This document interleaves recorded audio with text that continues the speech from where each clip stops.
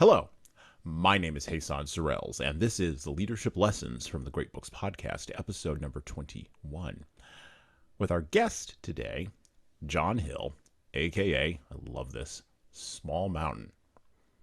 Hello, John. Hey man, how's it going? Good. Why do you like the nickname so much? Oh, we're gonna get into that today. Okay. I'll be patient and wait. we're gonna get into all of that as we explore our book today, as we enter into a month of talking about things you can learn from the martial arts, a book of five rings, or the book of five rings. Both of them are the same, by Miyamoto Musashi, the classic guide to strategy. Now, the version that I have was published by Overlook Press, and translated by Victor Harris back in 1974. The version that John has is probably a little bit more updated than mine. But that doesn't matter because, quite frankly, uh, information in this book for leaders never goes out of style.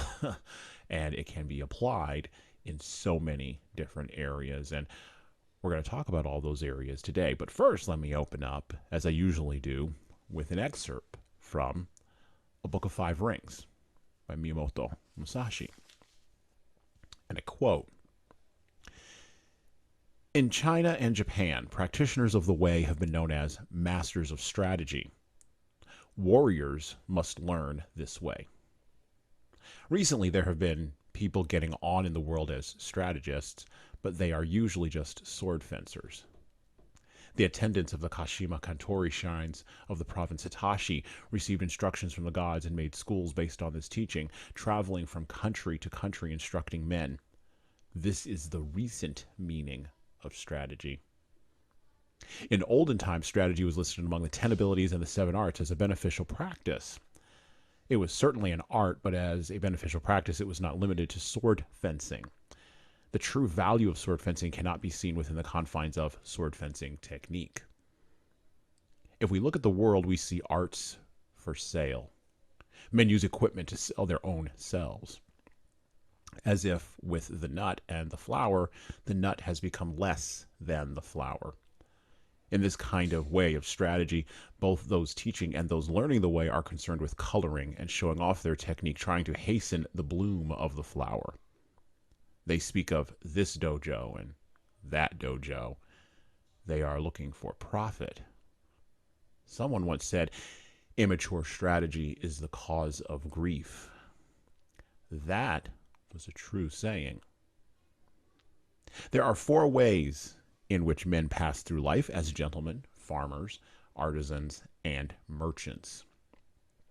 The way of the farmer, using agricultural instruments, he sees springs through to autumns with an eye on the changes of season.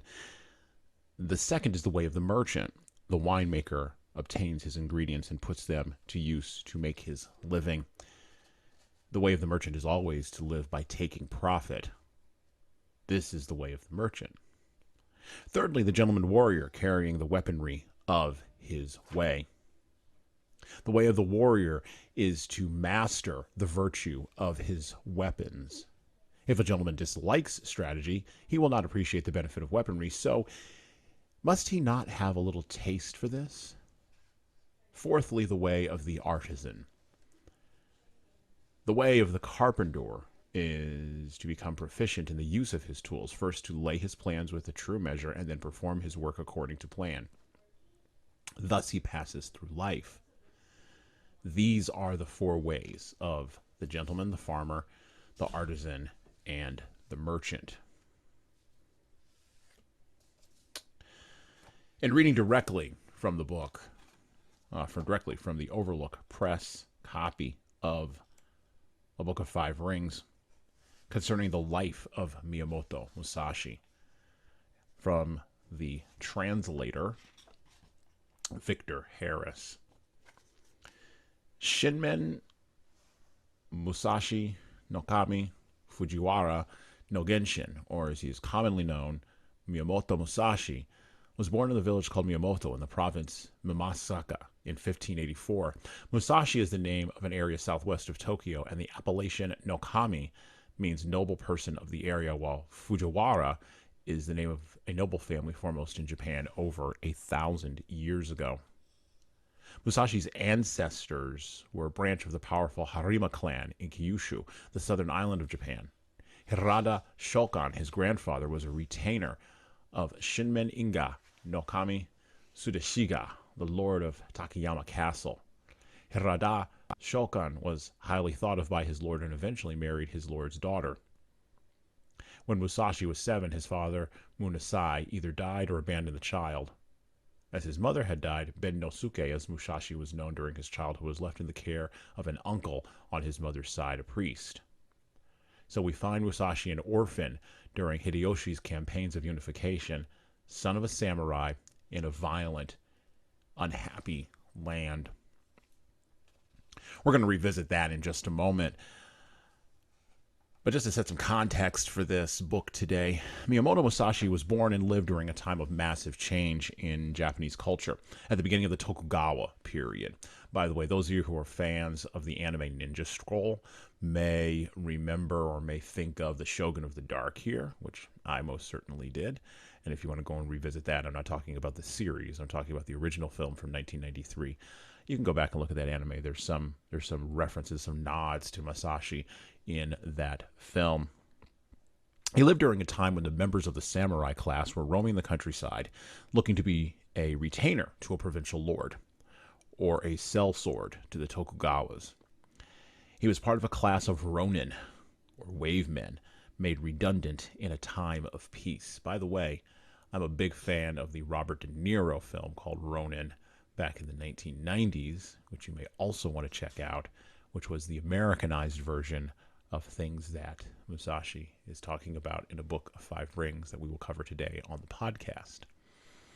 Musashi's life recalls to mind Western films involving gunslingers, pioneers, opening the American West in the 1880s, and, of course, Clint Eastwood smoking guns and smoking eyes in films like The Good, the Bad, and the Ugly. And today, we are going to go on a leadership journey with a fellow true warrior. I'd like to welcome John Hill, a.k.a., as I said before, Small Mountain, founder of Adapted Growth, a platform that enhances business success by streamlining and managing the sales process for their customers. John is also the author of Selling from Scratch, which seeks to rephrase and deconstruct and rebuild the sales process to build more trust, create lasting professional relationships, and best of all, to sell more than you ever have before. John is also, and this is how he and I connected, John is also a practitioner of Wing Chun Kung Fu, and most recently started rolling jiu-jitsu, just like me, and had the honor, if you go into his Instagram, I was really surprised to see this picture, and has the honor of attending Jocko Willink's school. Yeah, that Jocko Willink, up in Maine. By the way, that dude's a gorilla. Very much so. Very, very much so. Oh, yeah. Welcome to the podcast, John. Thank you so much, man. I'm so stoked to be here. I was going to try to find a way to talk about getting to go to that camp because it was such like a huge moment in my history, you know. Yeah. But it's cool that you went and saw that picture, right? Because I was stunned. mind-blowing moment. Like there's actually a video. There's a couple of videos from that camp, and one of them is when Echo, who is Willink's co-host, gets his black belt. Like that is at that camp. I'm in that room when Jocko puts the black belt on Echo. I got to go back and look at that video because I've seen that. I think I've watched it a couple of times, but I don't think I actually well, to paraphrase from Echo, damn. Yeah, it was so cool because it was like the last day of the camp. I have goosebumps just talking about this actually because it was such a powerful moment because he's a great speaker, right? I mean, he's a motivational speaker. He's very good at what he does. And he's up there doing his thing, you know, and he's just talking about the path and staying on it and everything. And he's like, and being on the path leads to rewards, and my buddy's going to get one tonight. And like, man, pin drop, right? There's 600 loud jujitsu Oh people yeah. in this thing. People from Brazil, people from all over the world are there, and deafening roar, right? And then Echo gets up and he's having an emotional moment, and he gets the belt put on, and then like it was so very surreal because having gone through a similar situation in Wing Chun of getting my instructorship, if like you want that Yeah. in a very specific way, right? And so it was funny because he gets his black belt and he's standing over there, and there's a line of people who want their photos with him after he just got his black belt. So I'm standing in the line, and I was like, I'm going to do something a little bit different because I've been chatting with him and Jocko and everybody throughout the week, and I was like, hey man, I just want to say it's really cool that you shared this with us. If I would imagine you'd probably rather be at home with your like training family, which I can totally respect. So I don't need a photo or anything like that. Congratulations. I'd like to get you a drink later. And he was like, bet, And so then later on, we're sitting in this like dining facility, and we're sitting there all drinking bourbon, me, him, Echo, and some other people. And Jocko walks over and sits down at the table. Right. And Echo he goes, I had no idea. And Jocko was like, you've heard me speak more than probably anybody else on the planet. How'd you not know? And he goes, I just had no idea. And then Jocko looks in his little styrofoam cup and he sees the bourbon, in the bottom of it, or the whiskey. And he goes, contraband. And then just leaves. And that was it.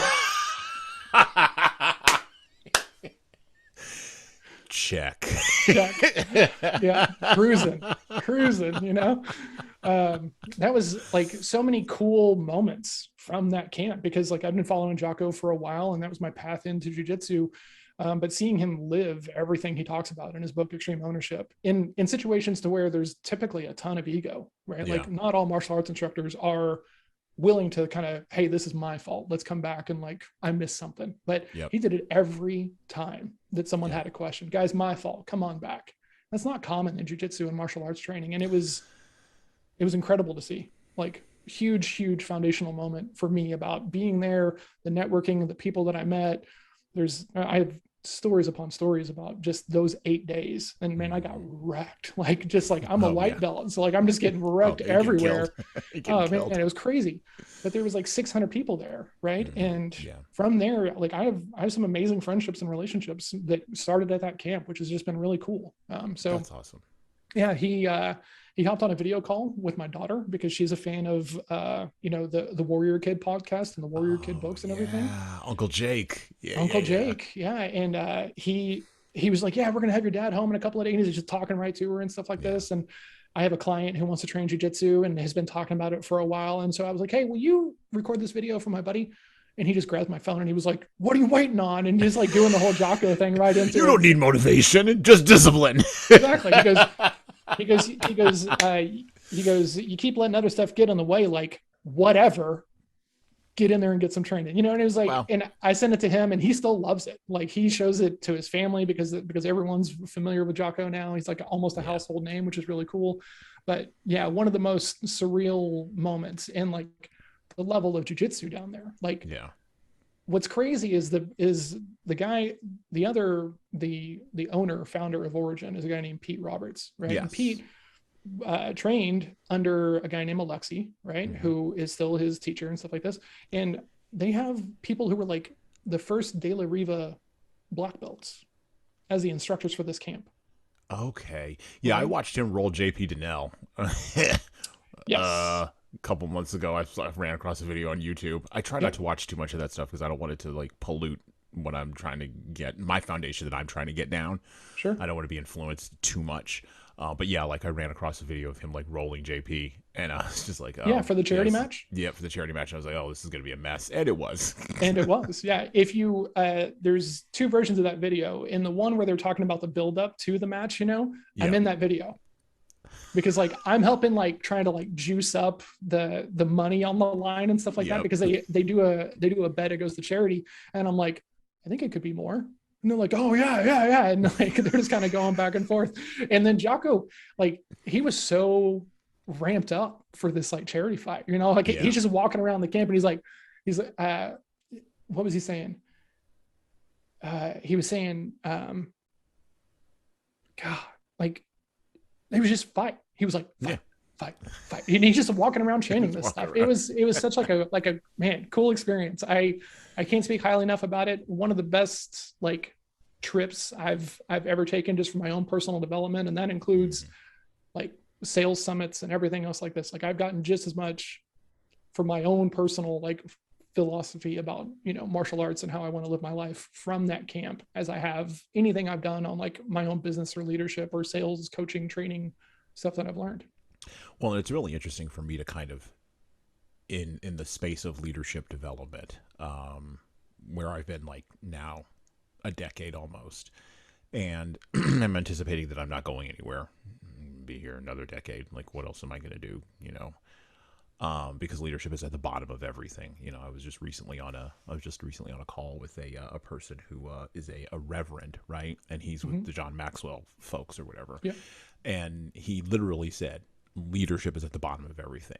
And if you can align the leadership effectively in any organization or culture, doesn't matter what it is, what organization frame we're putting it on, you can fix, you know, problems. And he was talking about his passion for developing leaders. And he kind of said something that Jocko has said repeatedly, and that I've said repeatedly, which is there's so much piss poor leadership.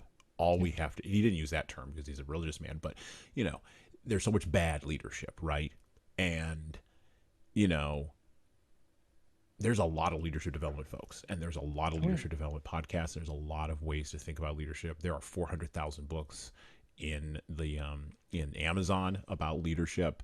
Everybody's got an opinion about leadership, and I have some ideas about why there's so many and why there's so many opinions, and we can talk about some of that today. But I think fundamentally what Jocko is doing, and there's some things I disagree with him about, but I can't disagree with his experience. You know, in his experience, I think of the line from No Country for Old Men with Josh Brolin, right? Where Tommy Lee Jones is talking about Josh Brolin going through things and just like, and the deputy asks him, do you think that old boy has any idea what's about to happen to him? And Tommy Lee Jones, which that would be me, goes, well, he's seen some of the same things I've seen. He came to different conclusions, but he's seen some of the same things I've seen. And I love that because I haven't lived the Navy SEAL, kill people and break things, go to Ramadi life. I haven't lived that life. I would never claim to have lived that life. But I've had my fair share of experiences now in my close to mid-40s. I've had my fair share of experiences. I've seen some things.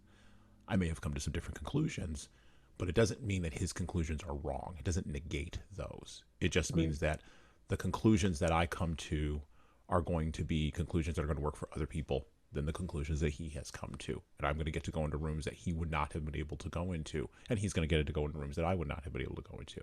Yep. And that's where we get to jiu-jitsu. And that's where we get to a Book of Five Rings. That's where we get to Musashi's conception of strategy. And Musashi went into all kinds of different rooms. He went into all kinds of different places. And he did all kinds of different things. We'll talk a little bit about that today. But I think it's fascinating that two people can have the same experience and draw completely different conclusions, or two people can have the same jiu-jitsu role and come to a different conclusion about what just happened there. God, man, there's a nugget in there, right? You can go through the same role, and right, like I was a professional poker player like in 2006, and one of the things that poker players love to do is just complain to each other about how unlucky they get, right? They absolve themselves of making terrible marginal decisions with the hands that they play, and then they're all of a sudden complaining about how the guy with aces crushed their 9-3, and they don't like, but don't ask me why I was in the hand with 9-3. Let's just like be mad about the fact that we lost with the aces. Sure, man, like we don't even have to have this conversation if you just fold, right? You know, and so the like well, that's the entire plot of Rounders. That's the entire plot.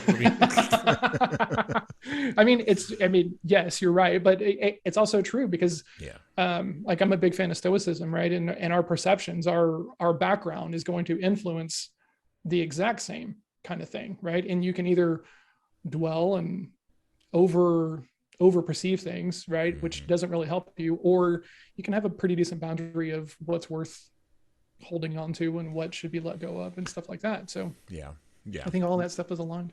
Well, and it becomes a percentages game at a certain point, which leads to my first question for you, because this is a leadership podcast, obviously. Sure. And so, and we'll talk about sales too, because I want to get into that too, because one of the chapters in my leadership book, which is out right now, 12 Rules for Leaders, the Foundation of Intentional Leadership, is that leaders should study the principles of sales and marketing. That's actually one of the rules. That's exactly how it is framed.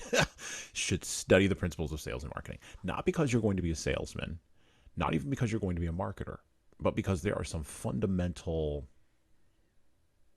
psychological underpinnings in there that you need to have access to if you are going to create a narrative for people to follow you. And leaders who fail to study sales and marketing or dismiss it as being like nonsense I often hear entrepreneurs and startup entrepreneurs going, particularly engineers, we don't need marketing. It's just better. People just buy it because it's better. And I'm just like, I'm sorry, you don't. I've literally advised on engineers who are startup founders, like you don't. Good luck to you. You have a good day. You have a good day. Because no one buys anything because it's better. No one is going to buy your leadership because it's better. They're going to buy because they're persuaded. And they're going to be persuaded because of things that, and you can correct me if I'm wrong, and I'm sure I am, but they're going to be persuaded because of how they feel about the thing that you are selling to them. Not necessarily because of the mechanicalness of the thing you're doing, right? Man, I wish I wish I'd learned that like 7 years earlier than I did, because I'd been in sales for a while, and I was going through a phase where I was being a financial advisor, right? So I had all my licenses and everything, and this was in 2011. So people didn't really want to be in the market, right? Everyone was scared because of subprime, and it was a very unique situation because I'm like, this just makes sense. You're going to make more than you're going to make in a CD. You don't have the same risk that you do in the market. You should buy this. Right. But it doesn't have to make sense. It has to be something that they want. Right. And those are different things. Yep.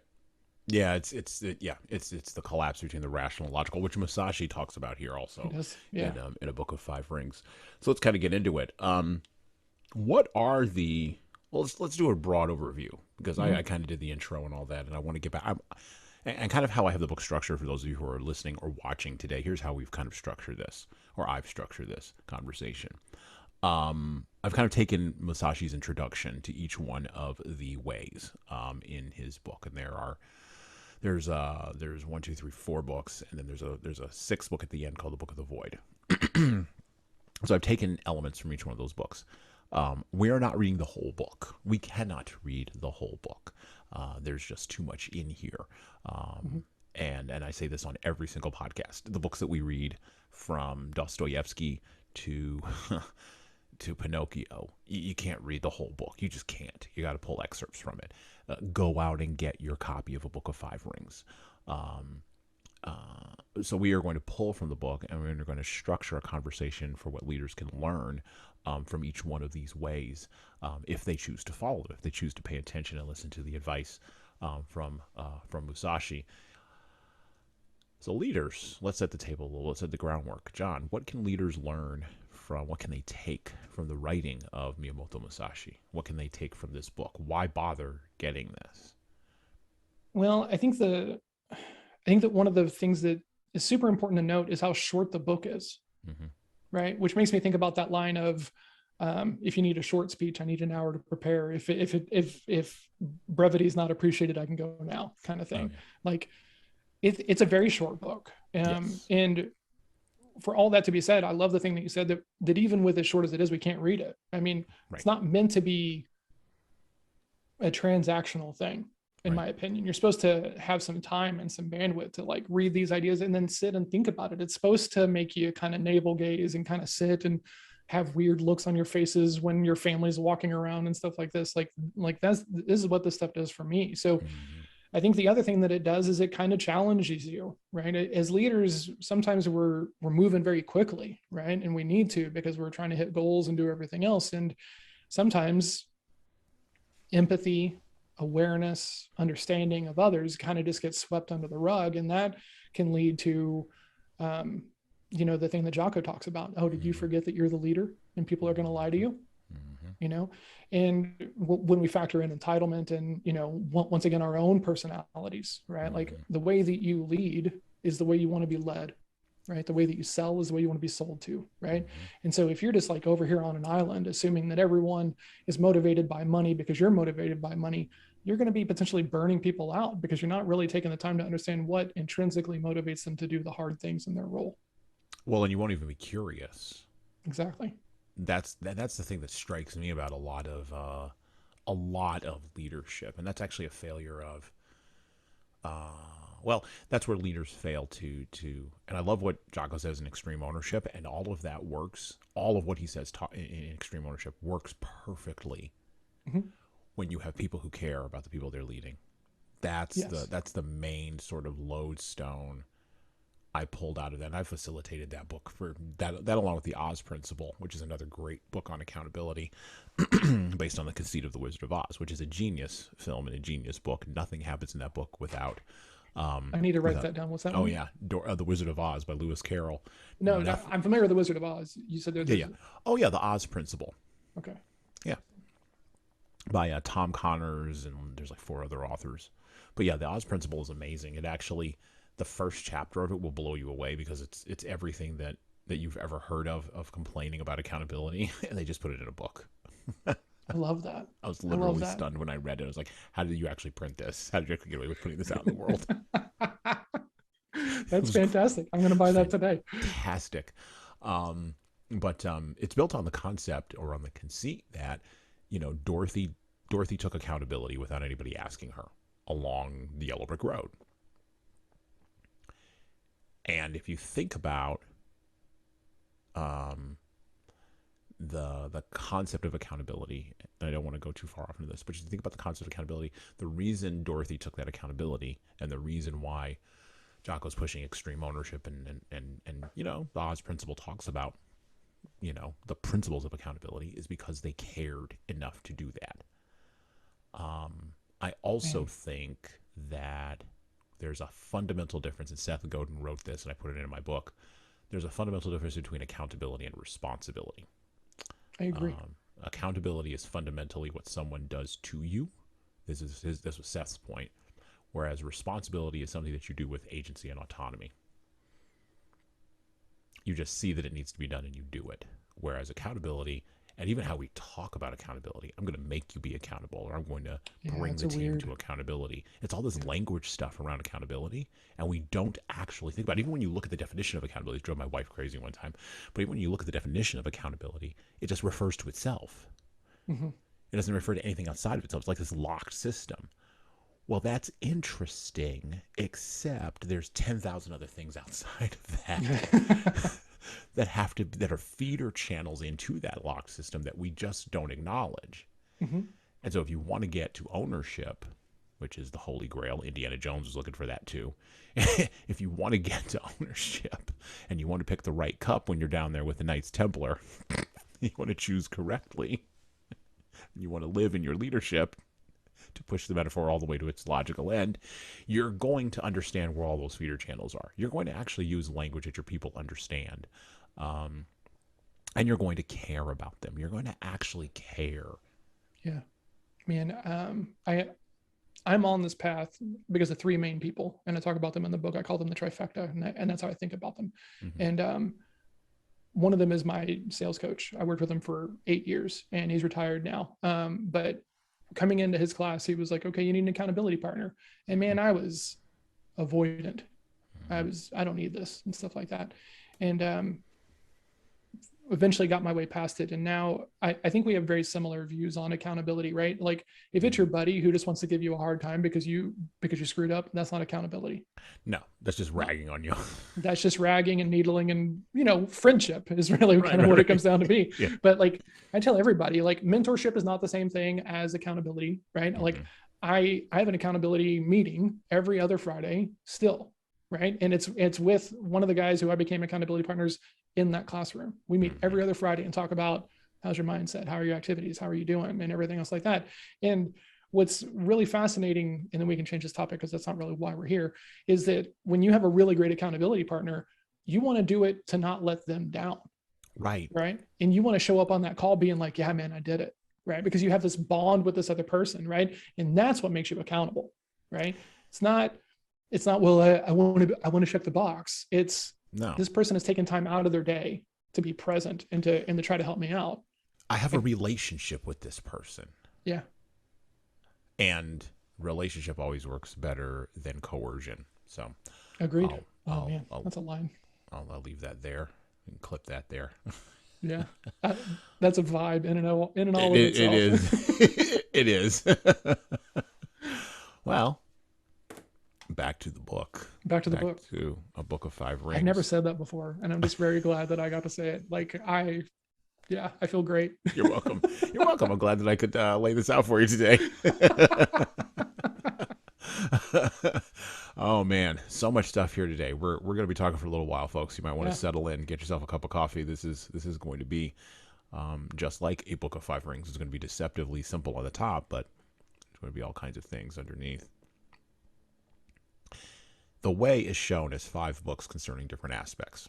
These are ground, water, fire, wind, tradition, and void, the illusionary nature of worldly things. The body of the way of strategy from the viewpoint of my Ichi school is explained in the ground book.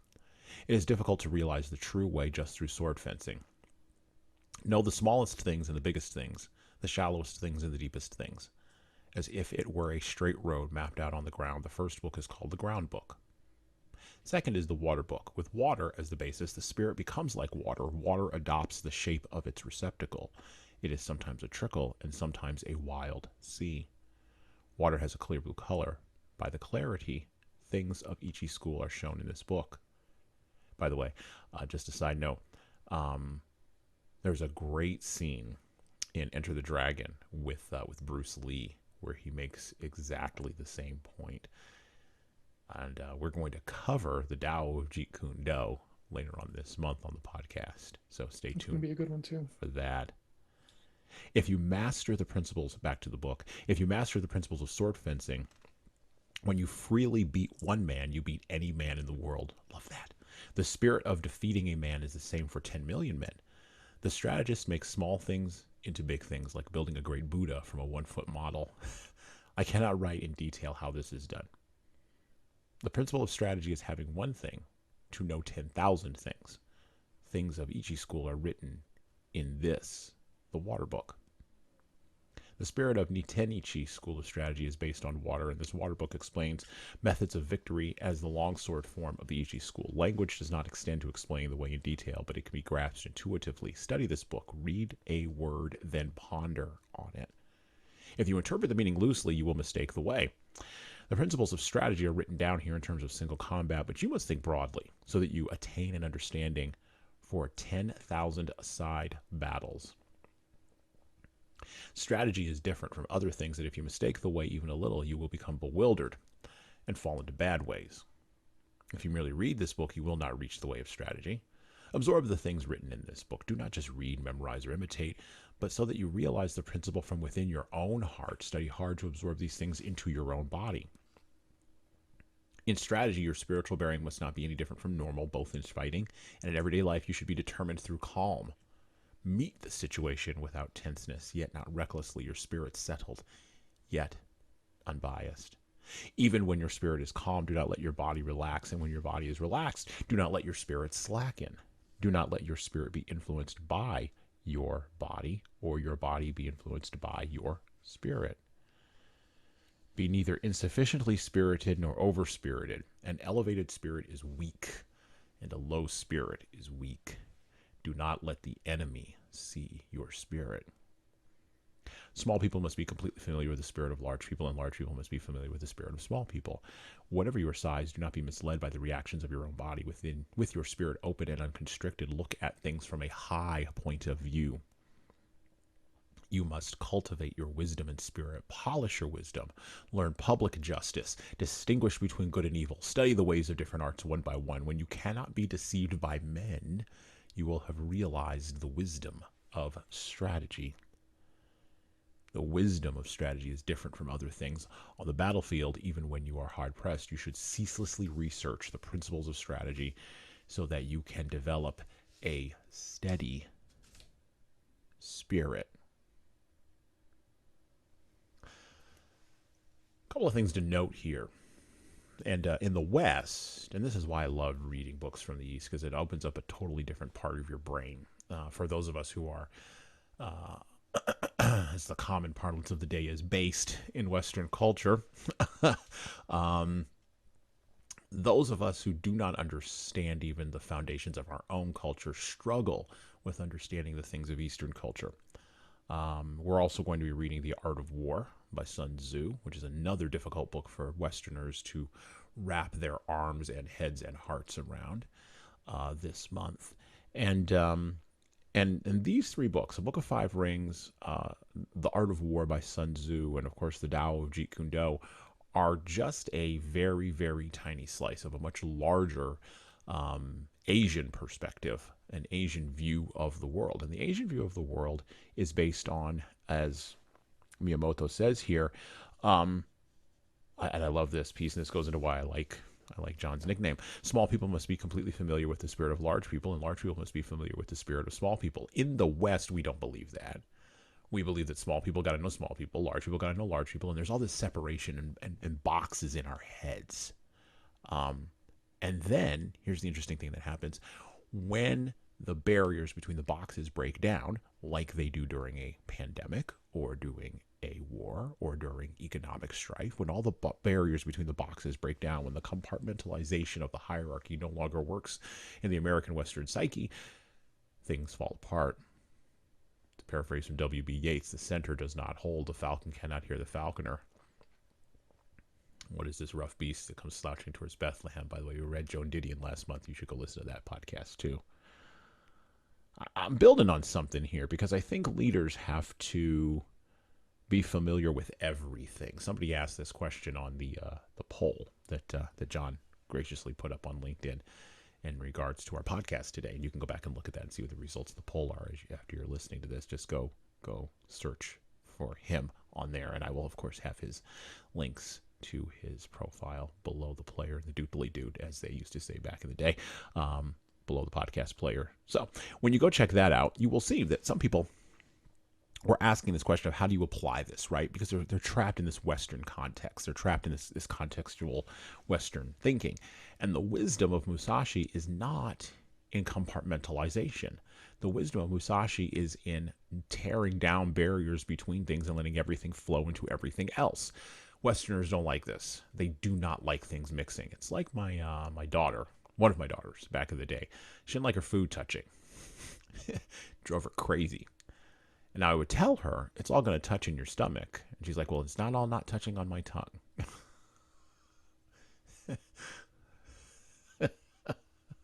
My partner is 40 years old. She's an amazing person. She's the editor of my book, and her food doesn't touch on the plate. So for some people, it never goes away, right? I was in the military a long time ago. And I liked a little separation on my food as well. And like, you don't get that in the military, right? I mean, the whole thing's about breaking you down. So right. Now I can eat anything. And I like separated food, but I also like a nice dinner. They can all just be smashed up together and just rapidly consumed. Like I see value in both sides of it. Right. And I think now you are approaching understanding the way. I would think that's what Musashi would say. You are approaching the stand. You've started in food. Now apply this to everywhere else. Everything's got to be smushed together. We live in a time of chaos, John. I mean, anybody with two eyes, regardless of politics, and we're not a political podcast here, although we may say things that may be interpreted in a political manner, but that's not who we are. Politics is downstream from culture, and culture is downstream from belief. You have to go back to root causes and root systems. That's why we read the books we read. That's why we have the conversations that we have. We are in a time of chaos. We are in a time when, and here he is again, when the Nietzschean ideal has reached its highest apogee in the West. We killed God, and now we're all celebrating. And we've been celebrating for a while. And when you kill your ideal, the thing that judges you, you have to replace it with something else. But, and this is what Nietzsche knew, every time you replace it with something that never matches the massiveness or the transcendence of the ideal that you just destroyed. And thus you will be constantly searching for meaning. And I think that Western man, at least for the last 50 to maybe 70 years, has been on a search for meaning and has tried to replace it with existential dread or other things. And it just hasn't worked. And I think potentially we are at a turning point, but we're in the middle of chaos, and you can't see the turning point when you come out of chaos. leaders lead through chaos. I fundamentally believe this because who else is going to do it, right? Agreed. How do leaders maintain a steady spirit in the face of the crush of chaos?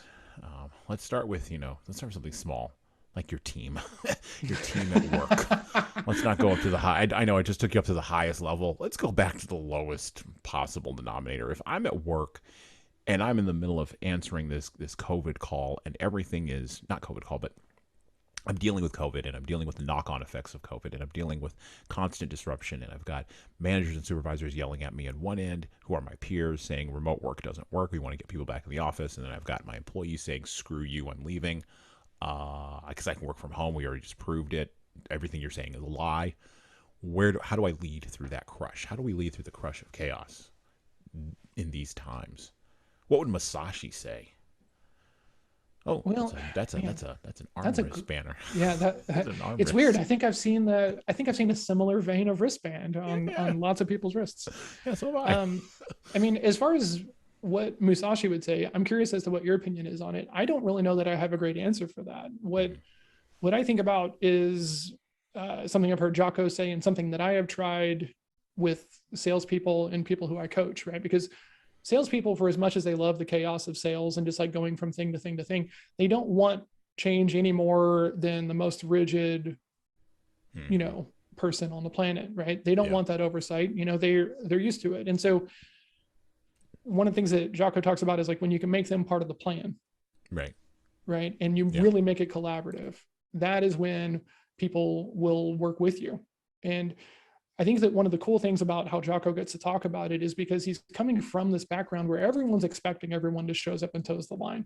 But he does a really good job of talking about, you don't make it to that level if you're not driven and smart and able to compartmentalize and do everything else like that. So everyone has an opinion. Everyone has a way. Everyone has a way that they want to do it. And if you're not a good leader, you're just managing a bunch of toddlers and no one's working together, right?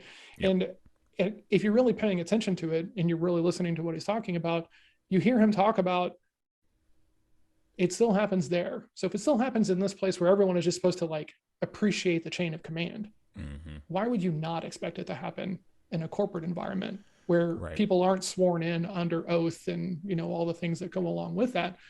But it's still the same thing, right? When you can bring someone in of like, okay, what do you guys think we should do? Let's talk about the trade-offs. Let's talk about the gaps. Let's talk about all these things, because I love working remote and I'm a big fan that most teams can work remote. You do have to do it differently, right? One of the hardest things is when you have like a hybrid system. I worked with a group, and the headquarters team was in New York, but the rest of the team was all dispersed, right? And there was a clique of the people who worked in the headquarters building, and there was some gap between everybody who was just connected via Slack, right? So those are the things you have to be very aware of, right? And you can choose to be defensive, right? Like I think of that one episode of The Mandalorian of like the guy who's like, I have spoken, and like he's just not open to any further conversation about it, right? And that's like dads across the world. Like I've said that to my kids. I'm sure you've said it to your kids. Oh yeah. And leaders say it all the time. Hey, this is the way we're doing it. Right. And then you wind up being bit in the butt and by something you didn't anticipate, and then you have to be all humble and go back and be like, well, I screwed up there, and it's on me. Exactly. Right. And so I think empathy is like a huge thing. And honestly, I didn't really find empathy until I was much later in life. I'm kind of robotic in how I think about the world. It's very black or white. And I have no problem being very dismissive to things that I think aren't worth my time. Right. And so I've been that person who's like, well, I'm in charge. This is the way it's got to be. Let's just go do it. And it never works as well as, hey, you're here for a reason. You're doing this job for a reason. You probably have some insights that I don't know. If you're the boots on the ground and I'm not the boots on the ground, let's talk about this, right? And as a sales coach specifically, it is a very unique coaching relationship, because it's not really how you said it, or it's not really that you said it. It's how you said it, when you said it, and and all the other stuff that's going on around it, right? So I have to go further in my sales coaching stuff of like, okay, who was this person? How'd you get the meeting? Where did it come from? What is their personality type? How do they want to be talked to, right? What is your status in that conversation, right? Are they viewing you as an authority? Are they viewing you as a pest, right? Is this direct sales? Is partnerships? There's so many things that contextualize like an appropriate approach and ones that are going to not work very well, but they're things you're comfortable with because they're things you've done a lot. I think that's a hugely important thing. And I don't have to answer the question. I think you just did. The hugely important thing there is context matters. If you want to lead people out of the crush of chaos, you have to contextualize the collaboration for them. Just saying collaborate doesn't lead to magic. I'm going to guess that you're a little bit like me. And whenever you were in school and someone was like, let's do a group project, it was not a great time because it's like, I'm going to end up doing most of this, right? Yes. And then someone's not going to want to do it my way. And I'm going to think that way is stupid. It's going to be a nightmare. So like, you can't just say, hey, collaborate, right? No. And once again, here's the sales metaphor. Like if you are selling as part of a team, right? In some of these situations, you have a sales engineer who's just there to be the very technical consultant who's shadowing the salesperson in case it gets really in the weeds.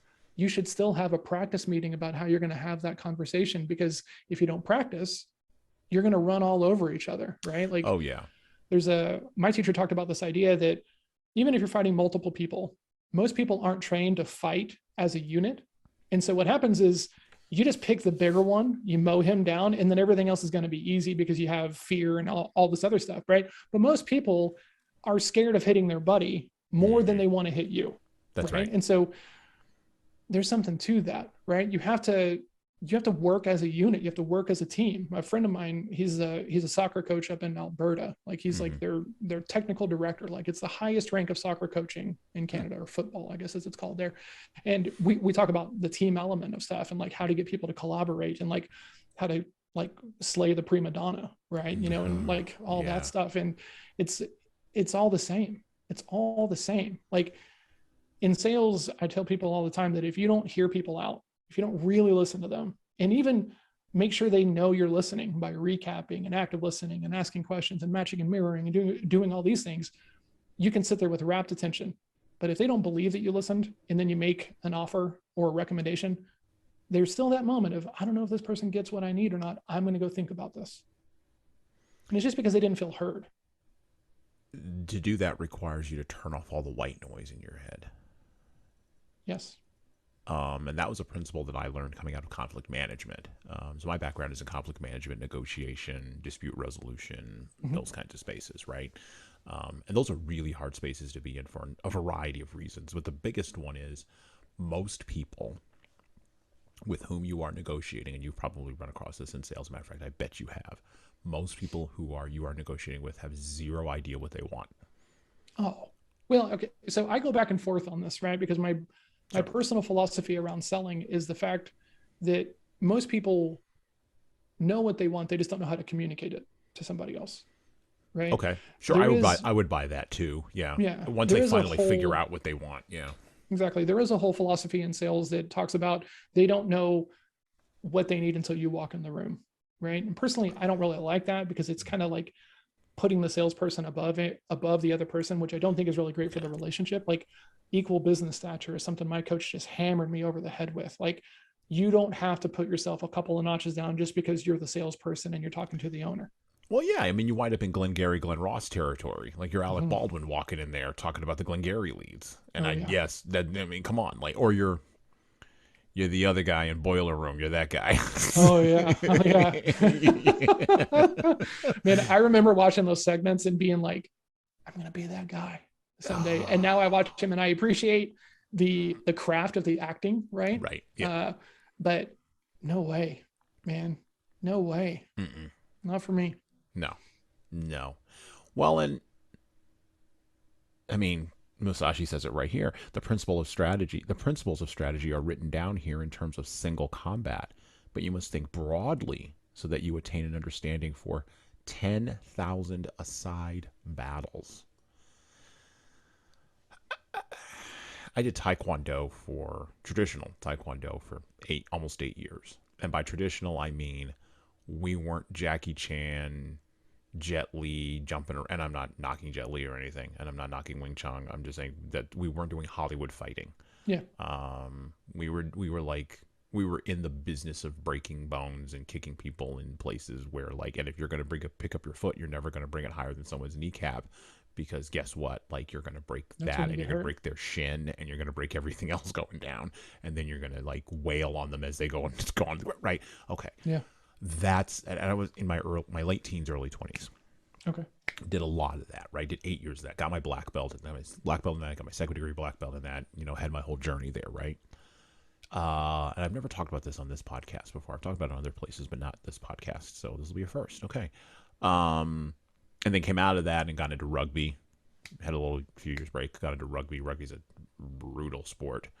And you talk about, and this is where I get the idea that, context matters, and you can't just demand collaboration, because I was on a lot of bad teams where collaboration was demanded, but the contextualization of it was not provided nearly firmly enough. And it was all fake relationship building because nobody cared really about each other. Everybody was out for number one.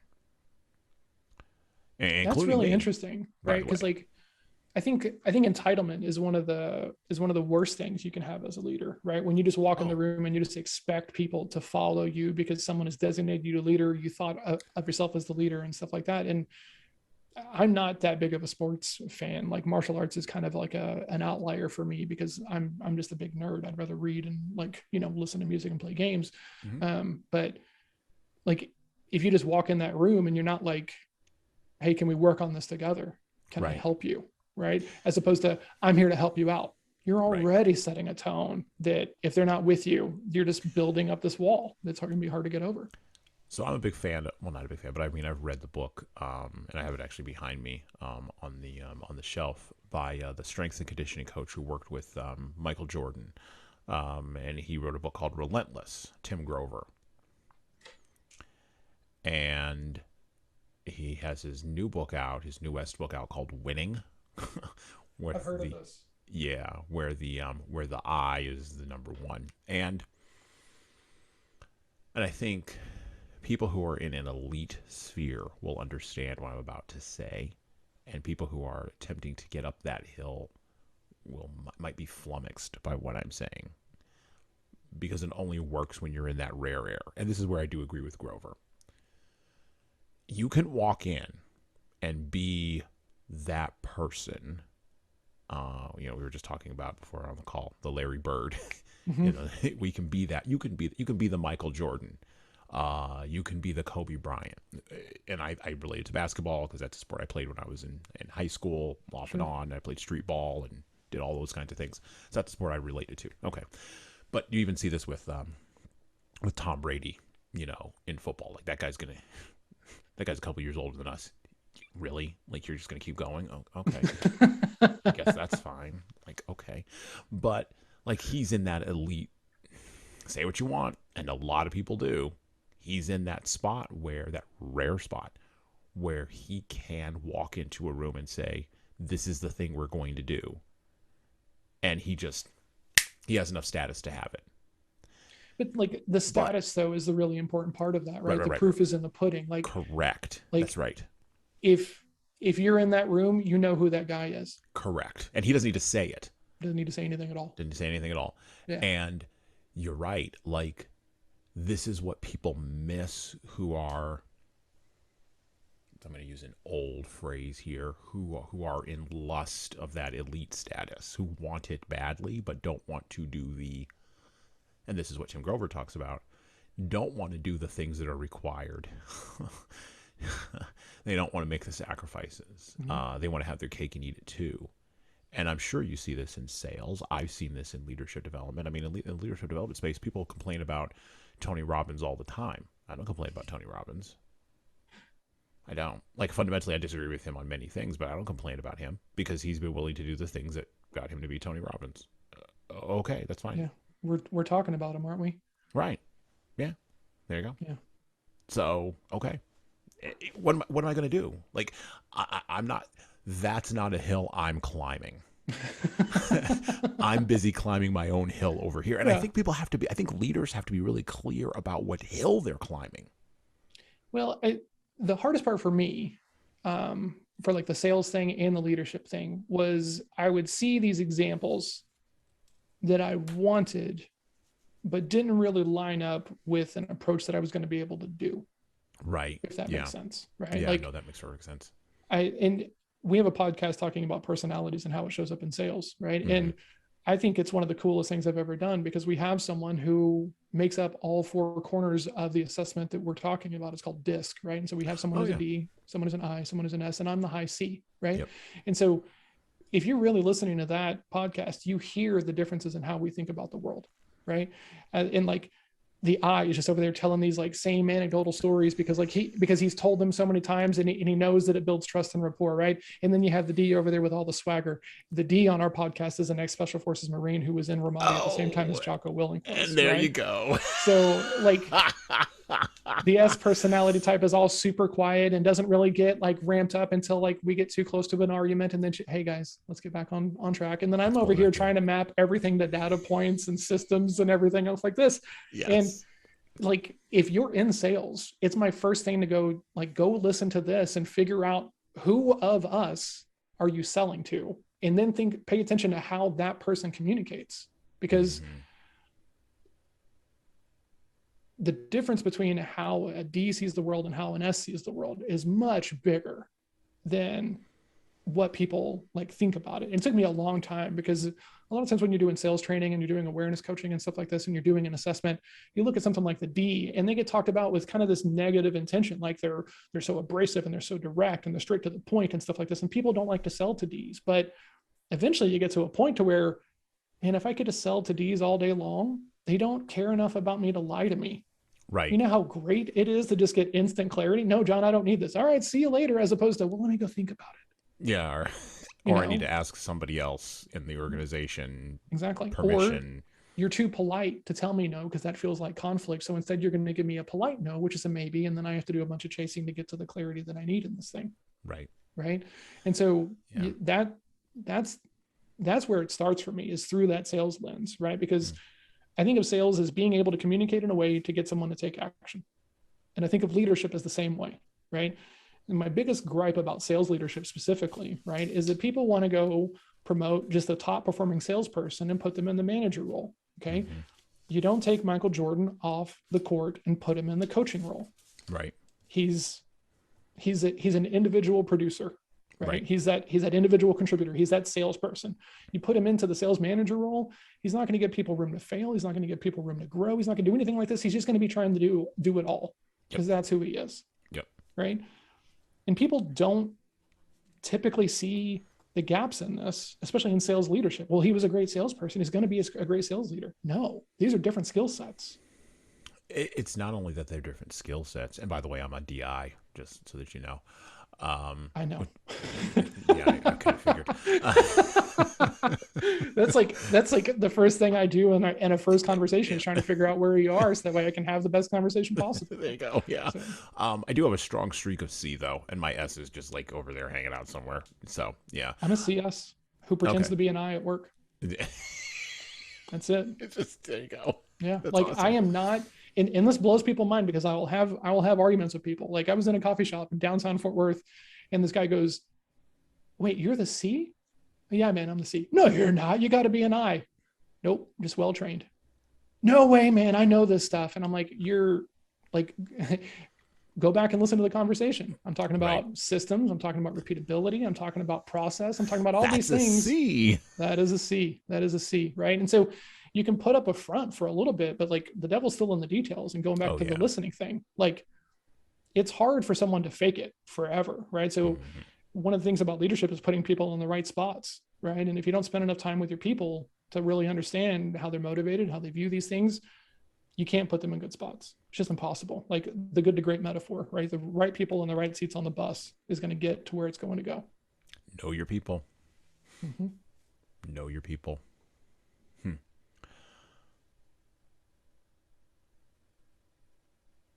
I do like what Musashi says here at the end. Polish your wisdom. I love that.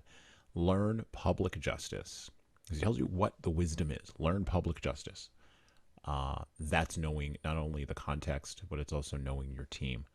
Distinguish between good and evil. This one is interesting because those are, you said you're a black and white person. Those are black and white terms.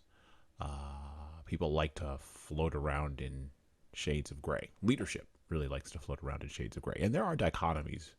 Don't get me wrong. But there are also, or I shouldn't say but, and there are also, let's use our language appropriately, and there are also things that just are black and white. The discovery of that comes from polishing your wisdom. Study the ways of different arts one by one. Somebody on your poll asked a similar question to this, or framed a question for this, and we're gonna move on in just a second here, but framed this in terms of the water book. Is it better to have a lot of, and you know what I'm about to ask, is it better to have a lot of, arrows in your quiver, or is it better to just have one? Bruce Lee infamously said, I would be more afraid of the one person who had practiced one kick 10,000 times than one person who had practiced 10,000 kicks one time. Yep. I find that to be a dichotomous statement, because I think both are valuable. However, what do you think? Forget what I think. What do you think? This is, so first of all, I love that line, right? The Bruce Lee quote about the 10,000 kicks, because to me, this maps to the thing that Jocko talks about. And I think Leif actually says it in the book, like, you're not going to rise to the occasion. You're going to fall to your level of training. Right. And right. I know people, man, who have never been on a mat. They've never been into a school. They have never been in a situation to where they could potentially be hurt. And they are so philosophically sure that they're going to be able to just turn it on and it's going to be okay. And it's like, you have no idea, right? Like, one of my friends who's a Kung Fu instructor full time, whenever he runs into that, and he runs into it all the time, he's like, oh, interesting. So if you got mad enough, you could beat Michael Jordan in a game of one-on-one. And then the person is like, well, no, absolutely not. And then he's like, how do I got to tell you on Michael Jordan when it comes to this? And you don't know what you're getting into. There's actually a jujitsu story about Gracie. Jocko talks about this on his podcast, and this is where I heard it. And I just love the story. One of the Gracies is surfing, and this like local kind of group of thugs is like locals only, right? Raid tribalism and stuff. And so the guy goes, hey, you probably surf a lot, right? And he goes, yeah. And he goes, you probably fight a little bit. And he goes, yeah. And he goes, I fight all the time and I surf a little bit. You still want to do this? No, I don't, And so competence and confidence, I don't think can actually be faked. And so when it comes to that, you got to be very sure of yourself, right? In the things that you choose. My Kung Fu teacher knows 7 different kinds of Kung Fu, right? He only teaches a handful of them, but he's been practiced and studied lots of them. But he doesn't even do them on the same days. On his Wing Chun days, he doesn't do any other art other than Wing Chun, because it muddies the water for him. It makes it harder for him to, hey, how do we do this? Yeah. He'll have to kind of think through, okay, is this, but because of that specification on that day, he knows he's going to give the appropriate answer for that art, right? So I don't really think that it matters if you go on like, there's a great book about this, actually. It's called Range by, I think it's Epstein. And it's kind of comparing the Tiger method to like the Nadal method, right? I think it's Rafael Nadal. I'm not a big tennis fan, but essentially it was this idea of, right, like the whole start your kid early so that way they can be great. And this other person, their parent was a tennis instructor who refused to teach them because they didn't think they were going to take it seriously. So he would go do everything else and then eventually found tennis and became great. I think it's about the work and your intention once you figure out your path. And if you don't ever find a path that like you can really kind of own, I think you're just kind of forever chasing. And I think that's the problem, right? Like, it's not the arrow, it's the archer. It's the archer. I think many people, and this relates to something that is not in the script, it just popped into my head. For years and years and years, and you still do, you hear people say, why don't teachers get paid as much as athletes? Okay. And there's multiple reasons why not. But the biggest one is this, and this is how I tend to neutralize that argument or neutralize that assertion, because we're not taking all the factors into the consideration. We're just looking at one thing, which is money, or in the case of the and if you know any of the Gracies and you see them surfing, just walk away from them. Like, what are you doing? But in that story, like, and you're in Brazil, you're an idiot. You deserve to get your behind beat. Anyway, you deserve exactly what is about to happen to you if you decide to mess with him or any of them in that clan, men or women. It does not matter. Just leave them alone. Anyway, just okay. And even I knew that years ago coming out of Taekwondo when I knew nothing about jiu-jitsu. I was like, no, but a warrior recognizes a warrior. Leave them alone. And there's a unique awareness about martial artists, right? And so even when I was drinking too much of the Kool-Aid, that like Kung Fu was great and Wing Chun was even better than that, and everything else was trash, because I did have that period. I could still respect someone who had a vibe of that competence and confidence, even if it was an art. Like, you just kind of know it. And the more you're around people of different shapes and sizes and things like this, and you see them do these things, like one of the people from my jujitsu school, I've known her my entire life. And I didn't realize that it was the same woman. And then we rolled, and she's 5'3" and like a $130 or something like this, and just crushes me. Like, I'm 6'4", I'm 220 pounds. I'm an instructor in Wing Chun. And like, a lot of my skills sit stripped away in jujitsu training, which is okay. That's why I'm there. But to get just handled effectively, if you still have the audacity to just like walk around and be like, I'm it. Right. I don't get that. Well, because it's arrogance. That's number one. But also number two, it's this teachers athletes dichotomy that people have in their heads. When it looks like anyone can do it, and when the numbers of people, this is really it. I know. I believe you completely. When it looks like anyone I deal with can the do same it. thing. Right. And the numbers of people who claim to be doing it seem to be larger in one particular occupation or area than another. Like, we can count the number of athletes that we have. We can actually specifically document the number of athletes we have in this country. I'm just talking about America, not globally. We can also specifically document the number of people who have the title teacher who are in the educational system. But we can't actually count the number of people who claim to be teachers. Just like we can't count the number of people who claim to be athletes. It's a watering down thing that happens. And so, if I am a person who believes that teaching is easy because I can do it, but being Michael Jordan is over here, of course Michael Jordan's going to get paid more money. Because the teacher, any schmuck can teach, except you're the schmuck and you're a welder. I get it. You're welding. I can't weld. God bless you. You weld. I'm not taking, by the way, any welders that are listening, I'm not taking anything away from welding. I know it's hard, just like teaching. Yes. And that's the thing that I want to, that's the thing that we miss in the core of that payment argument. That's one of the many things we miss inside of it. But it is a big thing. If you think that you are the person who can do that thing, if you have that arrogance, and you don't respect and I loved how you put it there, competence and confidence that allows an individual with 15 years of experience to walk into a room full of kindergartners and not be scared and just own that room. That's their Kung Fu. That's their Kung Fu. That's their jiu-jitsu. That's their thing. Just like I started walking down the road of carpentry. I've started walking down the road of carpentry and of wood and all of this, right? And, okay, like I suck. Yeah, it's fine. I'm terrible. Like I put together a project the other day, and there's not one straight line in that project. I took a picture of it and put it on Facebook. I was like, there's not one straight line in this whole friggin' thing. It's stupid. Okay, but it's fine. But you know what? But here's the thing.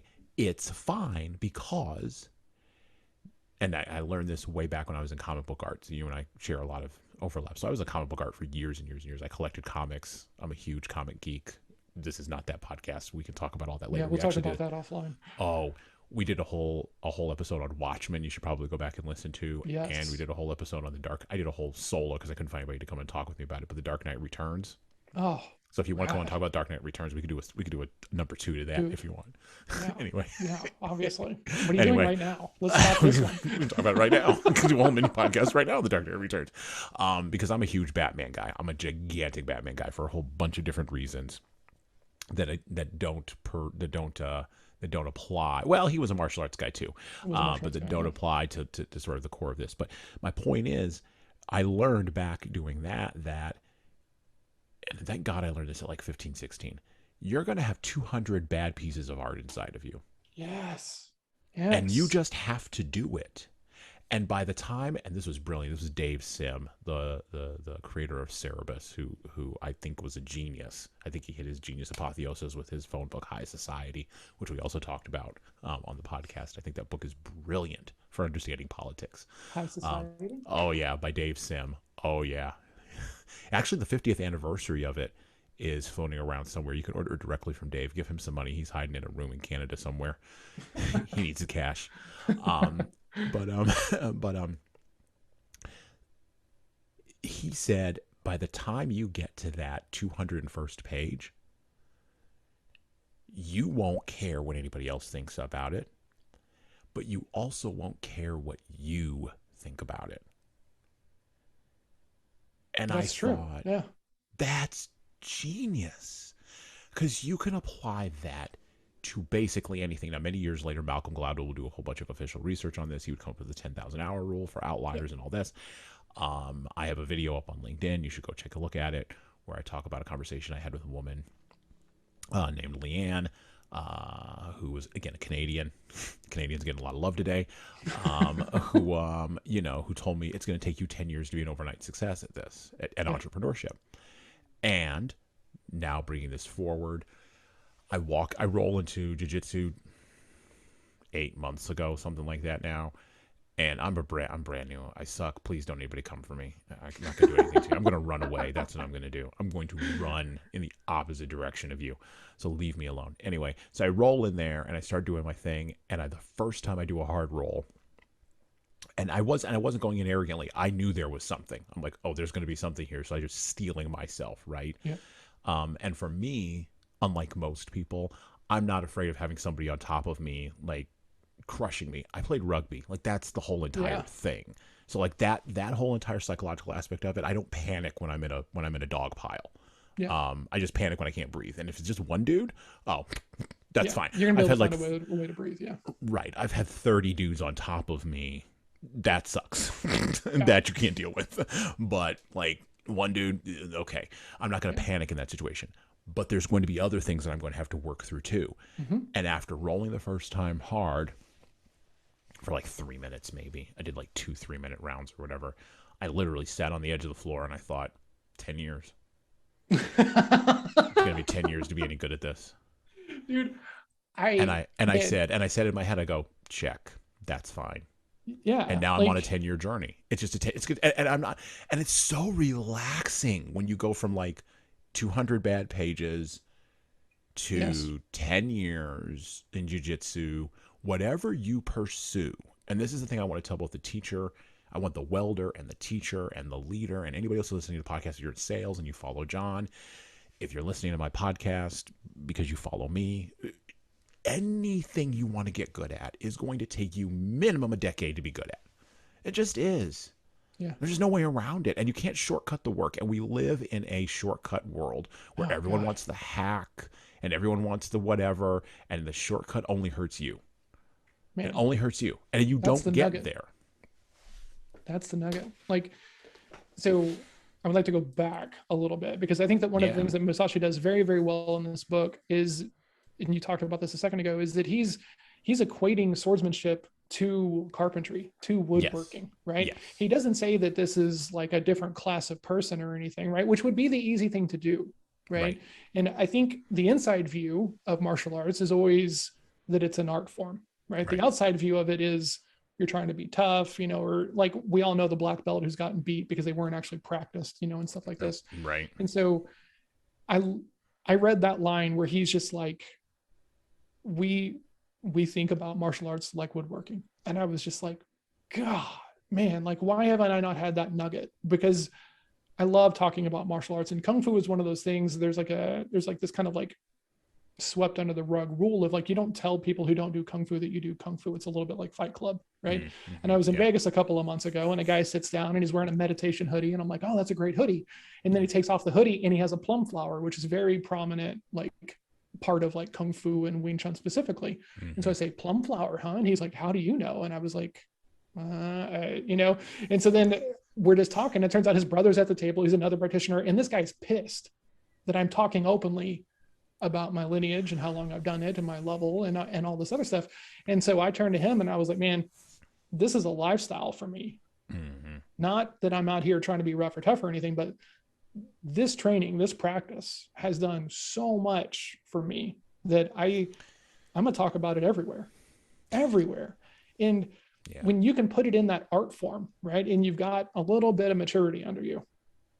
I did the same thing when I walked into jiu-jitsu, right? Like I got crushed and I'm just smiling and gleeful because nobody wants anything from me. Nobody wants me to like help them clean up their technique or do anything else like this. I'm just there and I just get to be the student, which is very rad after a while of having to be the teacher, right? Of just being able to show up and like no expectations, suck. Oh, it's so freeing. You just sit there and you're like, well, and you see, and it's interesting for me because I do a lot of teaching and instructing and training and development and all that. I mean, good Lord. I did stand-up training for the first 8, 9, 10, 8 years of this business. And then before that, I was an adjunct teacher in higher education, adjunct college professor. And, I was in higher education for almost 20 years. And so, like, I've had to own the room. I know what it means to walk into a room and have to own the room, right? With a bunch of people who are less than thrilled at 8 o'clock in the morning about being there. And there's like 200 of them and they're all expecting you to say something. Let's welcome the new sales coach, everybody. That's right. Been there. But you're right. It's freeing to just be a student in that space and just sit there and go, oh, my instructor's going to do this. Oh, okay. And you can see what he's doing. You see him teaching. You see him doing that. And at a certain point, and it usually happens for me right about 15 minutes in, my brain clicks over and I go, I'm done with it. I don't need to dissect it. Like I know what he's doing. It doesn't matter. And then you can go into that. I can go into that learning mode. And then you have nights like I had the other night where it's just like, I have no idea what you just said. You just spoke gibberish. So just let me do the drill. One of the interesting things, and this is like everybody's pet peeve in a martial arts school, is when the person walks in and they've trained in something else before. And every time we talk, well, in my old school, okay, man, no one cares. Right. No one cares. And if that was so good, you wouldn't be here. Let's just be really honest about it. Right. And so when I went to jiu-jitsu, the only people who knew that I had done Wing Chun were my friend who walked me in the door and the instructor because my friend had told them. Yeah.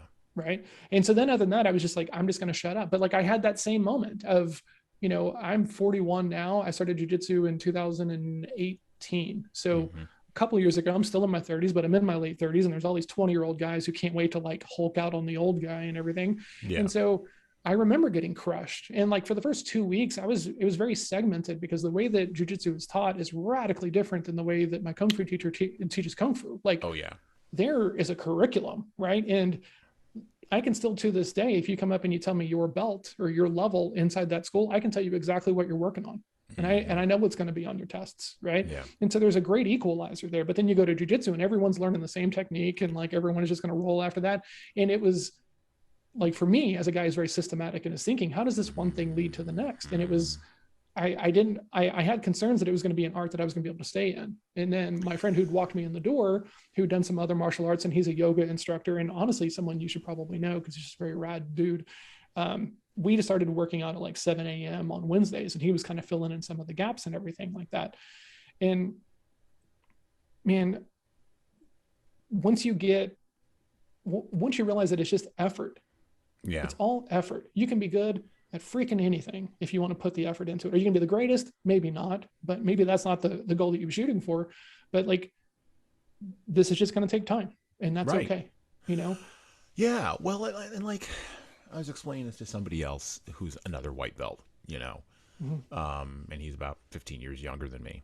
and he was complaining about somebody he was rolling with recently. And I just said, I've been that guy. yeah. And I just said, listen, for whatever it's worth, which is how I offer unsolicited advice, for whatever it's worth. And you don't have to listen to me. Go do whatever it is you're going to do. My thought here is this. Americans want everything to be systematic. This is not an American art. This is an art that has resisted Americanism. I said, even think about it the way that the experience is structured. And he's been there longer than I have. And he's whatever, striped, whatever. And I'm like, think about how long you've been here. You start out with, and this is how I think about it, because I think about it in terms of teaching and instructing. This is not how I would do it, but you start off with this broad base. I'm talking about jiu-jitsu now. You start with this broad base of just junk that's just thrown at you. Yeah. You learn enough technique to get to the next belt level. And then after that, there's no more help. You're on your own. Mm-hmm. And it's not you're on your own in a sense of vicious dog eat dog, the way we think of you're on your own. Yeah. It's more like you're on your own to sort of begin making this thing your own. Man, so you have to that's pull, everything. Right. And you have to pull from this thing and pull from this thing that you just got thrown at via fire hose. Yeah. And you have to convert. And no one's going to tell you if it's right or wrong. No one's going to tell you if it's the appropriate thing or the inappropriate thing. You have to test. And I said, Americans, particularly Americans in the early part of the 21st century, don't like that. We like everything being laid out for us. We do like having multiple options. We love that, but we like everything being laid out for us. We like the table being set before us. And then we like being told what to eat. And we like being told that what we eat will give us guaranteed success. And by the way, success in the way that will show up on Instagram looking really good. Yeah. And this is not that thing. Agreed. And so it doesn't shock me that the drop off between white belt and blue belt is 90%. Yeah. It doesn't. I'm not shocked by that. In America, not shocked by that at all. And it also doesn't shock me that the drop off from blue belt over the course of 2 to 3 years is like 90%. 95% again. Right. I'm not gigantically surprised because Americans, I'm not going to say they don't want to do the work because that's not correct. Mm-hmm. Americans want to do the work where they see more of an immediate reward because we have an immediate gratification culture. Yep. That we have subsidized with the use of devices and other types of media.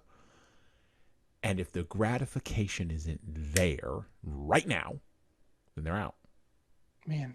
They get bored. They do, and they get legitimately bored and they leave. And I said, I don't know who's going to make it in this room. I have zero clue.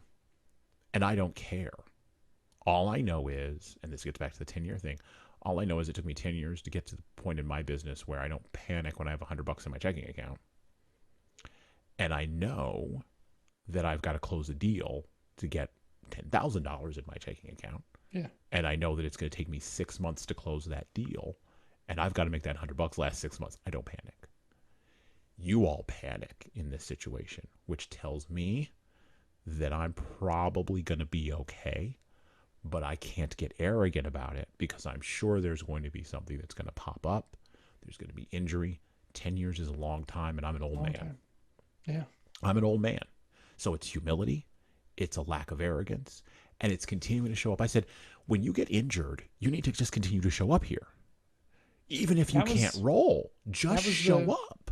That was the rule. Show up. I mean, but Americans struggle with this. It's the American mentality. It's the mentality of instant gratification. Americans struggle with this. Leaders struggle with this because they want the status and they want the position. They want the thing right now.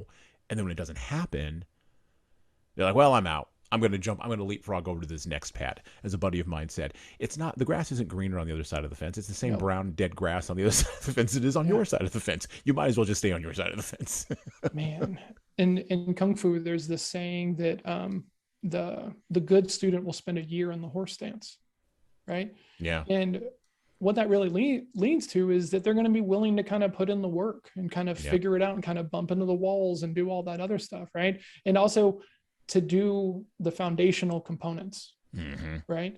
And Wing Chun is a system, right? So First form gets beat by second form, third form gets beat by second form. Really great first form though keeps you from ever having to use third form, right? So like, as opposed to like trying to chase to get like the secret techniques, right? You know, in the behind the closed door stuff, make sure your foundational stuff is really great. And then guess what? You don't even have to put as much effort into learning all the fancy stuff that is used for emergency techniques, because you're not getting into emergency situations where you're going to have to use it. That's right? brilliant. And my teacher would say this line all the time: if you want to be good, you got to be really prepared to do 100 and only have one of them be anywhere close to the way that you want it to be, and then be excited to do 100 more and maybe get 2 right. Like, that's what you're fed as you walk in the door of the Kung Fu school that I was part of. And, you know, over my time there, people get hurt, right? And sometimes it's at the school, sometimes it's outside of the school, but on separate occasions, I've had injuries and haven't been able to like practice fully, but I'm still there. I'm still there for the reinforcement. I'm still there to like see what's going on. I'm still there to be part of that community. And I've seen people who have, like, there was a woman named Kibby. She tore her Achilles tendon, but was still showing up and sitting down, and we're doing Chi Sao sitting down, just so that way, like, she's continuing to grow. Another woman at the school named Naomi, she had a leg injury, and she was doing the same thing. Like, you still show up. You're still part of that community. You're still part of the improvement process, even if you're not in it as much as you would like to be. Right. Man, there's so much to that, of like, you have to be okay with sucking if you're ever going to be good.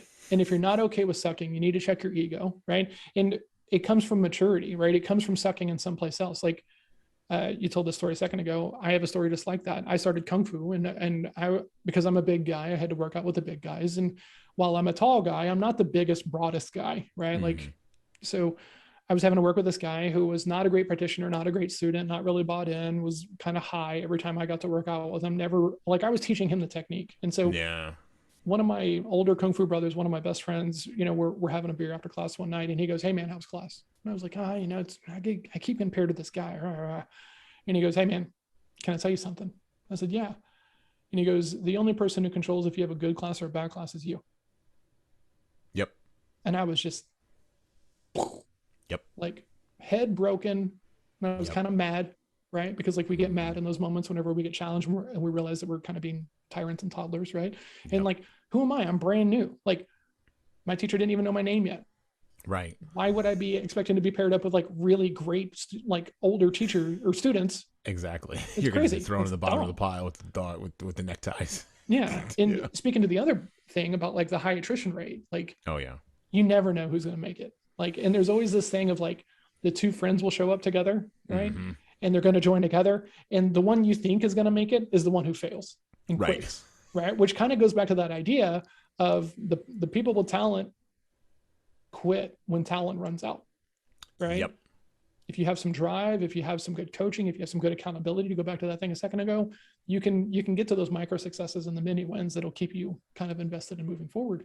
But yeah, at the end of the day, you got to want it for the right reasons. Well, and you know,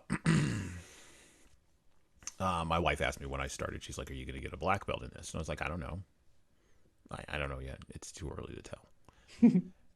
and I know, but you know what? I think that's the right answer, because I don't know what I'm stepping into.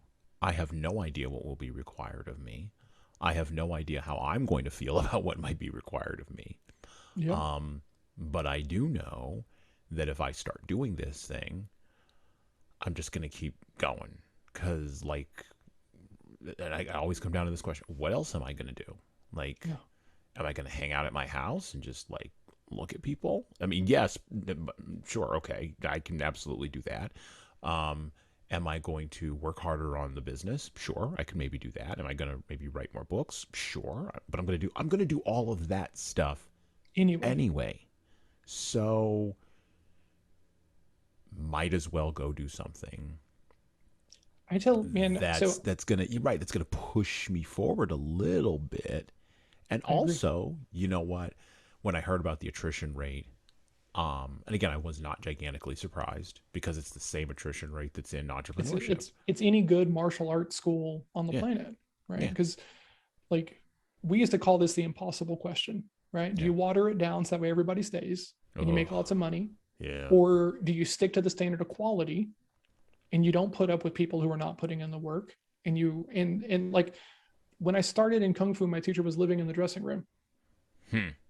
Right? Because he had left a very lucrative career to go do this Kung Fu thing full time because he'd had people pour into him. And he told me once that it felt selfish to not pay that forward.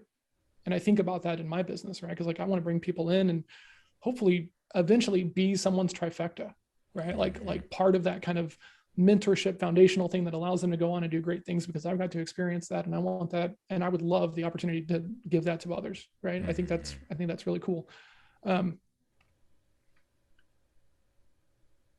It's the impossible question. This is why I don't run a martial arts school full time, Yeah. right? Because like I don't want to have to make that standard. Like I don't want to have to make those decisions, Well, and but here's the thing: as a coach, I still make those decisions, right. right? Because like Yeah. I can't teach everybody. I can't. Like I can teach most people, but there's going to be somebody else for lots of those people who's going to be a better teacher.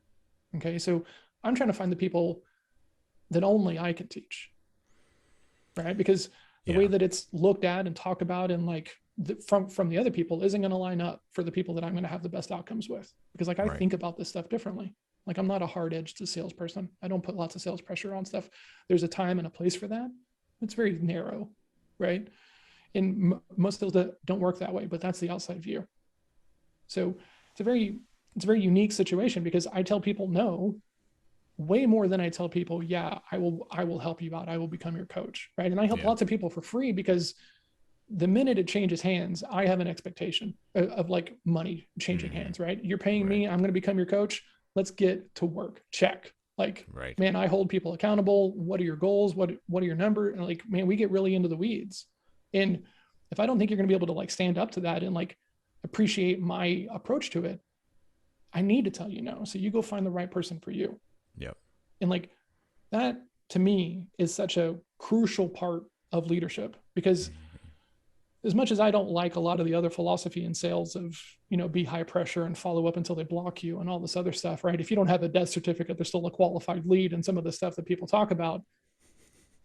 Man, for some people, that's what gets them going. That's what gets them into the pool and start swimming and like figuring it out. And then from there, they're going to figure out their own stuff, right? So the greatest thing about philosophy is it allows me room to realize my way is great for me. It's going to be great for certain people, but it's not the way for everybody.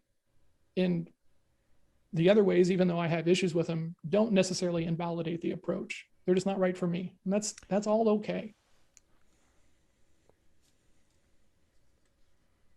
Back to the book. Back to the book. Let's go. Back to A Book of Five Rings by Miyamoto, Musashi. This is a good moment to go back to the book. You can know how to win through strategy with the long sword, but it cannot be clearly explained in writing. You must practice diligently in order to understand how to win. That's exactly what we were just saying. Yeah. Oral tradition. The true way of strategy is revealed in the longsword. You can win with certainty with the spirit of one cut. It is difficult to attain this if you do not learn strategy well. If you train well in this way, strategy will come from your heart, and you will be able to win at will. You must train diligently. The spirit of direct communication is how true way of the Nito Ichi school is received and handed down. Oral tradition teach your body strategy. Recorded in the above book is an outline of Ichi school sword fighting. To learn how to win with the longsword and strategy, first learn the 5 approaches and the 5 attitudes, and absorb the way of the long sword naturally in your body. You must understand spirit and timing, handle the longsword naturally, and move body and legs in harmony with your spirit. Whether beating one man or two, you will then know values in strategy. Study the contents of this book, taking one item at a time, and through fighting with enemies, you will gradually come to know the principle of the way. Deliberately, with a patient spirit, absorb the virtue of all of this. From time to time, raising your hand in combat, maintain this spirit whenever you cross swords with an enemy. Step by step, walk the 1,000-mile road. Love that. Yeah. Study strategy over the years and achieve the spirit of the warrior. Today is victory over yourself of yesterday. Tomorrow is your victory over lesser men. Next, in order to beat more skillful men, train according to this book, not allowing your heart to be swayed along a side track. Even if you kill an enemy, if it is not based on what you have learned, it is not the true way. Man. If you attain this way of victory, then you will be able to beat several tens of men. What remains is sword fighting ability, which you can attain in battles and duels.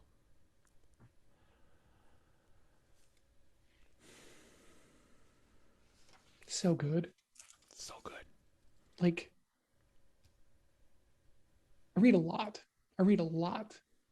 Lots of things, right? And man, like, I'm reading this and I just have this, I'm not a succinct guy. Like, I got turned down for a sales role once because they're like, yeah, John, you're a little long-winded. Okay, cool. All right, that's fine. I'm not for you, and that's okay. Yeah, exactly. Hey, you know what? Your approach is different than mine. That's okay. I didn't have that bandwidth at the time. I was just pissed. But like, man, it's so short. But when we think about social media and everyone is trying to be short and poignant and devastating and all these different things and polarizing and brand building and an authority and everything. Hot takes. Yeah. And man, like, it's hard to be short and also not be misinterpreted. Yes. And I think he does an amazing job in this book of making it so short. Like, this version that I have actually includes another book written during the same time, and it's still smaller than most of the books on my shelf, right? And it's deep, and it's also clear. Like, Melissa, my partner, she hates whenever I highlight in a book. Like, she's that kind of book owner, right? Don't crease it. Don't do any of this thing. Oh, she would hate me. I use the pen. I'm the pen guy, and I write notes in the margins. I come out, and I'm reading this book. Yeah. And she was, and I've got the highlighters. What are you doing? I'm like, I have to.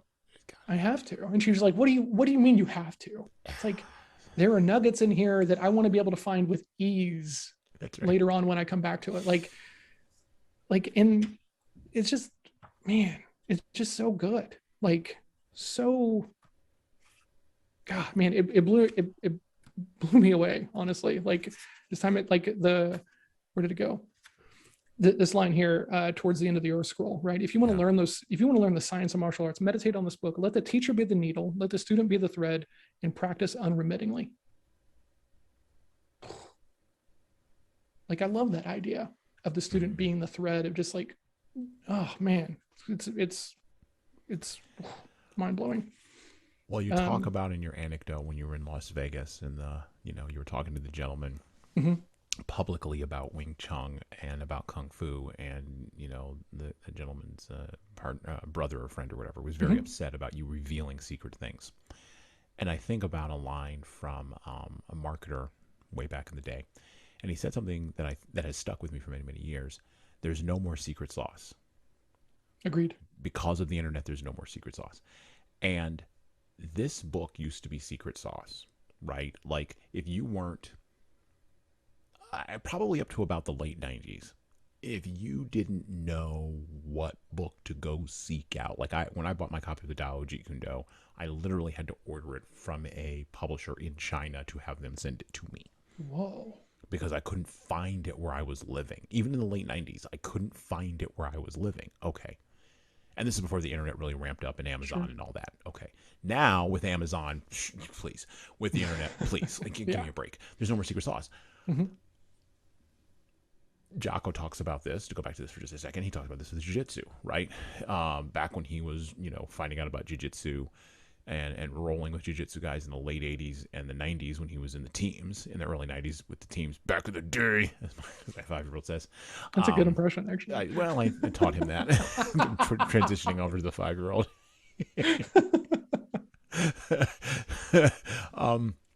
But during that time, Nobody knew right before UFC 1, like who was good and who wasn't. You Yep. didn't have visual. There was still secret sauce.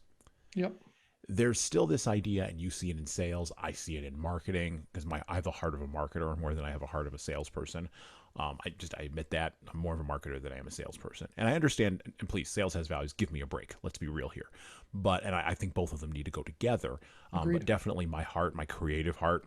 I love marketing, and marketers ruin everything. They do. Yeah, that is it. Because they freaking try to tell you that there's this secret thing, and if you just pay me $9.99, I'll open up this door. Shut up. There's no secret thing in there. Yeah, I told somebody in a different context a few days ago.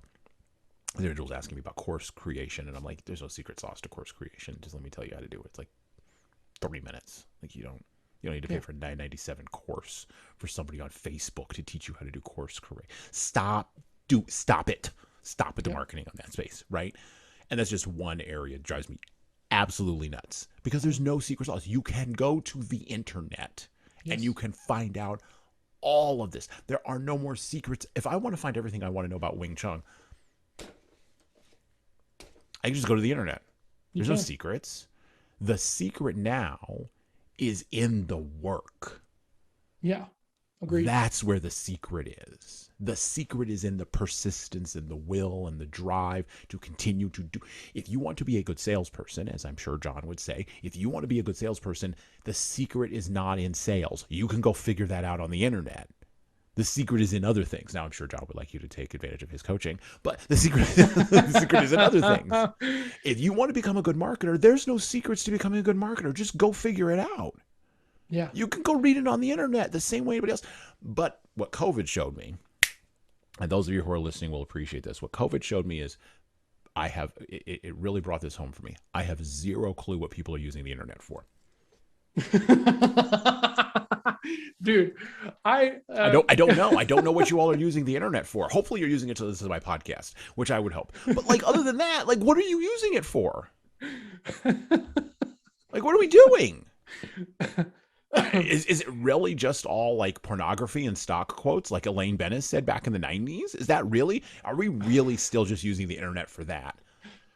One of my I am known as Drives me someone who nuts. has just an excessive amount of trivial knowledge, right? Yeah. Because I have pretty good recall. But I also, if I just have a question, I'm just going to go Google it, and then I'm going to read about it, and then I'm going to read like the referenced material. Yeah. Like a friend of mine sent me this kind of polarizing article, right? And it was referencing another article. So I went and I read that article, and it turns out the polarizing article is a terrible take on the original article. And I was like, well, if you go back and you read the original article, and they're like, who reads the original article? Who doesn't? Yeah. Like it's such a, like, once again, right? We're presuming that everyone uses it the same way that we use it, right? Yeah, Which I know. is not healthy. That's my sin. My sin is I can go down the road, I do. I have 500 bookmarks. Oh man, dude. Please, and I'm doing. I have one whole file folder that's just called content aggregation, where it's just like, Yep. that's where all 500 of them sit. And then I go down rabbit holes, and I could go down rabbit holes all day.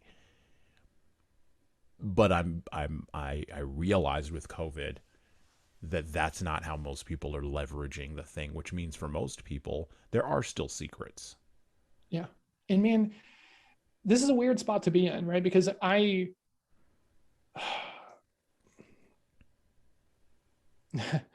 call this the curse of knowledge, right? I know what good selling is because I have spent years being coached around how to do it very well. Now, what happens is, back to your point, since everyone can open their mouth and words fall out, and they sometimes close deals, they think that they're good at this thing. And right, like, no knock against those people, because I don't believe that everyone thrives in a coaching environment, right? I think that everyone can thrive with the right coach, but I don't think you can just shove anybody into a coaching environment and expect them to improve. You got to have the right coach. When the student is ready, the teacher will appear, is an old saying, right? And I firmly believe that. And so when you could, and this is so prominent in like everything that I've done, right? Because when I was a poker player, It doesn't matter how much you know about poker. Can you do Right. it in the emotional moment of sitting in the seat and you just got crushed? You Mm-hmm. just got stacked. You just lost your entire stack of chips and you're pulling money out of your wallet to get more chips. Like, are you making an emotional decision? Or are you making an intellectual decision? Are you looking at the table and realizing I can't win against this crowd and I need to go find somewhere else? Are you leaning into the sunk cost of like, well, everyone else is terrible and they're winning and all these other things? Like, it's an emotional moment. And like, it's talked Teddy about so KGB freely. is not going to give you your stacks of high society. He's just not going to do it.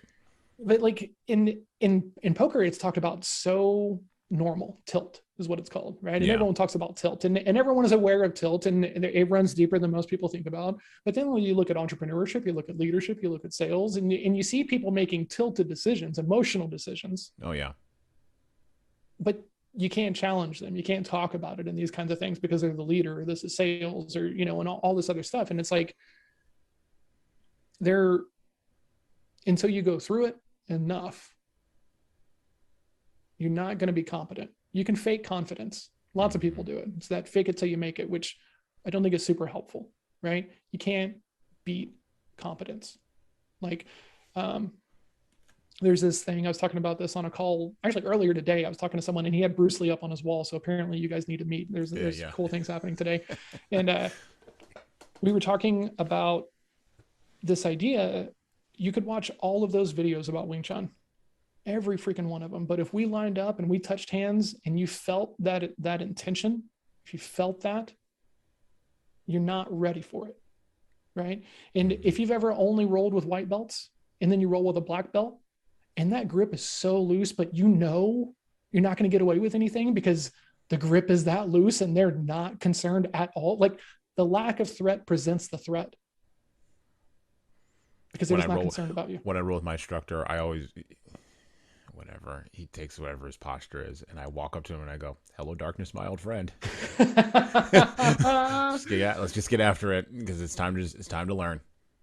I was getting not cocky, but I was starting to feel very competent in Chisao, which is, we call it rolling, right? But it's not like jujitsu rolling. You're just rolling like from your forearms, right? So you're starting from a bridge of contact because the tactile functionality is what makes Wing Chun great, right? You're creating tactile responses that operate faster than your line of sight can be. And there's a version of that in jujitsu, right? Because like if you're putting good pressure from your chest into someone's back and you feel them move before you see them move, it's the same thing, right? Yeah. So we call that connections. If you have your connections, you're good. Oh, but it's the same identity. It's the same idea. So, and then I rolled with my teacher. Yeah. And man, he wasn't there until he wanted to be there, right? And then, man, you get the full blunt and force of, I don't need to have a bunch of energy here because I'm saving all my energy for here. Yeah. Right. And like, there's that element in poker. There's that element in jujitsu and in kung fu and in sales. Like, man, there's a great article by the Harvard Business Review, and it talks about consultative selling is the easiest thing to teach, but the hardest thing to do. And man, it's a great article because the elements of it, I can teach anybody in 5 minutes, right? Target very well, small talk well to understand how they want to talk, frame appropriately, ask really great questions. Don't lead them down a path that they don't want to go to. Make sure you're qualifying for your standards, get a good agreements. That's it. Now go do it. That's the hard part. Yeah, good luck. Yeah, exactly. Like, you're not going to do that, right? No. You're going to fall back into what is normal or what you think you should be doing. And that is that emotional moment. You're not following a process or a system. You're doing what you think you want to do. Like in sparring and Wing Chun, I had this element of like, if I did anything that was not part of canon, I wasn't happy. It wasn't a real win. Yeah. Right. So like, if I landed a shot, but my shoulder rose to make it, no, that's not it. That's not good enough. Fix it. Right. Because this happening is causing other things to be out of alignment. Right. So it's causing issues. Right. So focus on the process. The results will come, kind of thing. And I mean, it's such a, like, there's a sweet spot in the middle. You can't have just knowledge, and you can't just continue to beat your head against the wall if you're on a timeline that matters, right? No one needs a sales coach if you have endless money and you don't have a sales goal. Just go figure it out. You don't need me. You don't need a book. You don't need anything else. Just go talk to people. That's not what sales is, though. Sales is Right. about goals and deadlines and being accountable for the forecast and all the other stuff that is like part and parcel of that, which means you have a timeline. You don't have forever to figure it out. That's right. And if you're concerned about it, let's talk about it. But don't just assume that just because you can open your mouth and words come out of it, just like you shouldn't assume that because you can ball up your fist and make a fist that you're going to win a fight. You're not going to be able to communicate to a broad range of people, understand their concerns, and be able to map those to solutions that you can then show them and get them to take action on those solutions. You got to do it. Back to the book. And I want to make a point because everything that John said doesn't necessarily need to be backed up by the book, but the book does back up everything that John has just said. And it really comes to light in this element of courage, which we've kind of been talking about and kind of dancing around without really using that word. You will need a sales coach if you do not have the courage to know how to apply what it is that you are doing. If you don't have the context to get competence, you are going to need help. However, leadership courage, when we talk about leaders, leadership courage can only come after clarity, which I compare to ground in A Book of Five Rings. Candor, which I compare to the water book. And if you're marking your book as you follow along with us, mark it there.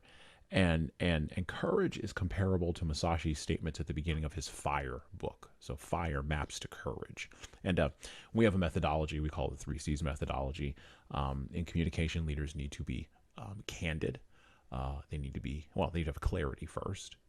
Clarity in speaking, clarity in thinking, which is critical, and clarity in writing and communicating. Clarity is the thing.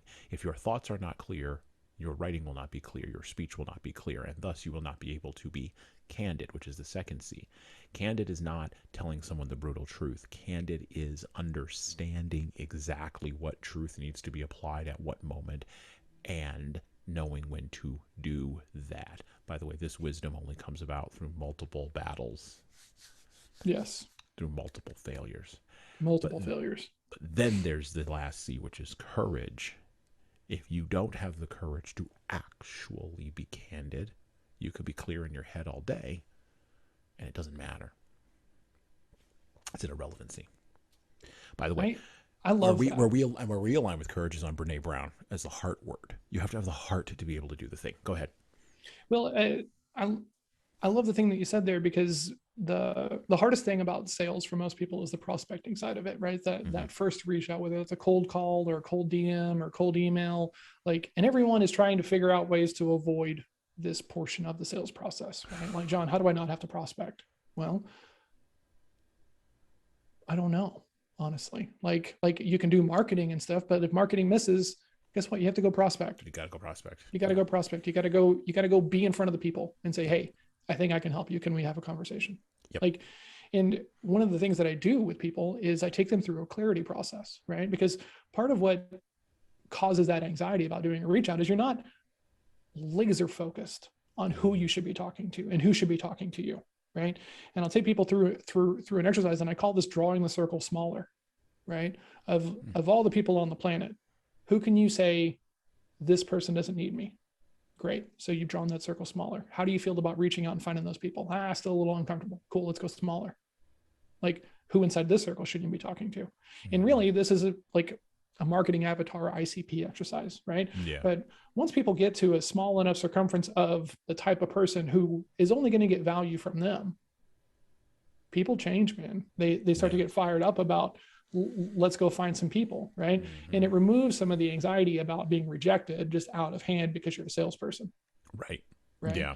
And going back to that clarity exercise, right? If you're not clear on who you're targeting, how are you going to be clear on a message that makes them want to talk to you? How are you going to be able to be candid with that message? Yeah, exactly. And then how are you going to even have the courage to go and talk to them anyway? And the candid thing, right? Everyone is like, well, let's sound really spick and span and polished on these calls, John. And have you seen our deck and all of this stuff? And we do fundamentally transformational things for entrepreneurs. It's like, bro, you're creating the rift that you hate because you're being unapproachable in how you're talking about what you do. Right. Stop sounding be so professional, be real. You're not going to make everybody happy no matter what the outreach is. No piece No. of outreach is going to get 100% yes, because some people are still going to think it's too good to be true. Right. Right. And that's like the marketing thing, which I love. I went to the seminar once and this guy was like, if I told you that I was going to give you a Lamborghini for $1, would you believe me? And everyone's like, no. And he's like, exactly right.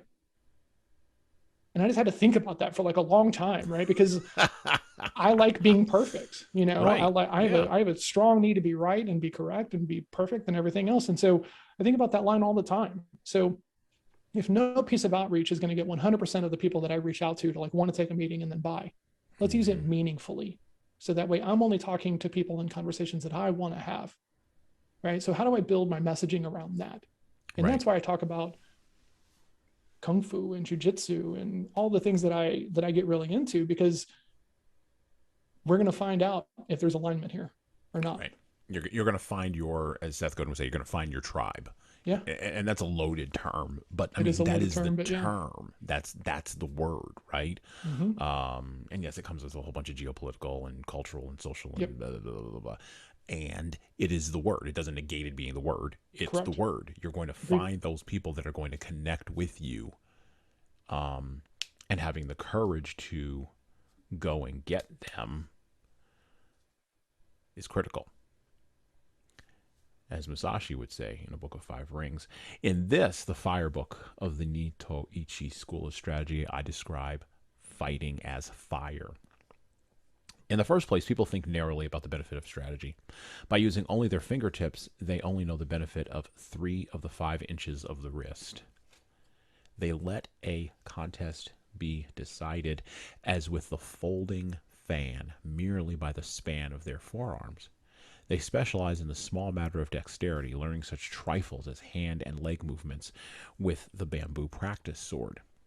In my strategy, the training for killing enemies is by way of many contests, fighting for survival, discovering the meaning of life and death, learning the way of the sword, judging the strength of attacks, and understanding the way of the edge and ridge of the sword.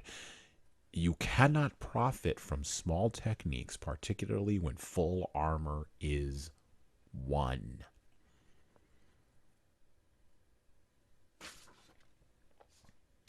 So good. You cannot learn to swim from a book. You cannot, this is going to seem vulgar, but it's true. You cannot get pregnant without having sex. You just, I'm sure that there's a random 1% whatever out there floating, but really, come on. You also cannot teach a kid how to ride a bike from Sandler training. You cannot teach a kid how to ride a bike at a seminar. Yep. You have to get in the game and do it. You have to back up what John has just said, you have to go the way of many contests, fight for survival, discover the meaning of life and death, learn the way of the sword, judge the strength of attacks, and understand the way of the edge and ridge of the sword. I don't know if what we do over here is consultative selling, or I don't know what the appropriate term is. All I know is if I get a client who's a potential off of a prospect that has worked out well, I know that there are many tiny cuts that can kill the deal, and I have no idea where they will all be. And so after almost 10,000 hours of selling this product, I now kind of sort of am beginning to understand the flow of how to go with the client. There's no way around the work. And to John's point about not enjoying prospecting, I don't enjoy prospecting either. I don't enjoy the rejection of like Most people don't. sending out blind emails to a group of people who I thought were going to support me, and now they're like, screw off, go away. Or it went into my spam, or it went into my trash, or I didn't see it, or I don't care. And so what? Yeah. You know, that issue of rejection, that is powerful and that is key. Many people don't try because they're afraid of failing. Yep. But more people don't try because they are afraid of being rejected. Agreed. By whatever system or organization or culture or other individual they put themselves up against.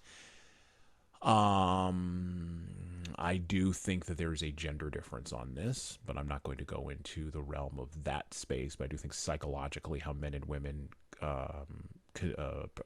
consume and pursue, not consume, that's not a good way to put it, how men and women engage with, that's a better way to put it, with rejection is fundamentally different. And I think Brene Brown would agree with me. I think she staked her entire career on that idea. Women and rejection and shame. There's a whole bunch of things that are gathered together in that spot, and she's done a lot of clear research on that. Go look at her research. Men are a little bit different though. And somebody is polarizing, as Dr. Jordan Peterson, another Canadian, our third Canadian of the day, has mentioned this, clinical psychologist. And again, you could disagree with his conclusions, but he has mentioned this. Men tend to view rejection through the lens of, and we're talking about martial arts, and we're talking about jiu-jitsu, and we're talking about physical combat and how that relates to sales and where the lessons we can learn. Men relate to that out of physicality. They relate to that out of the space of, and I've sometimes said this in training, talking about conflict, and how men and women engage with it a little bit differently. If men have a conflict, we know fundamentally at a certain point, this can all get physical. We can all go out in the parking lot and figure it out. At a certain point, if it gets to that point. Now, we all do the negotiation to make sure it doesn't get to that point, because we know fundamentally, starting, I would assert, at the age of probably 8 or 9, this is when men start to learn this in a real visceral physical way, whereas women learn a different lesson in a different kind of way. Or no, not a different lesson. They learn the same lesson in a different kind of way. Yep. Because the genders are different in their approach to this. But men learn about how to handle rejection in a physical manner, right? Versus an emotional one. This is interesting because sales fundamentally in our world today is not a physical act. It is an emotional act. And you can even assert that it's always been an emotional act. Yeah. And so it's interesting to watch rejection and how that shapes up and how that can burn through a person like fire, can literally hollow out a person. If they do not have if they haven't walked the way enough to be able to handle it, at multiple levels, and to be able to, and this is now when we get to the Western idea of compartmentalization, to compartmentalize and wall that off. And I'll use a perfect example from my own life. We were in a deal that we did not get with a larger partner. This was many years ago. It was a $250,000 deal. We didn't get the deal. I'll tell you the end of the story. We didn't get the deal. Okay. and we were in the deal for 6 months. We were in the process for 6 months. I thought I understood the edge and the, as Musashi would say, the edge and the ridge of the sword and where it was going. And apparently I did not. And when I realized that I did not understand where the edge and the ridge of the sword were going, and when the final cut came and the blow of rejection came, I literally left my office, went home, because I felt like I was going to puke at that time. Yeah. And I laid down on the floor of my house had hardwood floors, beautiful teak hardwood floors. And I laid down on the hardwood floor of my living room. And at the time, my son wasn't born yet, but at the time my daughter was like maybe my youngest daughter was like 6 or 7 years old. And I just let her jump up and down on my back. I was like, sure, why not? Because what else are you going to do at that point? And then I got back up the next day and went back to work. I mean, that's right. The rejection is unique, right? And I think too many people, like in sales coaching, sales leadership, they don't really, once again, if you don't understand how that person is tuned to the world, you have no idea what that rejection is going to do to them, how they internalize it and stuff, right? And so all the stuff that like every no is one closer to a yes, and Babe Ruth like struck out more than he hit. He also didn't swing at terrible ass pitches either. Like, let's just be honest about it. Like the stuff matters, right? There's still a quality level that comes into play. And so like I'm going to get probably flamed for this on LinkedIn, because the guy who runs a list building platform. It's called Seamless AI. He put out this video and was like, never stop following up, right? Chase them and, chase them and chase them and chase them. And it's like, you're just winding people up so that way they'll go do something. That's not the same thing as like giving them some clarity. Is it? So me being me, right, and doing my thing, I'm like, hey, if you're open to a difference of opinion, a good prospect isn't going to make you chase them for forever. And there's too many people on the planet to be fixated on just one. Right. Right. Yep. And what's crazy to me, you said this line earlier, that you're much more of a marketing person than a salesperson. Turns out I think much more about, I'm a student of marketing. I'm a trained salesperson, right? So while I appreciate marketing, I'm not the greatest at it. I'm terrible at marketing myself, but being able to appreciate the drop-offs about speaking one to many is a marketing skill, right? And so appreciating the drop-offs is super important. And salespeople don't do that, right? Because of the sales ego and everything. Yeah. There's another sales consultant who's in my sales community. His name's Ricky Pearl. And he's got this great question that he asks people. Like, okay, if I bring you 10 people and you close 2, are you more concerned about, or if I talk to 10 people and I close 2 for you, are you more concerned about the 2 or the other 8? I only care about the 2. I mean, exactly. So his next question is, so really, I guess I could go talk to 100 people as long as I brought you 2, right? Sure. As long as I can write 2. That's the problem, right? Like sales is about laser-like precision and being able to understand the time management of relationships much more than it is about being persuasive. Because if you spend enough time with any one person, they will find something to buy from you and you will find something to sell them. But once again, if you're on a goal or a deadline, work expands to fill the time allotted. So if you're not following a process or a system, you're just going to keep hanging out with people, right? And when we add in the personality stuff to selling, if you're an extrovert and you get energy from having meetings, you're going to go take every bad meeting you possibly can. You're not thoughtful about, hey, does this person meet my ICP or my avatar? Are they going to be a great person to spend time with? It's just, oh, this is a meeting and I'm light, so let's just go do it. That's not being intentional with your time. That's not following the way. Right. Right. And so, man, like the overlap here to me is like, I'm just reading this book and I'm just like, oh God, yeah, talk about this all the time. Talk about this all the time. Right. And Melissa's just so tired of hearing about the whole thing, just completely over the whole thing. It was really funny. A long time I hope ago. that podcast drained you of all of this. So can we move on to Art of War now? Can we do that? Exactly. There was one time, I'd been in Kung Fu for a very long time. I was already at the instructor level. Like I was the way that Kung Fu works is the colors become lighter as you advance in the system, right? Because as you gain knowledge, you gain enlightenment. So you start out as a black belt and then you end up as a white or gold sash, depending upon your lineage and your school and stuff. And so the way that our school works is you have black, gray, blue, green, red, and then gold is master. Okay. But red is like the equivalent of black belt. It takes about 5 to 8 years to get there. You've put in massive amounts of work. You're teaching on the weekends. You're, all the same things that are normal for like a black belt. And I was sitting on the couch. I was talking to Melissa. This is way before I started my business. This is way before she worked with me, way before the book had come out. And she goes, hey, how much longer are you going to do the sales coaching thing? And I was like, what an odd question you're asking me right now. Why are you asking this question? And she's like, well, it just feels a little bit like a gimmick. Exactly what she said. This is clear as head in my day. It's so funny because she's the editor of my book about sales now. And I was like, interesting. I guess my answer for this is the same answer as I would tell you about martial arts training. I will stop when I've determined that I don't want to get any better. And it was such a foreign concept for her. But by that point, Kung Fu was sales. It was the same thing. Like, I'm a big proponent of like flow and deep work and really, really, really organizing your life in a way so that way you can have these amazing moments of being able to, whatever your calling is, whatever your greatness is of doing that. Yeah. And man, this is a flow state like that we're in right now.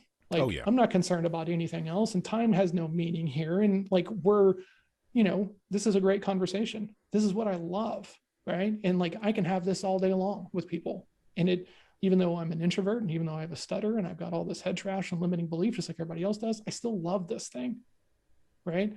So why would I not want to continue to get better at it? Why would I just assume that this is as good as it gets? Right. It's insane. And to the other point about rejection, like I reached out to someone who I look up to and I was like, hey, Here's the thing. I think I can help you. You want to talk about it? Not worth my time. Okay. Right. And here's the thing. In my opinion, he's an idiot for not wanting to have a conversation with me. But then again, I can also appreciate the focus, right? Because the hard thing about being an entrepreneur is cultivating focus that way you can go do the things and not chase all the shiny stuff, that's out there. Yeah. So it's that empathy, right? Of, I appreciate you're busy. Maybe later. Yeah. Right. And one time I reached out to someone and I was like, hey, I would love to share my book with you. Because like, I don't even need this. You know what? You're right. You don't need it. Don't even worry about it. Right. So it's this weird thing. Like, I still hate it. It still bothers me. But like this week, it is the last week of May. End of month is next Tuesday. I lost a $20,000 deal yesterday. No, I got stalled on a $20,000 deal. So it might still happen, but we don't know when. And I lost a $15,000 annual deal, but I sold 2 books. Let's be happy about the books. Right. The rest will come if I stay on the path and focused. It's the long game. So, I think people who are in the entrepreneurial space have to play to their strengths. Yes. So if your strengths are in operations, I met somebody months ago whose strength was in operations. She was looking for a role. I did not have a role for her, but she was looking for a role. And she was telling me about operations, and her face was lighting up about operations. And I said, either you need to be with a startup that doesn't have good operations, and you just get in there and you just start doing it for them, and they will love you forever and give you equity for the rest of your life, or you are going to go find a mid-market company, and you will work for them in an office somewhere, and you will have to find things that light you up. Yep. But being an entrepreneur, you have to be able, and this goes back to that quiver idea, you have to be able to do all of the things, even the things you don't care about.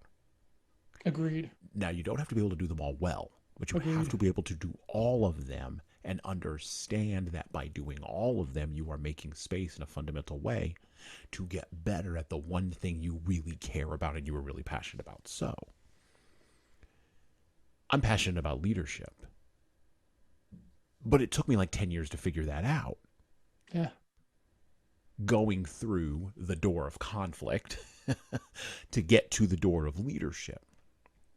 In the course of that 10 years, it also took me a while to figure out that I really like making content. I like having conversations with people that matter.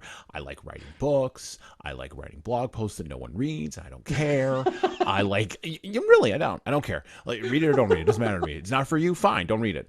I like writing email newsletters that sometimes people click on and sometimes they don't. You know what I'm not really all that, passionate about? I'm not all that passionate about tracking metrics, but I will do it, and it will be a discipline. I'm not all that passionate about managing my accounting, but I will do it, and then I will outsource it to somebody else who does care about it and is passionate about it, which is one of the things that I learned. It took me 5 years to learn that, but yes, outsource it to somebody who cares about it. You have to find somebody who cares about the thing. That's what an entrepreneur does. When you own a business, and this is the fundamental difference, when you own a business, the machine is turning and working. You're not remaking the machine. When you're an entrepreneur, you're constantly tinkering with the machine. Constantly tinkering with the machine because you don't know what will work. Yep. And when you are a freelancer, you are a contracted employee for somebody else. And who's trying to figure it out. Right. And there is nothing wrong with that. Like, again, it goes back to this weird idea of compartmentalization. We have this all compartmentalization in the West. Like, you've got to be this, you've got to be that, you got to be this, you got to be a specialist, right? It's the cult of specialization. And I would much rather, not necessarily be broadly spanned. That's not really it. I would much rather have the ability to flow between those three areas than be locked in rigidly, because when a disaster comes along, the bamboo goes just fine, but the brick building falls over. Miyamoto Musashi knew this. And he lived it right through his life. Back to the book for just a moment. I'm going to read directly from my copy of the book. Again, from Overlook Press, from the Overlook Press, the translation by Victor Harris. This is from the introduction on page 10. He was a boisterous youth, strong-willed and physically large for his age. Whether he was urged to pursue kendo by his uncle or whether his aggressive nature led to it, we do not know. But it is recorded that he slew a man in single combat when he was just 13. The opponent was Arama Kaihi, a samurai of the Shinto Ryu school of martial arts, skilled with sword and spear. The boy threw the man to the ground and beat him about the head with a stick when he tried to rise. Kihai died vomiting blood. Musashi's next contest was when he was 16, when he defeated Tadashima Akiyama. About this time, he left home to embark on the warrior pilgrimage, which saw him victor in scores of contests and which took him to war 6 times, until he finally settled down at the age of 50, having reached the end of his search for reason. There must have been many Ronin traveling the country on similar expeditions, some alone like Musashi and some enjoying sponsorship, though not on the scale of the pilgrimage of the famous swordsman Sukahara Bokuden, who had traveled with a retinue of over 100 men in the previous century. That's amazing. This part of Musashi's life was spent living apart from society while he devoted himself with a ferocious single-mindedness to the search for enlightenment by the way of the sword. Concerned only with perfecting his skill, he lived as men need not live, wandering over Japan soaked by the cold winds of winter, not dressing his hair, nor taking a wife, nor following any profession save his study. It is said he never entered a bathtub lest he was caught unawares without a weapon, and that his appearance was uncouth and wretched. In the battle which resulted in Ieyasu succeeding Hideyoshi as shogun of Japan, Sekigahara Musashi joined the ranks of the Ashikaga army to fight against Ieyasu. He survived the terrible 3 days during which 70,000 people died, and he also survived the hunting down and massacre of the vanquished army. Then it talks about him going up to the capital of Kyoto when he was 21, and he fought several men, including Yoshikoko Seijiro, the head of the family of the Ashikaga house. And he lingered in the capital and continued to basically irk the Yoshiokas. And then the second brother, Den Shichiro, applied to Musashi for a duel. He also killed him. And of course, then he killed the youngest son of Seijiro, Han Shichiro, underneath a pine tree adjacent to rice fields. Musashi waited concealed in the shadows, and just as they were thinking that he had thought better of it, fighting this kid, by the way, not yet in his teens, he suddenly appeared in the midst of them, because the boy came with retinue. He came with a bunch of retainers, and cut the boy down. Then, drawing both swords, he cut a path through them and made his escape. After that frightful episode, Musashi wandered over Japan, becoming a legend in his own time. Next to the notes in the book, by the way, I wrote down, "What are you, Mr. Wayne?" A legend. I mean, so in my book, I was kind of stunned by a couple of things, right? One of the things that I think is really interesting is how they talk about martial arts and how he talks specifically about martial arts encompassing a sword specifically, right? Yeah. And nowadays, I feel like most people in their view of martial arts is like empty-handed sets, karate, taekwondo, kung fu, and stuff like that. And so I was not affronted. I wasn't irritated or anything. I just thought it was hilarious that to them, martial arts means you are working with a sword, right? In these days, and it goes to a line where he talks about it in here, like you shouldn't favor any one weapon, right? Because if a weapon is doing its job, it is helping you get to your outcome, which is going home, That's right. And he also talks about the fact that like martial arts, and my kung fu teacher talked about this all the time, is about winning combat, being able to leave that combative moment intact and going home, right? And so all the time, all my friends are like, "John, we have guns now," and I'm like, "Yeah, cool, I get that for sure." And like, not to have a contest of wills, but unless you're very well practiced, I'm on you before you're getting it out of your holster. Like, sorry, like, and don't come hunt me down about it. I'm not here to do an exhibition about it or anything else like this. Right. Yeah, leave John alone. Yeah, like that's not what this is about. But it's about being able to apply the methodology and the thoughts and the frameworks to win.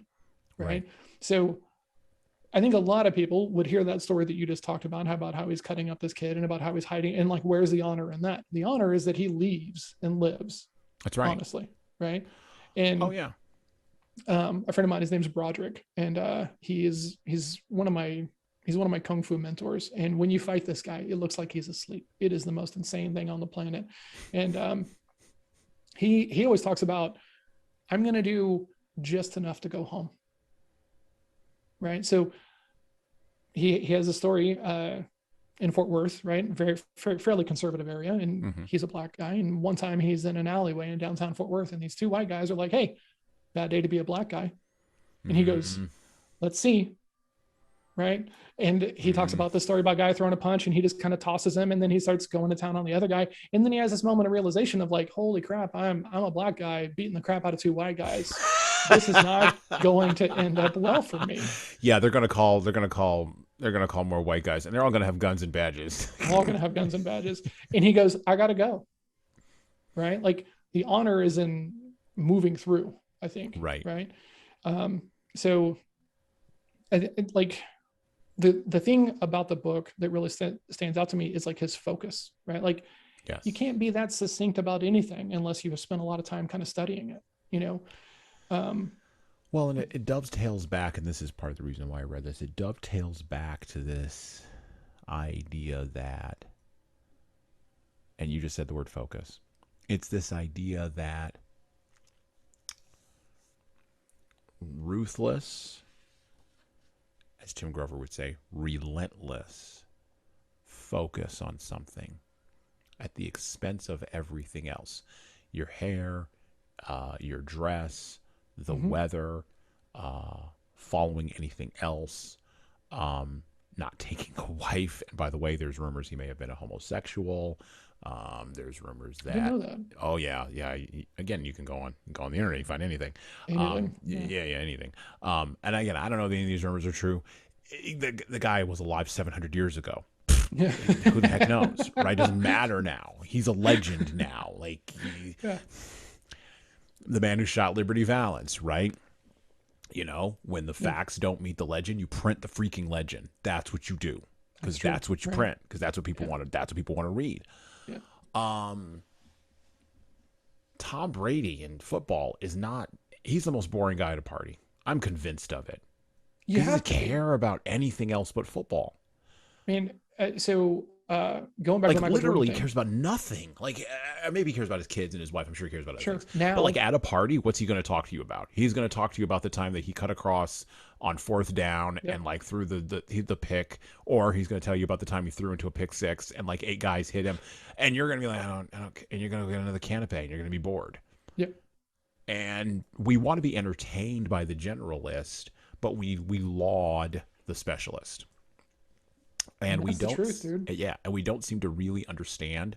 We don't understand the level of sacrifice that goes into being a specialist. We just don't understand it, because it's decisions that we would never make. A radio commentator back in the day said something that has stuck with me for many, many years. He said, or radio personality, he said, the only limitations you have are the ones that you place on yourself. Agreed. Couldn't agree more. And my next line for that whole thing is, the only competition you have are the ones you create. Right. You know how many sales coaches there are? Untold. Right. You know how many leadership development people there are? I mean, obviously, right. And like, and the fail rate in both of our industries is quite high, because lots of people don't make it. Right? They don't make it. Have you seen The Last Dance? The Jordan documentary? Yes, I have. Yes, Okay. I did watch it. Yep.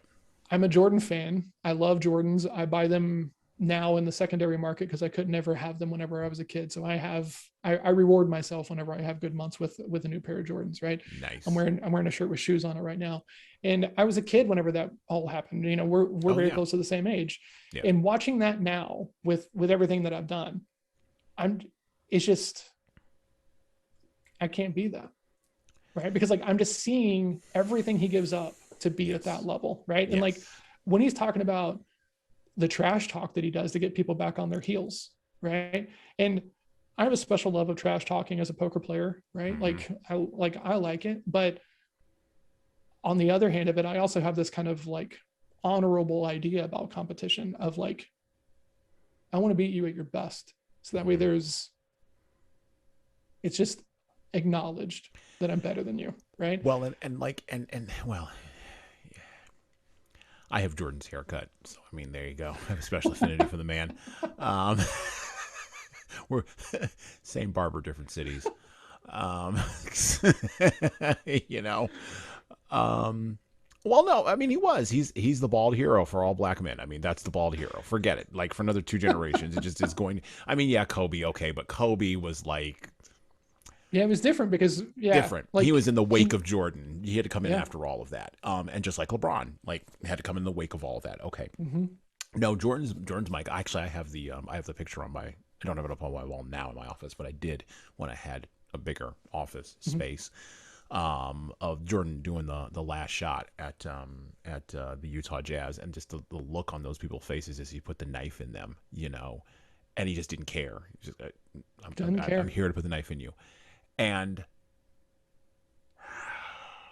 you talk about empathy, balance. Dave Goggins, the Navy SEAL, who's also a marathon runner, former Navy SEAL, who's also a marathon runner and endurance guy. He talks about this too. A lot of people like balance. That's important to a lot of people. He's exactly correct. A lot of people love balance. And I think Jordan would agree with this. But if you want to be the person that everybody absolutely hates because you're so good, you can't be balanced. You can't have balance. You cannot have balance. And that is the most honest analysis of exactly what Jordan was demonstrating, not only through his entire career, but also, I mean, he even mentioned this in The Last Dance. He's like, I don't have to do this. And I love that. You're right. You are exactly correct. You do not have to do this. But he's not willing to risk it. Right. Exactly. Like, when I coach people sometimes, and I sell over Zoom, I'm a big believer in selling over Zoom, and because it's the greatest of all the worlds in my opinion, and people are like, well, John, I don't want to be on Zoom. I don't want to turn on my video camera. Okay, great. Are you okay with lesser outcomes? Like, do you want to work harder, or are you willing to get a little bit uncomfortable so that way it's a little bit easier? Like, do you want to deal with less, right? And coming from a poker background, everything was about expected value. Do you have an edge? Because if you don't have an edge, go home. You can't beat a rigged game. You can't beat a game. Like, you're not going to beat Michael Jordan in a game. Like, and if you go to the game on Tuesday afternoon, whenever all the other pros are playing the Tuesday afternoon game because they're not in jobs, because this is what they do all the time, why are you expecting to win if you're not putting in the effort and the hours, right? You're the sucker at the table. You are the sucker. Yeah. If you don't know the fish, it's you, kind of thing, right? And then what's fascinating to me is I just watched the Kanye documentary as well. And dude, it's the same thing. It's the trade-offs you make so that way you can be great, right? And when I was doing Kung Fu, I was there minimum of 15 hours a week. Monday nights, Wednesday nights, Friday nights, Saturday mornings. And if I was like gearing up for a test, like it was 6 weeks of 7 days a week to get ready for my instructorship test, because I was not willing to deal with a lesser outcome. Did everyone know that I was ready? Like, would it have been okay if I hadn't been at the pinnacle of my skill that I was? Sure. Would it have been okay for me? No. Right. And when I think about these very driven people, like I love Kanye as an artist. I think he's got some issues and he's made some bad decisions, but like, he's got this line in a song and he's like, you can't match my hustle. Right. And I'm watching this 3-part documentary and I'm like, you're right. I can't match that. I don't have any desire to match that hustle. Well, you can, but you know what? No one's going to write a rap song about you. I wish they would. I know. If we could fix that, like I don't want to do the Tiger King thing but like, I love rap. Like, it's one of my favorite things, but like at this point, like there's no way I can make a rap album ever, because A, it would just be terrible. But B, I don't want to be in any way, shape or form that person who's like, well, I've done this, so therefore I can go do this, and Right. it's all going to be okay. That's not how the world works. I have transitional skills into this other space. No, sir. No, actually, you don't. No, sir. The fact that you can project management effectively in a business situation doesn't necessarily mean that you're going to be a creative force for music. That's right. No, it's, and before Kanye, Jay-Z, I'm a Jay-Z guy. I was a Jay-Z guy way back. I like Jay-Z. I'm a fan. I think he got fat and old and has gotten to be a little bit lazy. I think Kingdom, whatever that other thing was terrible. I mean, wouldn't you be if you were married to Beyonce? Like, that guy never has to do a rap song ever again. Okay, but you know what? Dude, come on. I like Jay-Z as a rapper. I think we got to keep up standards here, sir. Man, this is going to be weird. You might hate me after this. It's okay. I don't think he's capable of performing at the standard anymore. Oh, we all know that. Trust me. Okay. All of us here who are, please give me your break. Yeah, we all know. Well, no. It's harder to be Black creative Album when was you're his older. yeah, the Black Album was his apotheosis. I mean, that's it.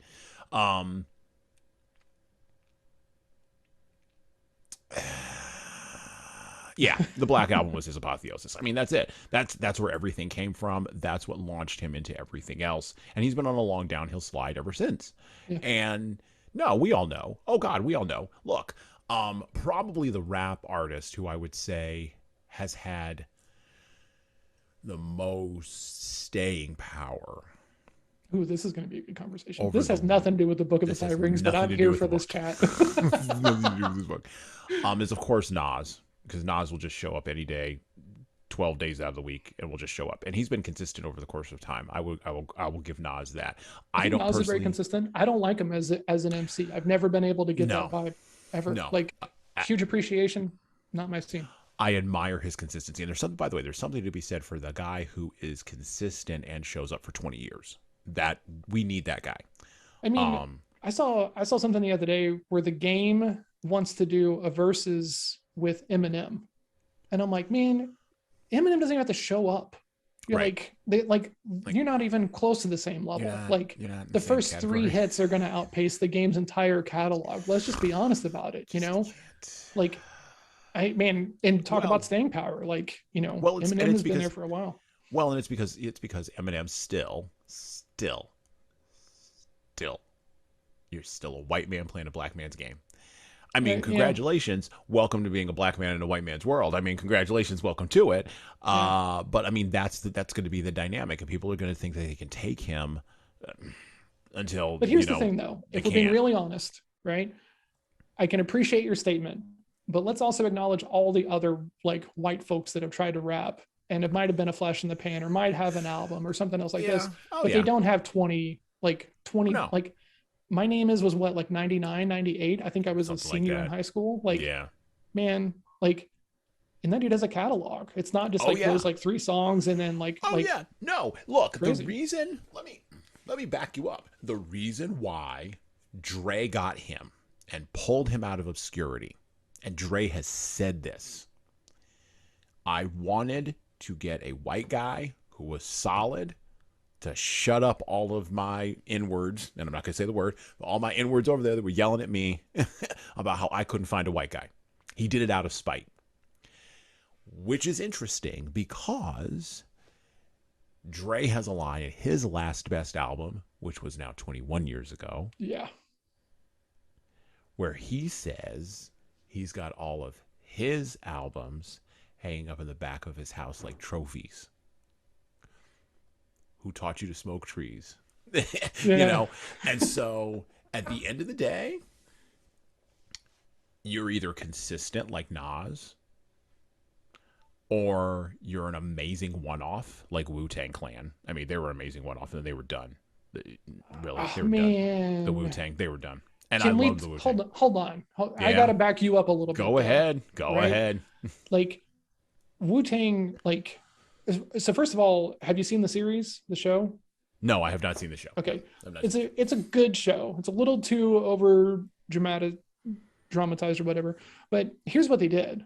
They were seeing the ability of a group to come together and pull more as opposed to doing these like solo artists. So what they did was they signed as a group, and then every one of those individuals got individual record labels and albums out from underneath of that thing, right? So like is Wu-Tang this kind of like weird thing, and like there's the canon of Wu-Tang, and then like lots of people drop off, and like Wu-Tang Forever is not that great of an album in my opinion, and like the group is way too big. But like, and Enter the Wu-Tang was there. I mean, forget it. Like, that's but man, talk about finding a way to crack the nugget, like as opposed to beating your head against the wall and just putting out tons and tons and tons. Like, talk about the Ludacris thing. Like, Ludacris was selling tapes out the back of his trunk for years and years and years and years and years before anybody ever heard him on the radio. Right? So, and to the point that I think you're going to make, like, it's all okay, right? Like, there's a glory to making it through, right? And I talk about this with entrepreneurship. It's not always sexy. Like, you're going to have those terrifying moments. You're gonna, like, I've had those moments of like, this is sewn up, this is going to be great, or like deals with equity involved that never actually get to that equity position and everything else like this. And it's like, it's not always beautiful, it's not always sexy, it's not always the thing you want to go brag about, but like, it will be braggable eventually because you make it through, right? Well, and that's the thing you have to convince other people of, and that's what I found. Like, well, the young, I would say. Yeah. But you know what? I mean, there's a myth that if you go take a 40-hour-a-week job, and it's the myth of the 20th century. It is, yeah. You go take this 40-hour-a-week job, and you work a 40-hour-a-week job every week. Safe. Right, for 50 weeks out of the year, and you do that for 35 years. Now that's your body of work. That's the thing you did. That's worthwhile to celebrate and to clap and to support. And you were consistent at that. And you fed your family. And you did those things. And now that all that's fallen apart, the challenge is that, and this is why we're doing the podcast, and this is why we're talking about this in such a way for like the last, now we're going on 2.5 hours now, which is great. But like the challenge of that is all of that mental infrastructure is still hanging around, even while all of the assumptions that supported that mental infrastructure are basically gone. Yeah. And the gap between the mental infrastructure in our heads about what should be versus the assumptions we make about what is, going back to the whole David Hume idea of you can't get an is from an ought or an ought from an is, or whichever the hell one it was. Mm-hmm. That gap is where the chaos is right now. That gap is where the chaos is, because we haven't figured out a way geopolitically at a nation state level, going all the way down to our families. We haven't figured out a way to close that gap. Now, if you're politically minded, you're going to go, well, we need to return to XYZ thing. Okay. And if you're politically minded on the other side, you might say, well, no, we need more freedom and openness in ABC thing. But those are neither of those are the answer to the question. If you're more spiritually minded, which I think people who are a little bit more spiritually minded, I'm purpose not saying religiously minded, people who are more spiritually minded get the concept that this is not actually a material problem. This is a problem at a deeper level where it needs to be sewn together, because that's where the gap is. And you can frame it in terms of philosophy, but eventually you're going to wind up using religious language. And you can frame it in terms of psychology, but eventually you're going to wind up using religious language, because you're trying to sew the assumption plus the expectation that's still in your head together. And those are the two things that have to match. And it's in every field. I mean, we've talked about sales, we talked about leadership development, we've talked about martial arts, we were talking about rap music. Any place in 2022, 2023, 2024, whenever the year is of the sound that you're in my voice, or where you're within the sound of my voice, any year where you are experiencing this gap, it is a gap between the thing that's in your head and the assumptions that are out in the world. And you've got to figure out a way to sew that gap together. And that is a challenge. Dude. Yes. That Musashi offers us the option to be able to solve in the Wind book, which you'll turn to in just a moment. But there are ways to solve it. But it does require you to read. It does require you to look at source documents. It does require you to think deeply. And then, of course, it requires you to make some decisions and then act on those decisions in a repeated fashion consistently over the course of time. Yeah, man. I think one of the, especially in sales leadership, right? Like, I can't speak to all the lanes of leadership, but what happens in sales leadership is when you stop being the person who is doing the action, Yeah. you tend to forget that it doesn't always go the way that you want it to. Yeah. Right. Yeah. And I've done projects where the CEO, well, John, yeah, I used to be in sales. Oh, okay, great. What'd you sell? Cutco knives or Kirby vacuums or the textbooks for school, or, like some kind of very canvas manual thing. And it's like, that's rad, very cool, very cool. But it was like 35 years ago, it was 20 years ago, it was 15 years ago, right? And so then they'll say things. I was working on a project last year, and the CEO goes, "Hey guys, I think we just need a break. So what I'm going to do is I'm going to do a 6-day holiday. We're going to take Thursday, Friday off. Saturday, Sunday is always off. And then Monday, Tuesday off." And everyone else is excited, but I'm the sales leader in this organization, right? And by the way, this is Tuesday afternoon that we're getting this news. Okay. So everyone else is super excited. Oh yeah, this is great, boss. I'm like doing all that stuff. And I'm just kind of quiet. And he's like, so what do you think about, John? And I was like, well, I think it's great that you're thoughtful about it. I think that's very important. I can't go tell the sales team to go cancel their meetings though, unless you're going to give us some quota relief. Are you going to give us some quota relief? Well, no, John, we got to hit the forecast. Okay, great. I can't tell these guys to go cancel their meetings. Right. Because we then run the risk of not being able to get the meetings again. And Correct. we're close to the end of the month, and you're going to hold us accountable to this thing. So like these little vacations that sometimes kind of come up are not holidays for salespeople, right? Because it's a project management. Like sales is a process, right? And so leaders are always like, well, you can just like move those meetings. That's going to be okay. Is it going to be okay if I lose this deal? Right. Well, no, that's not going to be okay. Okay, great. So it's not really okay then. Right. And so there's this kind of disconnect because they're the leader. So everyone shows up to their meetings. Yep. And they think that that's how the world works. And that's not how the world works because people are busy and everybody wants everybody's attention. Yep. And if you like, I take calls on pipelines without anything attached to me. Right. And I do that to make sure that I don't lose that pulse of what it's like to sell without the authority of being an authority in the space. Yeah. Right. Because now that I've got the book and the podcast, I've been doing this for a while and everything else like this, like if I get a lead, it's going to go okay. But whenever I hop into a pipeline for like a client to go take some calls because I want to like polish up my skill and stuff, and I'm Pete or I'm Mike or I'm Bill and I'm not John Small Mountain, right? Can I still get it done? Yeah. And that to me is the real work that lots of leaders forget to do, right? If you're like an ops leader, go through your systems and processes. What's missing? Don't just take it for granted that everything is perfect, because then when it's not, you're going to be pissed, right? Which kind of goes to that whole like e-myth kind of thing, right? Like you have an expectation in your head, even if you don't know it well enough to be able to communicate it to someone, because the knowledge transfer is always less than perfect, but you're going to be pissed if they don't hit the standard that you can't even communicate to them. Correct. And then whose fault is that going to be? Yours. Yours. It's going to be yours. Good. Hashtag good. Right? Hashtag good. That's right. Yeah. Because then you can fix it. Right. That's right.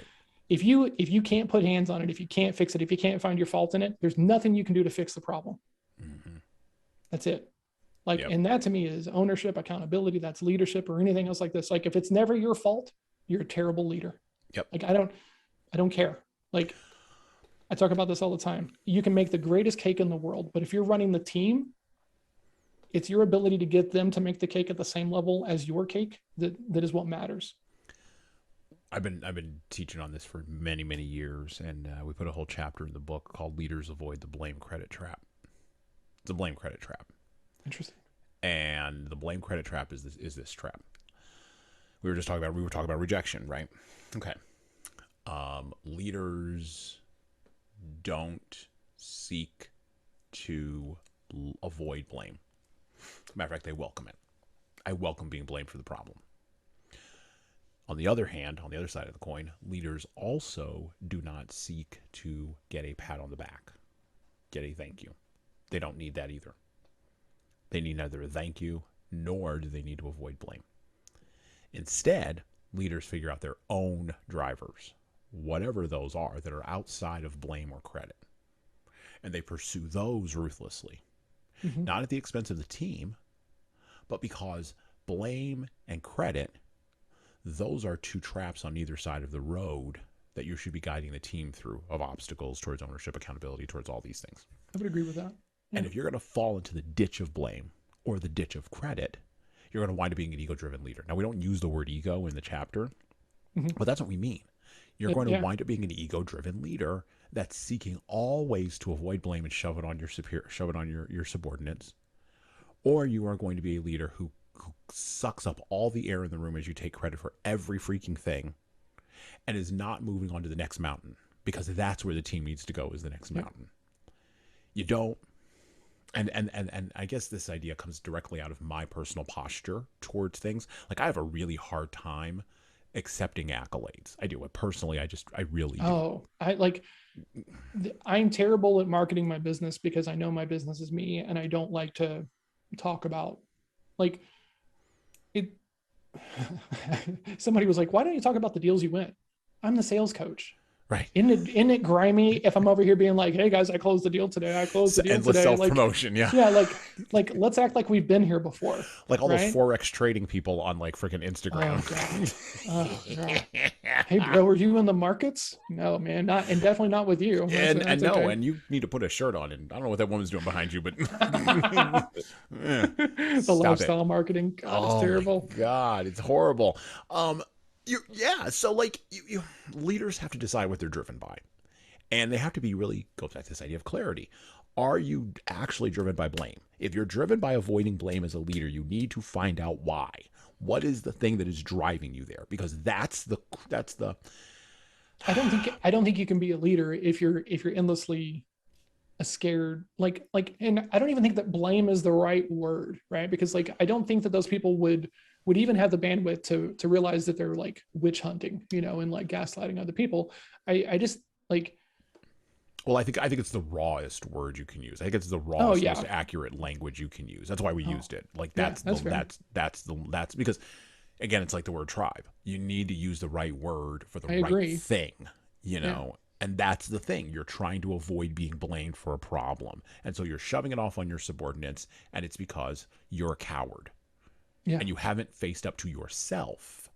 Oh, well, you can't call me a coward. I have XYZ position. You don't know me. You don't know my pain. You're exactly right. And I don't have to. Yeah. You're correct. I don't know you, and I don't know your pain, and I don't have to. That's not a prerequisite for me giving you this critique that you need to improve and stop avoiding blame or handing out blame.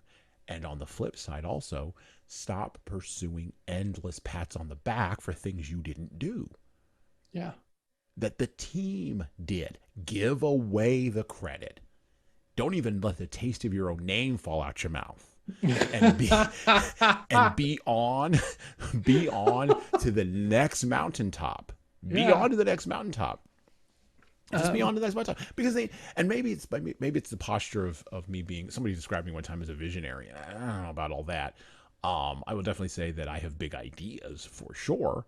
And maybe there are, not maybe, I know that there are people where when you talk in those kinds of contexts, people get real frightened and real scared because that feels like a lot of weight. Yeah. But this is the weight of leadership. This is the game of leadership. And if you don't want to play the game, please don't be a leader. Please don't be a leader. Don't be a leader in sales. Don't be a leader. Right. Don't be a leader in your community. Hell, don't be a leader in your family. If you don't want to play the game, don't be that thing. But if you decide not to be that thing, when you were the person that could do it, there's consequences for that too. You don't get to walk away without there being consequences from any decision that you make. So, and know the strategy so that you can actually be effective. Understand the way that you it takes a little bit of ego, like just being, I used to wait tables, and I worked in a chef-led restaurant, right? Mm-hmm. And chefs oftentimes are very proud of the food that has their name on the menu, right? So let's just call all that into action. It's their menu, it's their ideas, it's their food. They should be passionate about it, right? Mm-hmm. To go back to the Kanye thing, if you're meant to leave an impact and you're not talking as loudly about yourself as like other people are, how are you going to leave an impact? Right. Right. And I hated this chef that I worked under because I just thought he was just a complete, all this stuff. Right. And then later on, I was working in a retail environment doing cell phones, and we got this new manager, and he'd been a chef, and I was like, oh man, it's better over here, huh? Like chefs suck. And he was like, yeah, chefs suck, but they have to. I was like, what does that mean? And he's like, dude, that is your food on everybody's plate. And if it's a chef-led restaurant, it is like you're taking the brunt of it. People are leaving with lasting impressions about like your food. And About if a server, yeah. And if a server doesn't want to wipe the lip of a plate on their way out of the expo window, right, to like make sure that the plate is clean and stuff, yeah, a chef should be pissed. And I think about that all the time, right? Because I don't think everyone should be a leader. I think that this like chasing leadership that lots of people do leads them down these paths that aren't super helpful to them. But yeah, our podcast actually started because we were at a sales summit, and the woman who is the S on the show, her name is Nanette, and she was struggling with a prospect. And so we're all just sitting there drinking, not going to the sessions, which is what salespeople do at sales conferences, in case you didn't know. Right? We all fly in a day early so we can all get our drinks in. And she goes, "Can I ask you two, me and the other guy on the show who she doesn't work with, about a sales situation?" We're like, "Yeah, sure," right? Because she works with the I personality on the show, right? Yeah. Like that's her boss. And she's stuck because he just passed the baton. Hey, you know what? I know you want my help, and this is his best friend, right? I know you want to talk about this. I'm going to let my staff help you. Okay. And so she's stuck, and like she can't get the time of the day from this guy and everything else like this, and it's just dead end, right? And so I was like, cool. Do you just want me to listen, or do you want some help? And she's like, well, I would love some help. And I was like, okay, great. First help. And I turned to the guy who is her boss. I'm like, this is on you. And he's like, what? And starts to get offended and everything else like this. And I was like, look, you're talking to one of your best friends. Why would they want to just deal with your staff? Like, take a second, acknowledge that you're trying to do this person a solid and someone on your team a solid, and talk that person up. So that way it's a situation they're looking forward to, right? Hey, let me let you talk to Nanette, because she's the expert when it comes to this stuff. Like I'm all over the place. I'm not the right person to talk to. She's gonna be able to take care of you. Can I get you two connected? Versus I'm gonna let my staff help you out with that. They'll be in touch. Yeah.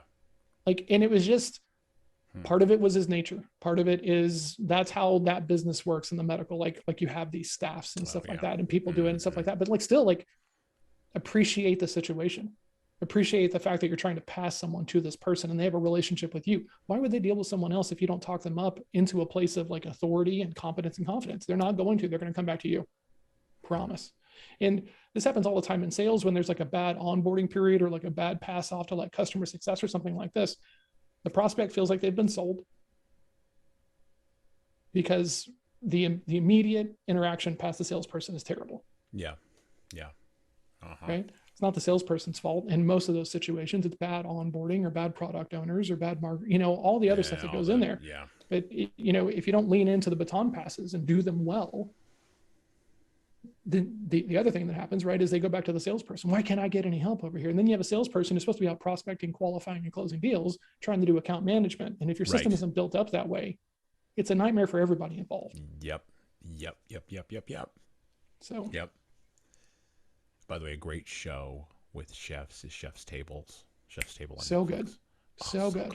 And it's beautiful. God. The photography. As a visual artist, I'm blown away by the photography. Oh my God. But then as an entrepreneur, I'm blown away by the stories. Oh yeah. And the things that are going on inside of those chefs are exactly the same things that are going on inside of me and inside of you and anybody else that that's running their own thing. Agreed. And I discovered years ago that any artist, it doesn't matter whether you're in music or food, or whether you're building a house and you're an architect, or you're to go back to my welders, you're a welder, because welders are artists too. If you are at the height of your craft, you're going to be a knucklehead for sure. But you have to be, because there is a standard you have to preserve. And the battle between, and I've had this struggle myself as a leader, the battle between and it's a matter of where do I emphasize being a knucklehead and where do I emphasize not being a knucklehead is a thing that goes on inside of the leader. So we just got our third book out. And I went back through a proof of the book, and we got a late proof because supply chain screwed up. Whatever, doesn't matter. Point is, got a late proof. We'd already hit publish on the book because the book needs to be out there. Okay. Mm-hmm. Got a late proof. Was going through the book and I'm like, oh, no, that's wrong. This is garbage. This is garbage. Who the hell let this out the door? Oh, yeah, that's right. So, Me. it's my fault. Right. So fixed it, right? Sent it back to the person who does the graphic design, contacted that person. They were down for 2 weeks with a flu or whatever. I was like, cool. I can't yell at her. It wasn't her fault. It wasn't her fault. It's my fault. I'm the one. And, actually just got another author's proof in today. Going back through it again, right? Where is the quality? Where is that hit going to be at? Where is the thing you're going to fight for versus the thing you're going to just sort of not let go? That's not even really it. Versus the thing you're not going to fight as much on. And if the wiping of the plate and the presentation of the food is the place where you're going to fight, for sure, fight that fight. Yeah, just be consistent. Right. That's the thing. And that's what drives followers crazy about leaders. If I have no clue where you're going to be at, then now I have to predict you and manage you, not lead you, manage you. Yep. And manage my emotions to you. And it's this inconsistency that drives people crazy. I wrote a blog post years ago where I said mediocre leadership is much worse than bad leadership or good leadership. Oh, man, agree. Good leadership is great. Couldn't agree more. Good leadership is great. Bad leadership, inconsistency is a nightmare. Bad leadership at least is consistently bad. At least he's consistently terrible, or she's consistently terrible. Thank God, making wrong decisions all the freaking time. Great, fine. But mediocre, where it's lukewarm, and I'm going to quote from an old book, I will spit you out of my mouth. Like, who likes lukewarm coffee? Who likes lukewarm tea? Who likes lukewarm anything? No one. You either got to run hot or you got to run cold. What are you doing? Man, that's such a marketing nugget as well, right? And it gets lost in the shuffle. But like, if your content doesn't, and this is not like an invitation to go out and just be the most polarizing idiot on the planet. Like, I'm not a Jordan Peterson fan because I think he's just chasing polarization because it leads to fame, right? Like, I don't think he's a good example of a stoic or anything else that he gets lumped into. But Levi, the guy who commented on the thing and was asking the question about all the methodologies that you referenced earlier, he was working on a sales organization, right? And he was getting language and scripts and messaging from the owner of the company, right? Hey, this is what works for me. And then his team leader was like, oh, that's all garbage. You can't do that. Here's my stuff. Use my stuff, right? And he's confused. Right. What do I do? Right. Yeah. Am I going to be held accountable? Am I going to get yelled at? Like what? And there's a great old line. You can't have your foot in two boats and get anywhere. Right. You get the man who chases two rabbits catches none. Right. The Russian proverb. Right. Like, you can't follow two masters, the Kung Fu proverb. Like, this has been reinterpreted so many ways. Like, consistency and clarity in the message is what allows people to like do their jobs well. Correct. Right. And I talk about this with people all the time because they're like, John, can you find me a commission-only salesperson? I would love to find you a commission-only salesperson if you have a sales culture that is going to warrant commission-only, which means you're really empowering people to have the freedom of they own this business. So that way they get the residuals, because that's what makes people stay for commission-only, right? If you start every month at zero forever as a commission-only person, you don't stay in commission-only, right? It works in financial services because you get renewals. It is your book of business. It works in insurance because it's your book of business. It works in those situations because you own the business, right? And when you try to take that kind of mindset into like a day-to-day, I need you here, I need you doing these things, I need you doing the chasing and the following up and stuff, it doesn't work. And these people are just like, this is my biggest soapbox. Why can't I find people who can figure it out? I hear this from people constantly. It's like, okay, who's giving them the instructions? Right. Yeah. Who set the table? Yeah. Who set the table? Yeah. Because, it's such a sales specifically is like such like a weird thing. Like, you look at like funded tech, you look at like these big, huge, giant tech companies, and they have sales kind of blueprinted, right? They've got a very formulaic system. Everything is attached to each other. You've got great data all the way through.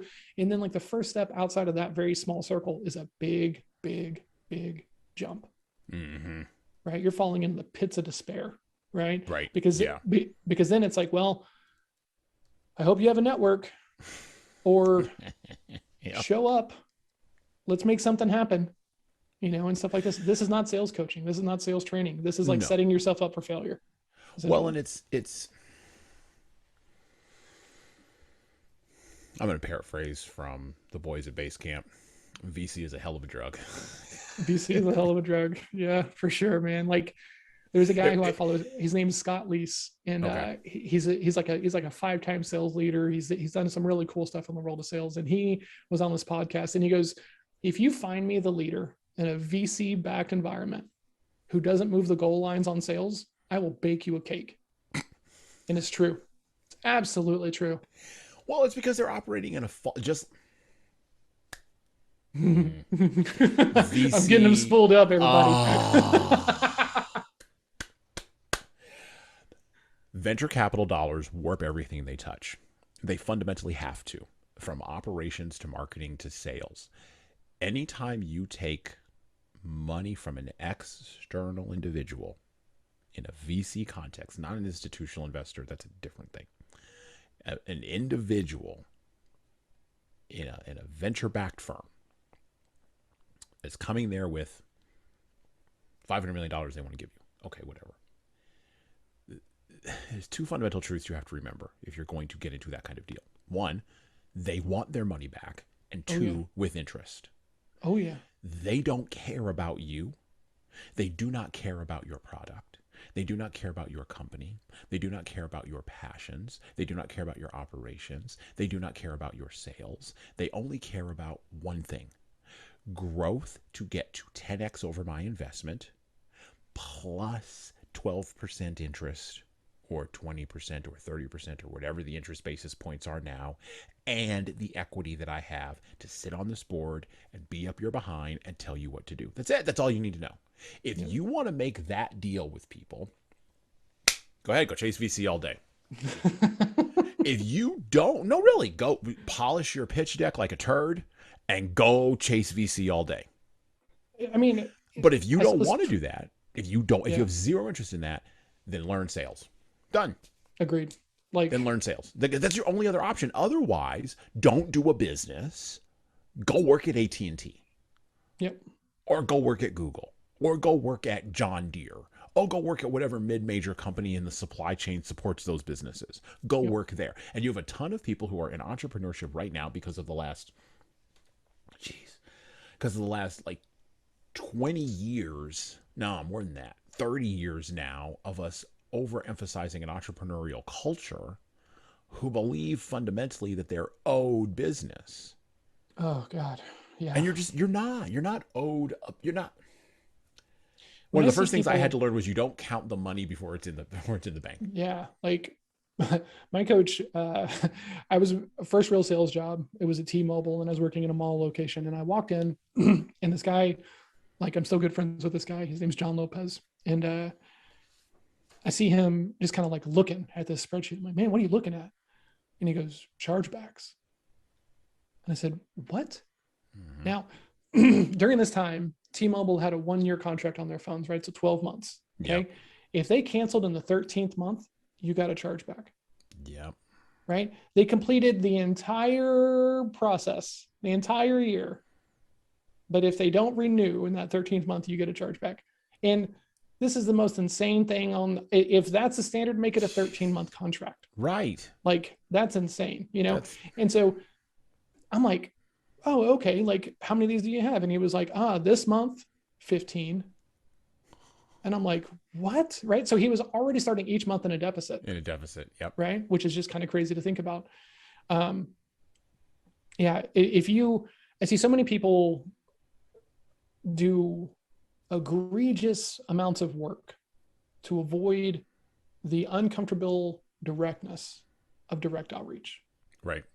Like, I'm going to start a podcast, and it's going to have a funnel, and it's going to have 17 steps. And then the 17th step is where I'm going to make the ask if you want something like this. Right. Man, if you spend an hour interviewing someone on a show and highlighting their greatness and really doing a great job of listening to them, they will then listen to you on a sales pitch. I promise. Right. It's called the rule of reciprocity. We're all on some level accountable to it. Right. That's right. So if you can do a good job, you don't need 17 steps of follow-up. Like I think the standard now is like, you're supposed to follow up 18 times. No, if you can have a really great sales conversation where you can build trust and you can get to clarity about what they really need, you don't have to follow up with people who aren't ready to buy. No. Promise. No. Right? No. It's the people who want to avoid the uncomfortability of, hey, is this really something you need or not right now? Right. Like, we make 2 asks of our guest, which you'll get an email when we release this. We make 2 asks of our guest, and that's it. And at first, I mean, in the distribution, I don't know why this is hard. Like, that's it. Like, that's the whole thing. And if you liked it, okay, good. Do that. If you didn't, well, okay, cool. Like what? Back to the book. Yeah. We've wandered from the book a little bit. It's all right. We've been talking with Are we still in the introduction? We still are. Yeah, we're still in the introduction. We're still at the beginning of the book. Yeah, we have the other 80 pages. We're still on page 1. We have not gotten into the rest of the book. By the way, if you were listening, if you've been sticking with us, this is John Hill of Adapted Growth. All right, back to A Book of 5 Rings by Miyamoto, Musashi. The Fire Scroll specifically. That's right, to the fire. No, we're going to go on the Wind book. Oh, I thought we jumped to fire. Sorry, I'm excited about fire. We did, but then I truncated fire a little bit. Okay. Let's talk about the Wind book, unless you have something you want to say about the fire book. I do want to talk about the Book of the Void before we close. Sure. Yeah. No. What I really liked about the Fire Scroll was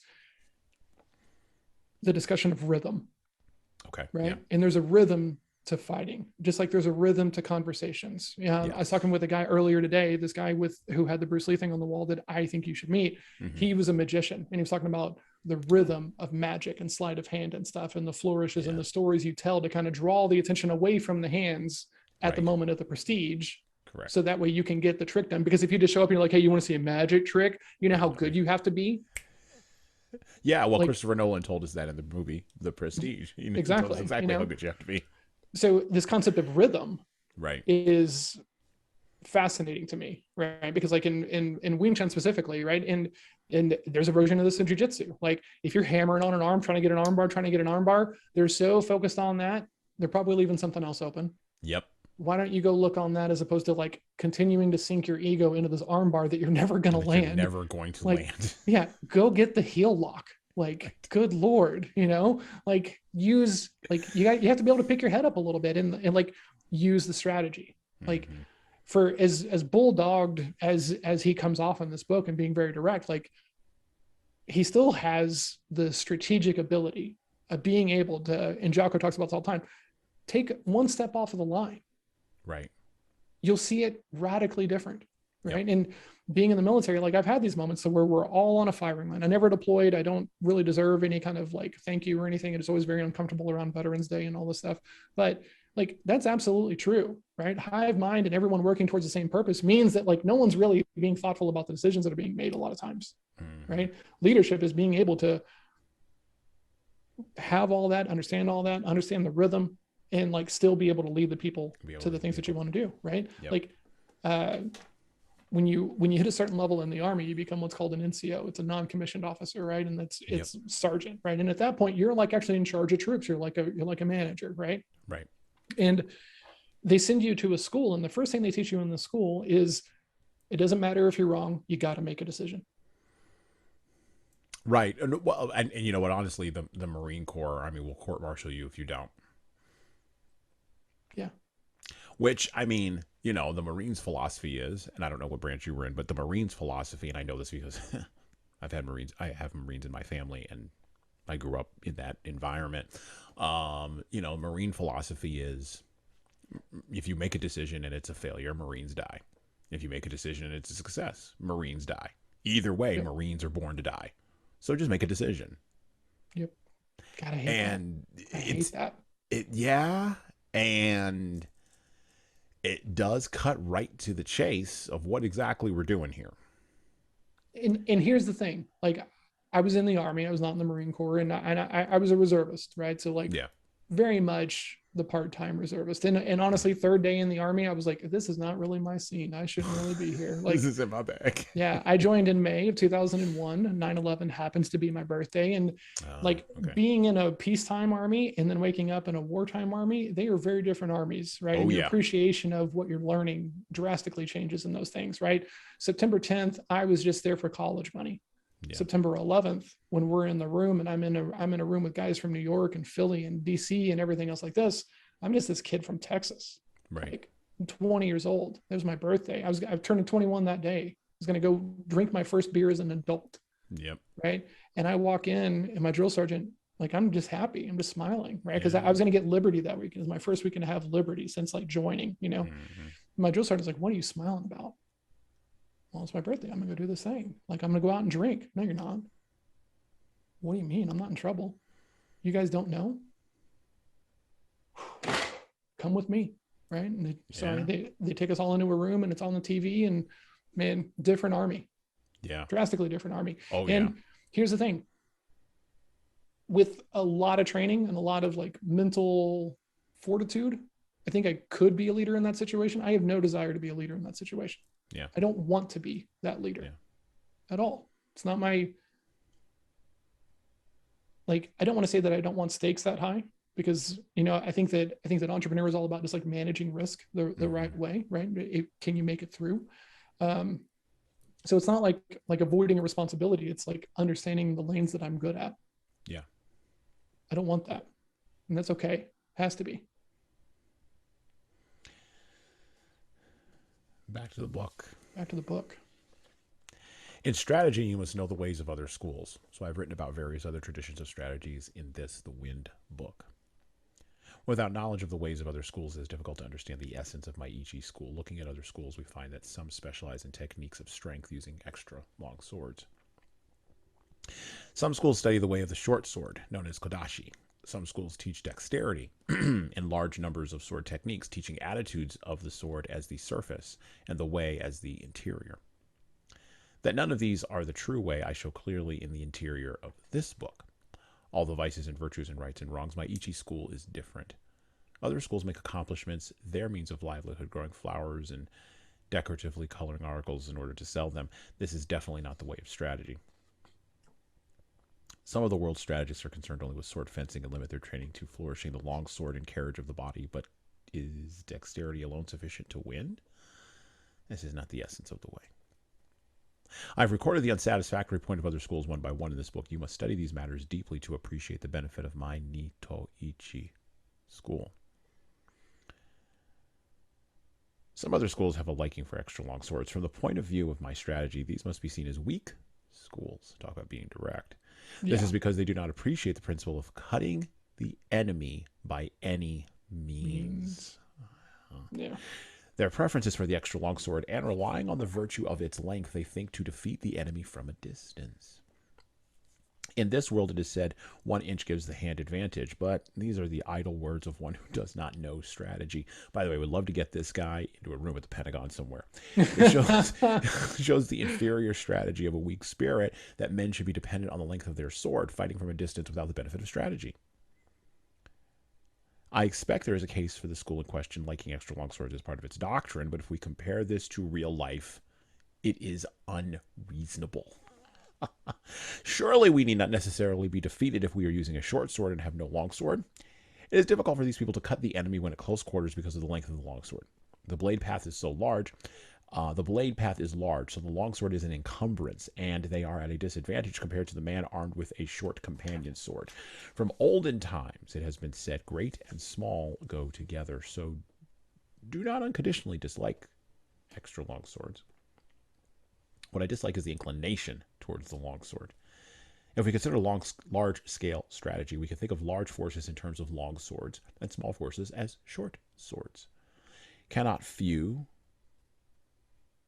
me give battle against many? There are many instances of few men overcoming many. Your strategy is of no account if, when called on to fight in a confined space, your heart is inclined to the long sword, or if you are in a house armed only with your companion sword. Besides, some men have not the strength of others. In my doctrine, I dislike preconceived, narrow spirit. You must study this well. This is maybe, in my opinion, I had to read this section twice because the first time it felt just like too strong a Kool-Aid kind of thing, you know. And then reading it again the second time, I started to see some of the nuggets in there. And I have this passage highlighted at the top of this thing. And this kind of goes to that question that Levi was asking about on the LinkedIn post. It says, unless you know the ways of other schools, you certainly cannot understand the way of my individual school. Right. And I think there's something to that, because especially in Kung Fu, right? Like Kung Fu is a bunch of very different approaches to fighting under one big umbrella kind of label. Now, I think there's like 300 different kinds of Kung Fu, right? And for Kung Fu to really actually be Kung Fu, there's an element, there's a skill that you are refining over and over and over and over. And that is the thing that makes you a better processor in the altercation, right? So when you look at something like Wing Chun, you're training the panels of the forearms to be so hypersensitive to touch, you don't have to see what's going on. Now, what that means is you need to be fighting in close enough quarters that vision isn't really helping you, right? If you take, I was talking with someone who is like a karate taekwondo person, you know, and they were kind of like, oh yeah, I've trained. And I'm like, cool, like I train as well. And we're just kind of talking about the art and stuff. And and he's like, well, let me see some stuff. And I was like, I don't know if that's like the really great idea, you know, because it was a work thing. And then he was just like, no, it'll be okay. So we go out in the back, you know, and he's like, cool, right? So we're standing and we're, you know, like this far apart, you know, scale is going to be off here. But like, I don't have any tools at that range. He has all of his tools at that range, right? Because legs are longer than arms, right? And so he's like, okay, so what are you going to do with this range? And I'm like, well, probably nothing. And he's like, really? And I'm like, yeah, because I'm not fighting you at this range. Right. And then I step into the space that my skill set works in. And I said, I'm going to fight you in this range. In this range, yes. And he goes, I'm uncomfortable just having you this close to me. And I'm like, that's part of it. That is part of it, right? And like the greatness about Kung Fu and Jiu-Jitsu and all these martial arts is like, you have to see the limitation to be great, in my opinion, right? Like all these people who were like, well, all fights go to the ground. You've only seen drunken bar fights with people who don't know what the hell they're doing, because lots of fights never go to the ground. They don't go, right? And the Gracies say in their book, if you're on the street, don't go to the ground. Don't go to the ground. It's like in the introduction, you know? So if I'm in a fight, I told this to somebody years ago. I was like, and this was one of my major objections to going into jiu-jitsu in the first place, or just grappling, or what is popularized in UFC. One of my major objections has always been, if I'm in a self-defense situation, I'm not. I don't want to wrestle. Why would I want to get down there with you? Like, it's, to me, that's where the danger lies. If you're in a self-defense situation, because once we're on the ground, knives, the ground, the rocks, the filth, the whatever. And the guy standing over here who's just had a bad day and just likes kicking people who are laying on the ground. Right. Like, they don't have to have skin in the game. I don't want to, I don't want to do any of that, you know? And so that, for me, that was a 10-year struggle. Like, Same here. I was like, I came home. I can't do jiu-jitsu. I came home from the Army, and I was on a bit of a pilgrimage to find some martial arts, right? Because in the Army, you learn a little bit of jiu-jitsu, like not a whole lot. And then I came home, and man, I was looking at Taekwondo schools. I went to Aikido schools. I went to Travis Luter's jiu-jitsu school, which is here in town. And all I could remember, I'm 22 years old at this point. I'm in the best shape of my life. I just got home from the Army. And all I can remember thinking is, I am 6'4" tall. Yeah. Why would I give up all of that? That's a long drop. Oh, yeah. it's a fair amount of drop. I don't think this is the thing. And I was about to give up. And somebody was like, well, have you called the Kung Fu guy? I was like, wait, there's a Kung Fu guy? Like, oh yeah, he teaches you how to fight with like umbrellas and canes and stuff like this. And I was like, oh, that sounds pretty rad, right? And I called the wrong school, honestly, right? But I looked up a website. The guy was prior service military and spoke my language at the time, and it was awesome, right? And it got me to here. But reading it the second time, I saw the greatness in these things. Like Yeah. it's not the wand, it's the wizard. It's not the archer, or it's not the arrow, it's the archer, right? Because like I stopped training Wing Chun as my main art in 2018. Mm-hmm. Now, I can totally lean into the idea that I'm still very good at Wing Chun. Yeah. Okay. Am I as good as I was? It would be absurdity to say yes. Yeah. Because I'm not doing it 17 hours a week, 20 hours a week, 15 hours a week, right? Skills degrade when they're not being used. Correct. Right. So reading this a second time, what I liked about it was just don't fixate on the wrong things. Right. Like in poker, there's this thing about you can't play this hand well if you're thinking about the last hand you lost. Yep. Right. And so that thing you were just talking about a second ago of like, if you're forlornly in a fight and man, I wish this was my sword, like how terrible of a thing is that going to be? It's going to be a nightmare. You're going to lose because you're fixated on something you have no control over and doesn't matter at all. That's right. That's right. So funny to me. And, and like, I love how he kind of goes after some very specific things, right? Because those people are talking about it like this is the end all be all of secret sauce kind of thing, and I've been spooling about this idea of secret sauce since you were talking about it earlier on the show. Like, here's the thing. Everything's a secret to the people who don't know it. Ooh. Oh, I like that. Yeah, right? no, like, you're right. Yeah. Because here's the thing. You can go watch the Ip Man movies. You can go do that stuff. If we put hands on each other, you're not ready. Like, and that's not being cocky. You know what I'm saying? It's just not. And so that could be easily construed as secret sauce. Yes. Well, and you know what, the Hollywoodization of the martial arts, which we can firmly lay it at the feet of Bruce Lee. And Chuck Norris. Yes, your friend and mine. Yes. Yeah, those two guys. And you know what? I mean, look, it's never the founders that are the problem. It's never the original pioneers that are a problem. It's never the people who are doing the new thing in the new space that are the problem. It's not, they're not actually the problem. Bingo. It's the followers. The followers. Harlan Ellison, I'm sure you've seen this rant where he talks about pay the writer. I'm sure you've seen this. If you haven't, go look it up on YouTube. Oh, it's amazing.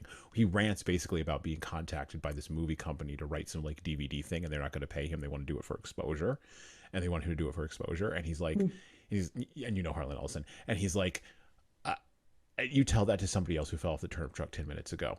I sold my soul for cash. So you're going to brace my palm with cash. Otherwise, I'm not doing it. What are the executives of this movie company? Are they standing out on the corner with alms saying, please pay me, please pay me? No, they're charging for the DVD, but you're not. Get the heck out of town. And it's the Stephen Pressfield idea.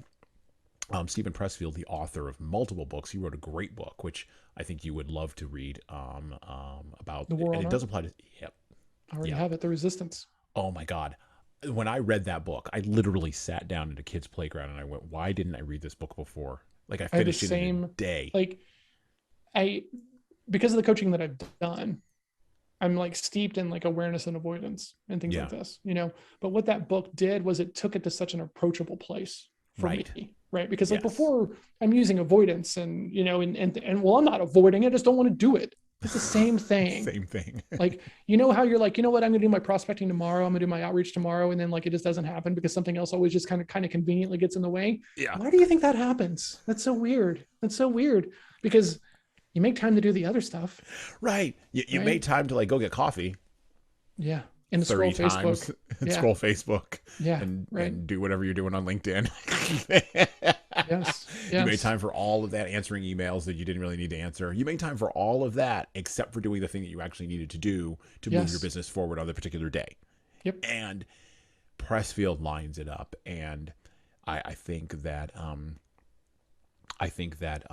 that Musashi here lines it up. And it is in this space of, as he says, a preconceived narrow spirit. If you get caught in this is the only way to do something, and that's one level that he's talking about it at, then you're going to fail.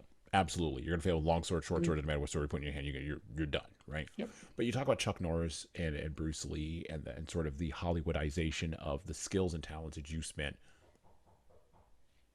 however many years learning, right?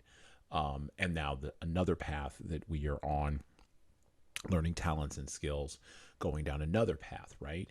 Nothing, no Ip Man film replaces that level of learning. Agreed. And so the preconceived narrow spirit watches the movie or reads the book from a person like a Stephen Pressfield, who just had to go through the crap to be able to write that book. Yeah. And goes, you can't write that book. You can't, right. Yeah. Good Lord. Like, that's why I said that book blew me away. I was like, oh my God, like, yes, okay, got it. Yeah. Right. Writing that book, living that book, being that martial arts master, being that sales master, being that leadership development guy, being that teacher, or being that Hollywood actor. People think Hollywood acting is easy. Hollywood acting is not easy. Acting is not easy. I tell people, they're like, well, John, just like whip us up a script. You know who gets paid lots of money from reading scripts? They're actors. And right. Because it is hard to emote well, and it doesn't take into effect the chaos of that other human that you're having the conversation with. That's right. Sorry, it just doesn't. That's right. Now, I know Plato had a problem with actors, but that's a different thing altogether. I'll just leave that aside for just a second. He didn't want them to be political leaders. I don't disagree with him on that. Yeah, I agree with that. He might have had some insight on that. but you have to recognize the path. And so the preconceived narrow spirit, yeah, I dislike this inclination, I dislike that inclination. However, he's not admitting that there isn't anything, the value in there. He's just stating a preference. That's the fine line there. And to me, I'm having this like epiphany moment as we're talking about this, because this didn't hit me until like we're sitting here talking about it. That narrow spirit sounds very familiar with like victim mentality. Yes. Right. Like, oh, I would have won if my sword had been longer. Oh, that guy's sword is a little bit longer than mine, so that's why he won. Own the fact that you're not as good at your skill set as they are at theirs, and that's it. I was coming into the Kung Fu school, and my teacher at the time would make you watch both Praying Mantis and Wing Chun, because they were the two popular arts, and no one wanted to do Tai Chi at the time. And so I'm watching both of these arts, and I'm feeling drawn to Wing Chun. It just makes sense to me, right? But I take a buddy with me on the second day, and he really likes the Praying Mantis, and we're going to join together, and then he doesn't. And so then, it's kind of standard thing. But I asked my teacher, I said, hey, real quick, if a fight happens between, and he goes, the better practitioner is going to win. That's it. Yeah. The person who studies their craft harder is the person who's going to win that altercation. And that's true. Like that is just it. And that to me is really the underlying story, at kind of the introduction of this thing. Like, if your martial arts only works in this ring, and no shade at all to the UFC fighters, they're phenomenal athletes and everything else like that, but it's not the same thing as like your life is in danger, right? You're going to be bodily harmed, you're going to be hurt and everything else like this, but it's a competition that you can opt out of at any time, right? Yep. And everyone always likes to talk a whole bunch of trash about the idea that like Wing Chun doesn't work in the octagon. Most of what makes Wing Chun work is stripped away, so that way it makes sense for it to work in the octagon. Right. Small joint manipulation, soft tissue manipulation. Like, man, I'm going to elbow you in the throat. I'm not even going to feel bad about it if we get to that thing. I'm going to elbow you in the temple. I'm going to go home, because that is what I'm trained for. Oh, I've had Marines tell me that Wing Chun is horse crap, that all Kung Fu is horse crap, that the punches are not nearly as powerful as any. And I'm like, they're right. You don't. But it's not about the power. But right, I'm like, but you don't know what you're talking about. Yeah. And you can't convince them, because they're locked into a narrow doctrine. You can't convince them. They're convinced that whatever little combat jiu-jitsu they learned, and whatever other things they learned, the 10 minutes of things they learned for grappling, which were designed, quite frankly, let's be real here, to kill people and break things. Yep. Immediately, as fast as possible, and then move on. Yep. That somehow that's the narrow spirit. That's the narrow spirit. My Kung Fu teacher talked about Wing Chun as being the buzzsaw, right? Yeah. And there's beauty when you can appreciate a buzzsaw. Right. Oh, going back to like the woodworking analogy, right? Yeah. But from the outside of it, Wing Chun looks like patty cake. And like everyone is like, well, how is this working? And like, here's the thing. I don't hit as hard as someone who's going to be able to chain together their their heel to their hip to their shoulder to this action, but I'm going to be able to put probably at a minimum 3 punches in your wind up. Yep. And when your head is kind of like snapping back just repeatedly over and over and over, your punch doesn't have any power either. And I'm willing to take it. Right. I'm okay with those things. Please throw the big wind up cowboy punch, because I'm going to hit you probably 3 to 4 times before you even get it to me. And by the time you hit me with it, you don't have any structure under you. So it's not going to hit very hard, which kind of goes back to the thing we're talking about, the romanticization of like martial arts. You're going to get hit. Oh yeah.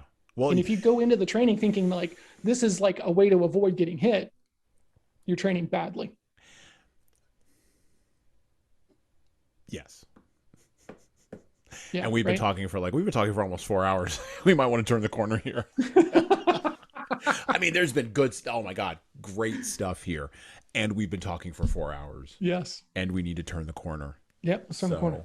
Let's turn the corner. And let's turn the corner with Musashi. Let us let him and me have some words here. Scroll of emptiness. Yeah. I'm going to talk about the void.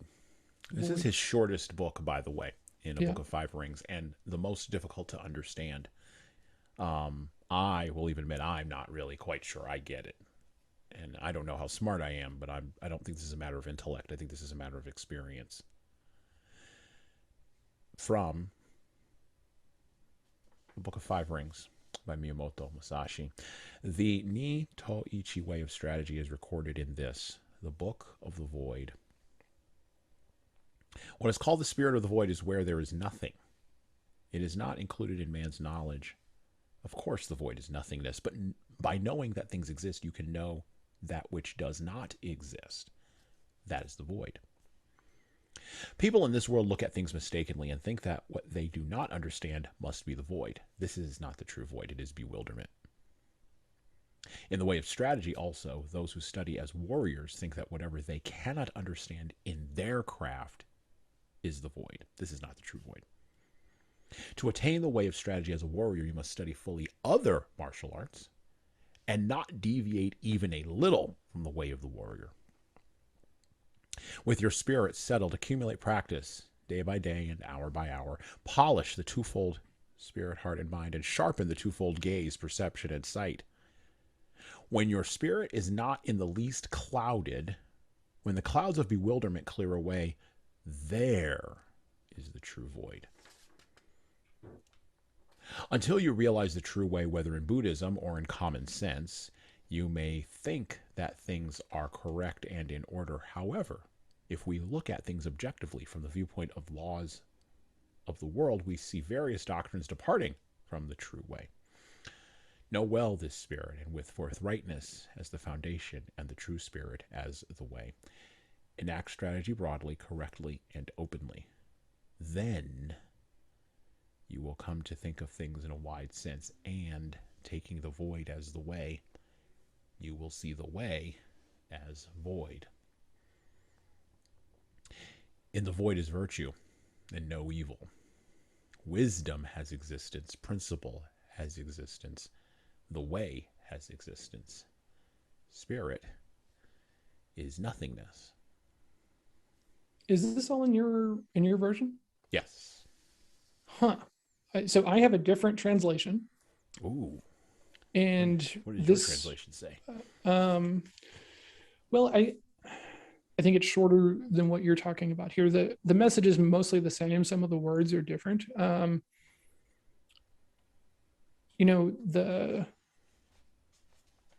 As long as they do not know the real way, whether in Buddhism or in worldly matters, everybody may think their path is sure and is a good thing. But from the point of view of the straight way of mind, seen in juxtaposition with overall social standards, they turn away from the true way by personal biases in their minds and their individual warps in their vision.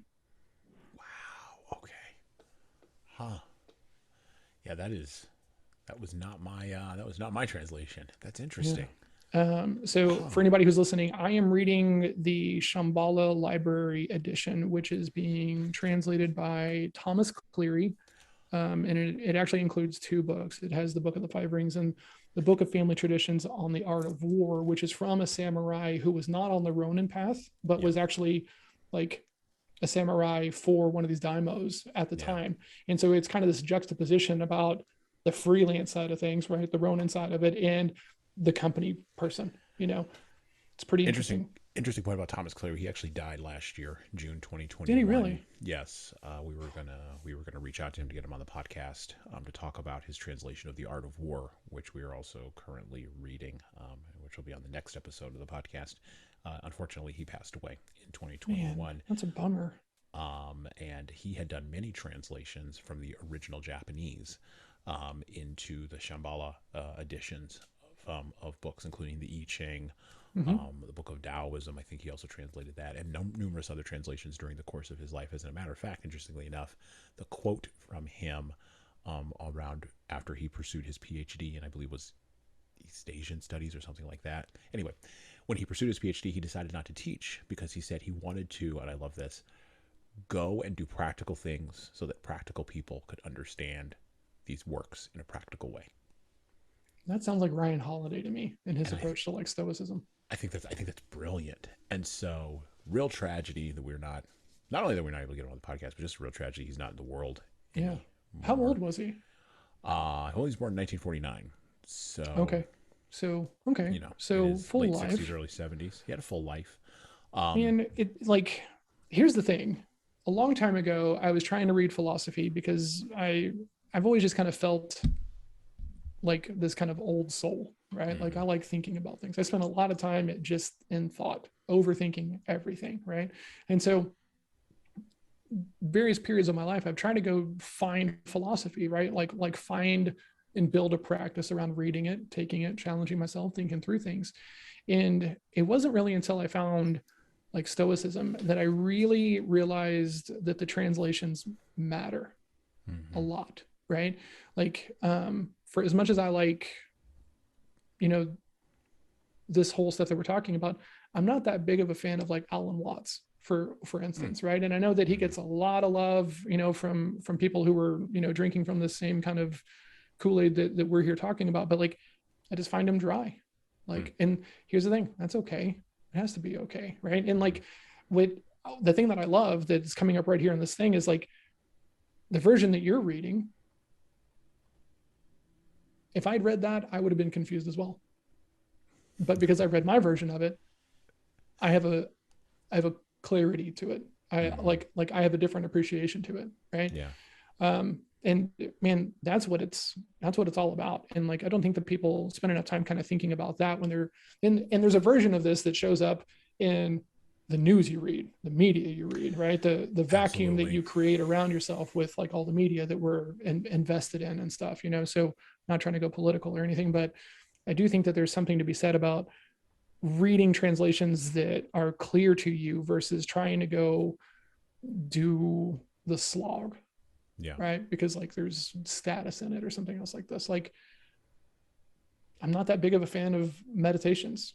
Like, I appreciated what it is. There's elements of that and the origins of it that like really changed how I think about journaling and mindfulness and everything else like that. But it's a slog. Like, I don't love it. I'd much rather read Seneca all day. Right. And that's okay. Yeah, they're talking about the same things. Am I gonna internalize it different? Sure. Yeah. Right. When I launched my book, this was one of the most interesting moments I think I've ever experienced. Right. In our Kung Fu school, we always talk about the fact that our Kung Fu ends up being shaped differently. Like my Kung Fu is not the same thing as my teacher's Kung Fu. It's not the same thing as my brothers and sisters who were still training over there and stuff. And you kind of become known for something inside the school if you stay there long enough, right? And you become this kind of pillar for this kind of information, right? And so if you wanted to go learn how to make something hurt as much as possible, you went and talked to this guy named Jim. Because like that's just how we view the world. How can I make this hurt the most, right? We called him Durable Jim because man, like you could put a hurting on him and he was going to put a hurting on you. And it was just really great training, right? Yep.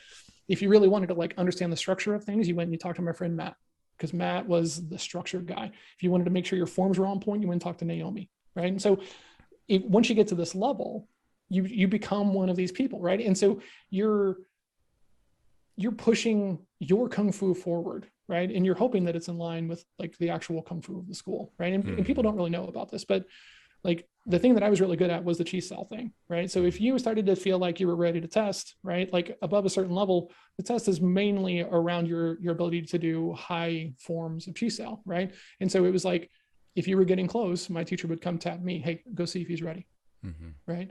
And so this was like universally known that we had these pockets of greatness and they weren't always the same and stuff like this. And the way that we talked about it was different, right? And it's part of like what makes a teaching family inside of a martial arts school really great, because I can remember starting out teaching, right? And trying to teach people a 400-year-old art that was invented by a nun who's on the run, right? And I'm this big, tall, gigantic white guy 400 years later trying to teach this to other people. And I can only teach it that first rep in the way that made it make sense to me. Right. So once again, you led how you want to be led, you sell how you want to be sold, right? Yeah. And so then I would have these moments of being frustrated. Like, why doesn't this person get it? What is going on? And then finally, well, let me go ask somebody else. And then they would come over and they would just explain a little bit differently. Lights on, greatness. Okay, great. And now I have 2 versions of explaining this technique. Awesome. Okay. So I wrote the book. And I reached out to my friend Matt, and we're kind of talking about, it's been a while since we caught up because I'm not part of school anymore. He works offshore, pandemic, all this stuff. And I was like, yeah, man, I wrote a book. And he was like, oh man, that's cool. And then he goes, your book is just the stuff you learned from your sales coach, right? And I was floored, right? Because I was like, is the Kung Fu that you do just our teacher's Kung Fu? And he was like, no, it's my Kung Fu. And I was like, cool, this is my book. And it was astounding to me that like, it's so normal that we all have our own Kung Fu and we all have our own approach to things. And while we have the same tools, we're going to use those tools differently in the interactions that we come up across. And that's okay. But the idea that like in a business sense, I could learn from something, reinterpret it based upon my own actions and my own implementations of it. And that had value. It was one of the most interesting kind of glaring moments of just kind of what like the limitations of the community. It's fascinating to me. So like I think about that all the time, and I'm not even mad or frustrated about it, right? Because like I just think like, man, if we change one label in here and we change this from book to Kung Fu, right, you would just be happy and ecstatic and proud for me, right? But because it's not that thing. Got to be something else. Got to be something else. It's weird. So, well, as we close here, it's time for me to talk a little bit about staying on the path. Slippery slope. I did rip off a few people with that line, but that's okay. It's fine. I think the people who originated saying staying on the path actually want more people to say staying on the path. So I don't think they're going to object, because not enough people are staying on the path. Not enough people know where the path even is. A Book of 5 Rings can teach you, if you are willing to learn, how to stay on the path. It can even identify the path for you. But so can things like Kung Fu, or Aikido, or Taekwondo, or Jiu-Jitsu, or Tai Chi. By the way, don't mess with the Tai Chi people. They're vicious. Leave the Tai Chi people alone. I know some people, man. They'll smash you. They'll smash me. It's nuts. I respect them. The Judo people, boxing. Anybody seen Mike Tyson lately? Leave that man alone. Yeah. Yep. Staying on the path can come through these physical forms, but it can also come through carpentry, and it can come through sales, and it can come through leadership development. It can come through entrepreneurship. It can come through teaching. It can come through training. It can come from determining that your kids are going to get on a path. If you want to be great, you're going to have to make a sacrifice. You can't have everything. Maybe work will take that sacrifice. Maybe your family will take that sacrifice. But something will give if you want to be the baddest person in that particular place. If you want to be the baddest mom, or if you want to be the baddest dad, you are going to have to sacrifice something else in order to make that happen. If you want to be the baddest salesperson, you're going to have to sacrifice something to make that happen. If you want to be the baddest swordsman in Japan, in a time of Ronin with other bad swordsmen, you're going to have to sacrifice something. And that's one of the big points that we need to take from a Book of Five Rings. Nothing great comes without sacrifice. Everything comes with a cost. And as was said in the Bible, if you build a tower, who here builds a tower and does not count the cost? You'd be a fool to do so. By the way, that's what Jesus was indicating. He just didn't use that word. Leaders can learn from everything.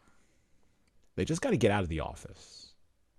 Sometimes you got to get away from the internet. You got to get away from the computer. You got to get away from the noodling Excel sheet.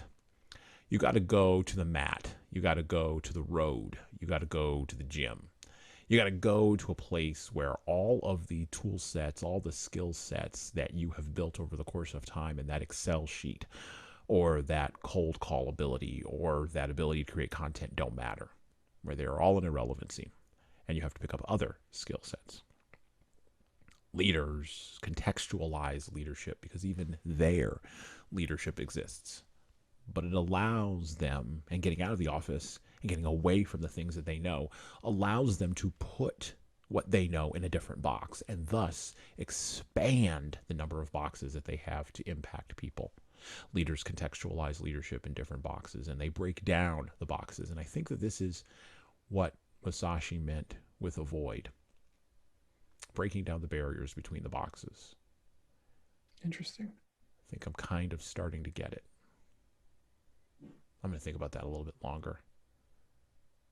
Leaders also practice ruthlessly to get competence and mastery. They are not peripatetic, they're focused. But they also realize when enough is enough. This is a balance. You cannot always be, closing. Sometimes True. You have to be opening, and other times you have to leave it alone. But leaders have to practice so that they know which edge of the sword to hit with, when. And you only find this out through direct communication, direct interaction with the world around you, whether that world is motherhood or fatherhood, whether that world is teaching and training and development, or whether that world is sales or marketing. Finally, leaders ultimately glory in the 10,000 step path. No matter how many different ways you cut it, it will take you a decade or 2 or 3 or perhaps your entire lifetime to become quote unquote good, whatever that may mean.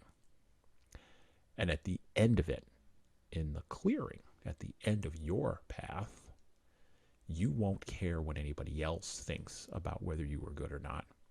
And quite frankly, you won't even care whether you were good or not. You will just know that you wound up in the clearing at the end of the path. I think that's the void, personally, right? Like, I can remember the very first time in a B2B sales conversation, and sorry to jump in with this, but I think it's just especially pertinent. And it was the very first time that I had done everything the right way. Like I saw all the traps, right? The pitfalls, the missteps, right? I followed my process beautifully, right? I set expectations well, qualified well. It was amazing. And I got to the end of that call and I hung up, and man, it was if I lose this, it's not by lack of effort and it's not by lack of knowledge. It's because they found a better option, and that has to be okay. Mm-hmm. And it was my first time ever being like, that's okay. Right. And so thinking about, to me, that's about loving the process, loving the suck, like, and not doing it because it's going to look good on a resume, or it's going to look good in a blog, or in a book, or anything else like this. Like, for a long time, my journaling was just like, was something I thought I was supposed to be doing. And then I would have something cool to talk about and stuff like this. And then it became really real for me during the pandemic. And now when I talk about it, it's different. I'm not talking about it to see, oh yeah, I journal. Right. Like I'm not floating that out there to see if you have like, oh yeah, I journal too, which is what it was before. It's like, hey, you should journal because it's going to change you. Right. And I don't need to talk you into it. Like, that just is what it is. Entrepreneur reached out to me yesterday and he was like, John, I'm stuck. Okay, let's talk about it real quick. He's got all this opportunity, but he doesn't have his opportunity. So he's like, why is it so easy to put all this stuff down? Maybe because it's not the things you should be working on.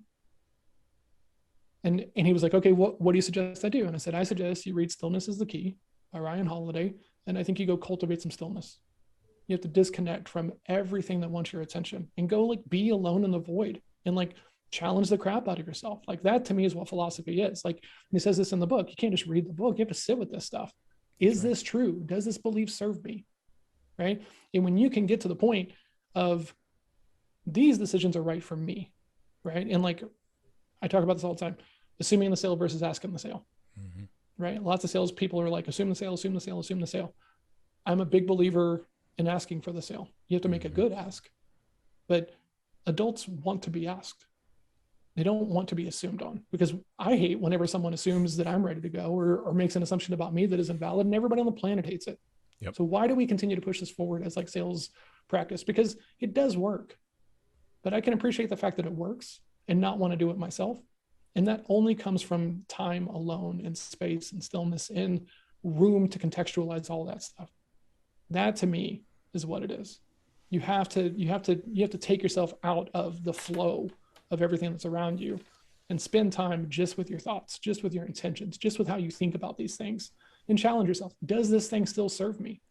Because if it doesn't, you're allowed to change. And that was a hard thing for me to like really kind of begin to wrap my head around, because I kind of thought that if you change, you were selling out or, trying to be something else. But like, I'm not the same guy that I was 4 years ago when I started my company. I'm not the same guy I was when I started Kung Fu. I'm not the same guy I was when my daughter was born. I'm not the same guy who joined the Army because he couldn't find anything else to do and $3,000 sounded like a really great bonus. Seriously? It's nuts. But all that, we're allowed to change, but we can't change intentionally for ourselves if we're always in being buffeted by the opinions and thoughts of like everybody else, and everything has to be okay with everything else. You have to go sit and like, are you sure about this? Yeah, I'm sure about this. That's where your intention comes from. Right. And if you can't find it in a period of like calmness within yourself, you're not going to find it in a crowd. You're not going to find it in that sales call. You're not going to find it in the martial arts gym or in the leadership position. You're going to fail. And it's just because you haven't really leaned into the self inner resolve that it takes to be great. That's how I think about it. You can be great at anything, but you can't be great at everything. Pick your choice as well.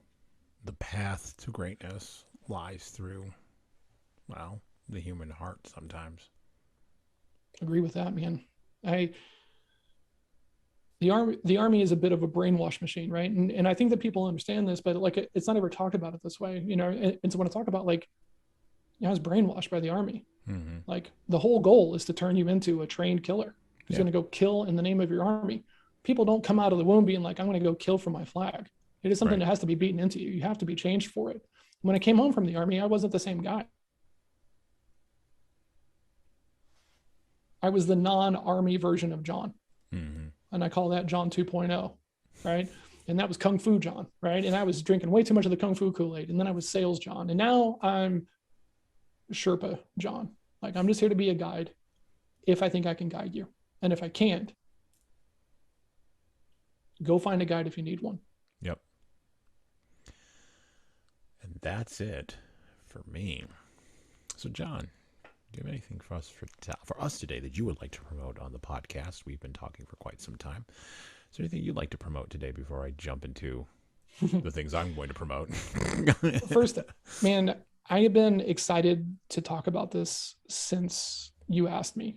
So huge thank you for having me on the show, man. This has been very, very, very cool. I love this stuff. And I think that we all embody a philosophy and we carry it with us every day. And even if it's mostly informed by others and things that aren't super helpful to you, philosophy is part of us, right? Mm-hmm. And if you don't get that, right? Like you're just at everybody else's whim. And that's what he talks about in the book, right?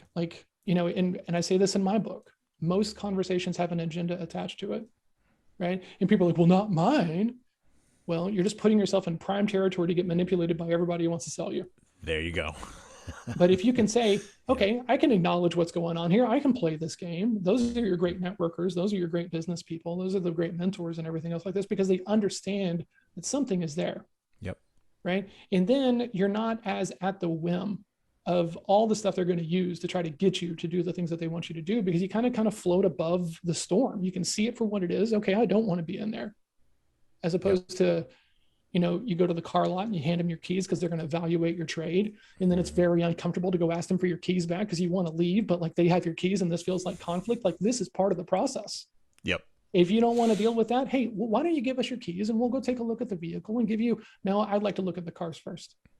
Yeah. If you want to avoid that comfortability, you got to break it at the beginning of the cycle. Like that's Charles Duhigg talks about, you can't break a habit until you know the trigger that causes the habit to go through. That's right. And if you can't acknowledge that people are using sales process and marketing and manipulation and influence and psychology and everything else like this to try to get you to do things, then you'll always be at the whim of those things. You will always be at the whim of those things. So thank you so much for having me on, man. This has been like a true joy. Like one of the coolest things I think I've done in recent history. The thing I would like to talk about, we've been talking a lot about application. Knowledge is not enough. Being good enough is not enough, right? And that's what Musashi is talking about here. Like being good enough is not it. You have to continue to practice your skill set. And I do think of sales as a skill set, being able to communicate well and cleanly and get your message across and avoid blind spots and cognitive biases and labels that don't serve you. That's what good selling is. We provide a space to practice sales conversations, networking conversations, any kind of conversations that might have some stakes involved with them, even leadership conversations. And we do this twice a week over Zoom. So you can be anywhere in the world. And I have people who call in from the UK and from the US and everything. And we do this twice a week because I want to make it approachable to people. This is scratching my own itch of being that guy who wanted sales coaching, but couldn't afford it myself and didn't know what I was going to do. So this is my give back to salespeople who want to improve on their own terms, because it's sometimes uncomfortable to go to your sales leader or your boss and say, hey, I need some help. So Sales Practice Lab is what this thing is called. It is $150 a month for up to 8 hours of consultative sales coaching in a group environment led by yours truly over Zoom. And if you want to get to black belt in sales or leadership or marketing or growing your business, this is how you do it. So if you listen to this and you want to come take a look at it, I would love to give you a month for free. So just come in, try it out. We'll put you in the Slack community. We'll get you on the invite. You can come in, you can try these things. And then if you would like to continue, we can have the conversation about it. And if not, no harm, no foul. Because once again, most people don't make it to black belt. But if your livelihood is depending upon your ability to communicate well and cleanly and get people to take action on your behalf, you should come try this out. We will have links to that offer in the podcast player, in the notes below the podcast player on all the major podcast platforms on which we are distributed. We will also have links to connect with John on LinkedIn, and anywhere where he is scattered across social media. We will have all of those areas where you can reach out and virtually engage with him and send him messages. We will also have his website and links to his book, which you should also be picking up. Where can they get that book? Is it on Amazon, Barnes & Noble? Where can they go get a copy of that book? Great question. And man, it's cool to say this. My book is on Amazon. It is on Barnes & Noble. We have self-produced an audiobook internally. I read the entire book. So if you're not tired of my voice yet and you prefer audiobooks, nice. I have never been more proud of a product we have made than the audiobook, because I'm such a big consumer of them myself. And I was terrified I wasn't going to be able to do a good job. And I am proud to say it's well worth the credit. So if you like audiobooks, it is on Amazon. My daughter reads a little bit of it. My partner reads a little bit of it. And it's just the coolest thing I've done. So if you like audiobooks at all, please take a look at it. It's on Amazon. And if you would like a signed copy, please send me an email. I would be happy to talk to you about what you're working on, talk to you about your team, what is going on. And if we have a conversation and you have a team and you would like this, let me know. We can talk about it. We can get you some books for your people. Awesome. That is a generous offer. And go check out the audiobook from John there. Let's see, let me go back into my script and pull the title. Selling from Scratch? Yeah, Selling from Scratch. That's correct. Yes. Selling from Scratch, by John Hill, aka Small Mountain. If you'd like to stay on the path with us, there's many different ways you could do that with HSCT. And go check out our LeadingKeys platform, which is designed to create managers and supervisors and to turn them into better leaders, featuring asynchronous video-based content with forums and online guides that you can access every month for a low subscription fee, and it can be spread across your enterprise organization. Go check us out at leadingkeys.com. If you want something a little bit more personal, we have webinars that are live. Unlike most people who do webinars in the leadership development space, we're not running them once and then giving you prepackaged webinar content. We run our webinars live. We make them personalized and customized for you. And if you would like, we also offer our Leadership Toolbox webinar-based product. We offer, through that product, it's close to, I believe the last time we looked at it, it is 180 hours of training, plus coaching and other content, including forum access, that we give to you and we customize for you for your organization. You want to go check that out at leadershiptoolbox.us. When you head on over there, you'll be able to subscribe to this podcast, Leadership Lessons from the Great Books. You should subscribe to this podcast because reading and attempting to understand literature like Miyamoto Musashi's A Book of Five Rings, or the Brothers Karamazov, or Amitav Ghosh's A River of Smoke, which we'll be reading next year, or About Face by Colonel David Hackworth, which we'll be reading later on this year. If you want to understand the great works of the Western canon that actually inform the great business books of the Western canon, if you want to get back to the ground level of everything, well, you should be subscribing to this podcast. Leadership Lessons from the Great Books. We are on Spotify, Apple, iTunes, Google Podcast, and every other major podcast player, including, interestingly enough, Audible. So you can go catch us over there. If you like this podcast, you should subscribe. You should also tell your friends, and you should leave a rating for us on Apple iTunes. That does help us grow the podcast. If you don't want to leave us a rating on Apple, or if you don't think the 4 hours of your time listening to myself and John talk about Kung Fu was worth your time, well, don't leave a rating at all. Just go away. If it's not for you, that's fine. But you probably figured that out in the first 15 minutes if this was for you or not. So since you made it to the end here, go leave a rating. I know you want to. Just go hit that button and leave us a 5-star rating on Apple iTunes. Once again, Leadership Lessons from the Great Books. And of course, subscribe and tell all of your friends who are managers and supervisors who are looking to stay on the path, because reading and understanding literature is better than trying to read and understand yet another business book. Finally, we've published a few books here, just a few, that have my name on them. Our most recent book is 12 Rules for Leaders, The Foundation of Intentional Leadership, co-written with my contributor, Bradley Madigan. This book is kind of like getting coaching from me, but without having to pay my full coaching fee.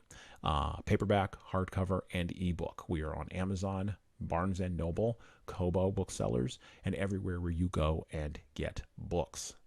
Literally, you type in 12 Rules for Leaders, you type in my name, Hassan Sorrells, and boom, it pops up everywhere. Just go order it right now on Amazon or through Barnes & Noble print on demand. Finally, if you really want to stay on the path and you really want to grow, you can always reach out to me and email me directly, ceo@hsconsultingandtraining.com.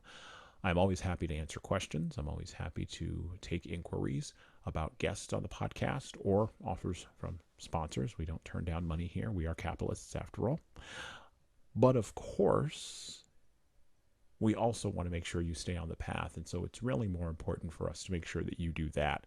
So please feel free to connect with me on LinkedIn, on Facebook. Send me an email if you would like. You could follow me on Instagram or on Twitter. I don't tweet nearly as much as I used to, and I don't Instagram post nearly as much as I probably should. But you can go check us out on all of those platforms and all of those places where you get your social and your medias. By the way, the video of this will be on our YouTube channel. You should go subscribe to that on YouTube, on the HSCT Publishing YouTube channel. So just go to YouTube, type in HSCT Publishing, it pops right up, and just click subscribe. Every time we upload one of these videos, you will get a notification and you will be able to watch the vidcast of us and see my glorious backgrounds with my glorious books behind my glorious head. All right. I think that's it for me. Hassan Sorrells, out.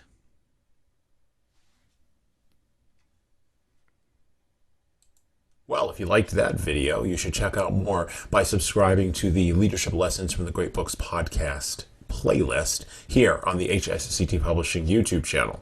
You can also get a copy of my third book, 12 Rules for Leaders, The Foundation for Intentional Leadership, co-written with Bradley Madigan. Check that out on Amazon, Barnes & Noble, and everywhere where you get ebooks today. And thanks.